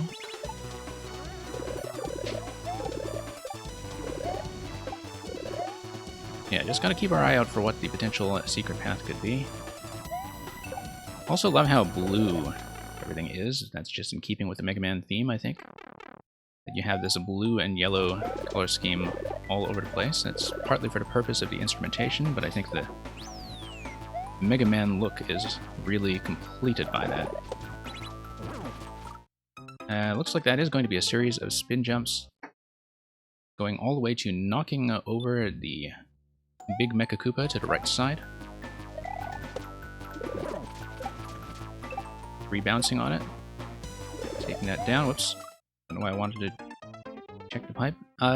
Most of them do, because as far as the secret paths go, all of the levels in the 4YMM project, which celebrates the, I guess, 4.5th anniversary of Mario Maker 1, involve some kind of cake. They all have a cake that is placed somewhere in the level. Sometimes the cake is fairly obvious, but most of the time it is in some kind of secret path or bonus room. And so we've been doing a completionist playthrough where we look for all of them, and that's been fairly satisfying. So hopefully I'll be able to do it for this one. I don't know if I will have enough time remaining before I do have to log off, but it's a fairly well-placed secret, then it should work. But yeah, that's just going to be a little bit of a mecha chase, in keeping with the concept of using Ludwig as Dr. Wily. Whoops. Spent too long there watching what was going on. Should have just gone straight up the pipe. I was too busy looking around in that room to see what was happening. That was just poor reaction time on my part. Ludwig coming back and forth to try to snipe us a couple times. Oops. You found it. Oh. Okay, let's try to push our way back forward.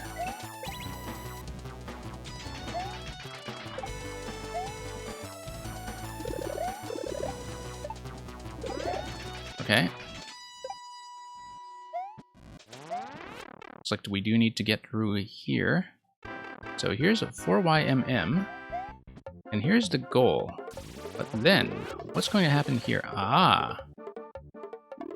Wonder if there's a P-switch activation that allows us to do anything with this pipe then. Or that's just, Well, I mean, we have the clear, but I definitely haven't found a cake, and so we may have to just grab the clear here and just retrace our way through the level, and let's check it one more time to see if We missed something very obvious. There was that coin trail earlier, I guess that was under the stack pipes near the end. You can just scan around to see if there's anything else you might have missed on a single playthrough.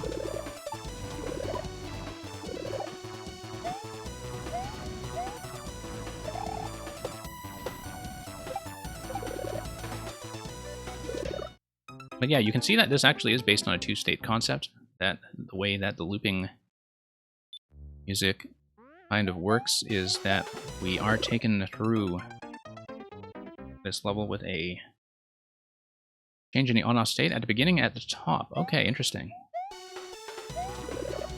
Interesting.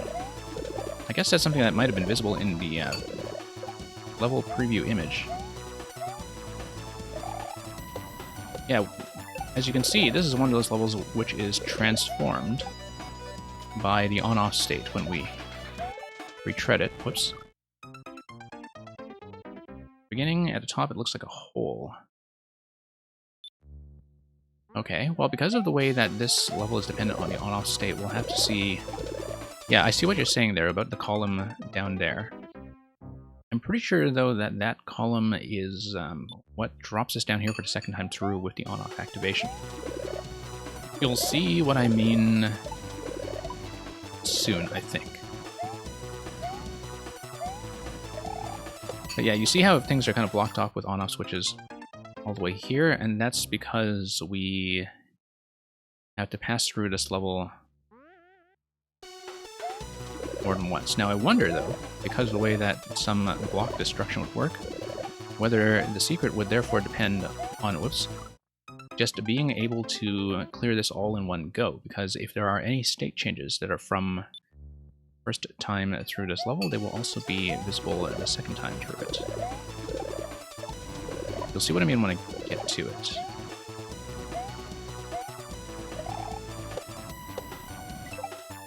Okay. Oh, how did I miss? How I missed that guy. I may be able to get up there after the on-off state has been changed. That's the main thing that I suspect, which I'm going to look out for. Whoops, too high bounce there.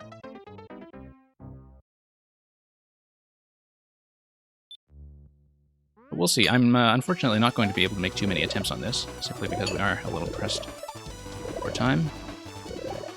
But at least we do have the standard clear of the level. I do think that probably one-shotting this whole thing is the answer, the likely answer.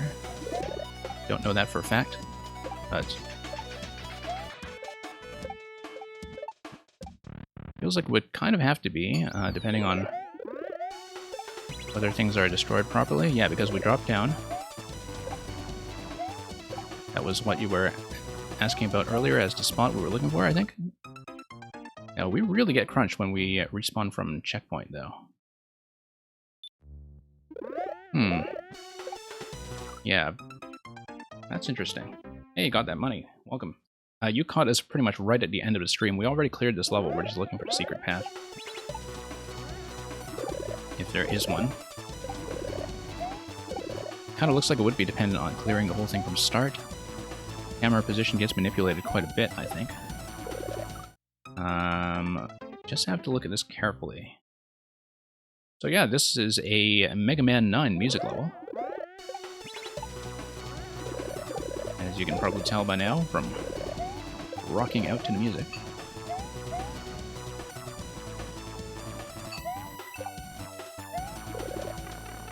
And yeah, don't really see where the secret could be placed yet, though. Because we've checked a number of the pipes already. Nope, that's going to be spin jump. I did play Uncaged. Uncaged is wonderful. Did you see all of the endings to Uncaged, though? Because there are multiple hidden endings. I played it last week. That not only do you have the toggle at the end of whether you save the little baby Dry Bones, but there is a hidden ending on top of that, and I recommend going back to search for it if you haven't done so already. But yeah, Uncaged I think is something that is going to be a very long-standing classic of the forum. So here's the 4YMM room. Once again, I just did not see where the cake could be placed. So we'll try to give it one more go. I'm not going to explore this too exhaustively, but I suspect quite strongly that it's going to be one of two things. It's either going to be something that manipulates the P-switch state at the end, or it's something that depends on clearing all the way from the start. Let's take a look at the previous screen just to see if there are any clues or where the cake could be buried. Looks like we managed to see pretty much this layout completely. The only thing would be just, I guess, if there would be anything coming in from someone to the blue pipes. I see a yellow pipe at the end of this segment. You see that scroll stop break with the thwomp. The scroll stop break with a thwomp that gives you access to a yellow pipe that is tucked under the right side. That's what it is. I was thinking that, but I didn't know how I could get around the thwomp. I probably could have just done a spin jump on a thwomp, but I wasn't looking at it carefully at the time. Let's do it.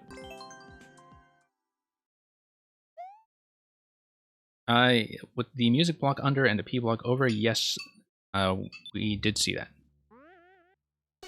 I saw that spot the first time I reached the ending. Okay, no, I see where this is now.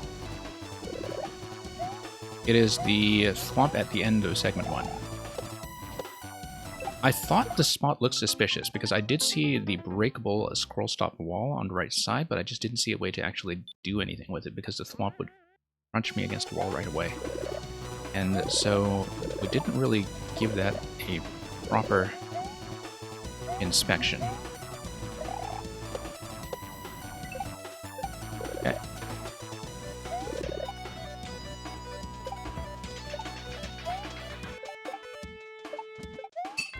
Yep, there we go. There we go.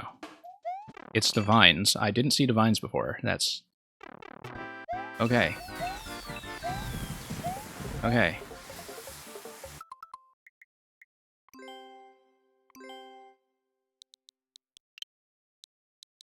This must be... Whoops. Okay, so we'll just wrap up this level and then we'll be done. Where... Cake.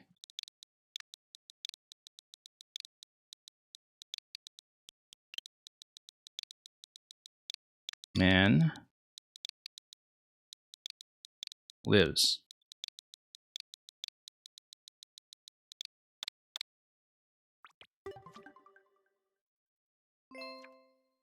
And we'll just finish this up very quickly.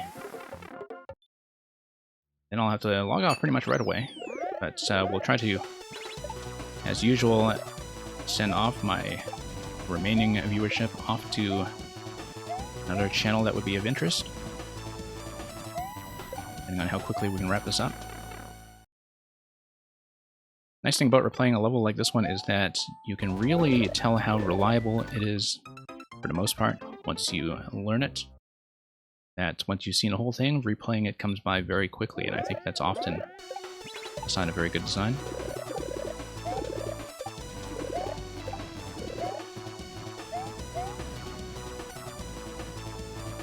Yeah, I mean, I guess technically we did sort of cheat a little bit with finding out where the hidden pipe was, but as I said before, it was a spot that we had seen, just hadn't really checked, and I guess I'm not going to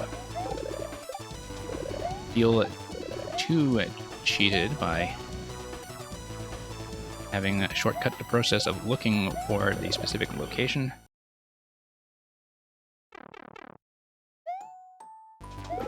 Okay. So we'll just take this checkpoint and do the big finish.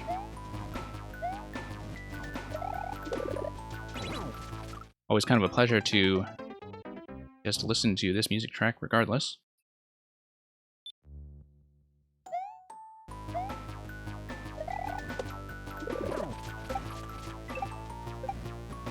And yeah, that's going to be fairly simple. To dodge the beam, just barely. these guys out.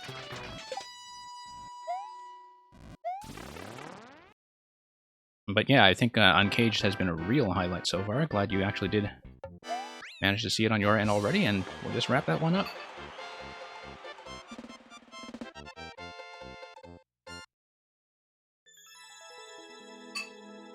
So thank you once again for coming by for our coverage of all 8 levels and all 8 cakes in this week's release series of 4YMM. We're going to have quite a lot of exciting content coming up, of course. In the same time slot on Thursday, we'll be doing viewer levels. We may be throwing in a late stream somewhere in there, but we'll see. I am probably going to cover Paper Mario starting in the weekend. Although, we'll kind of make that determination as we go. I don't know if a single-player game like that is going to attract as much interest, but I'm going to play it anyway, so... In the meantime, you folks all have a good day or night, and I'm going to find a stream to escort you to next, so thanks for watching. That'll be all from me. I'm going to scan around for somebody who I'm sure would be happy to receive you. So all of you, do feel free, of course, to enjoy these levels yourself. I will post a link. There are 24 4YMM levels by now, and I think I can vouch for the quality of all of them. So, until next time, we'll see you soon, and you have a good day.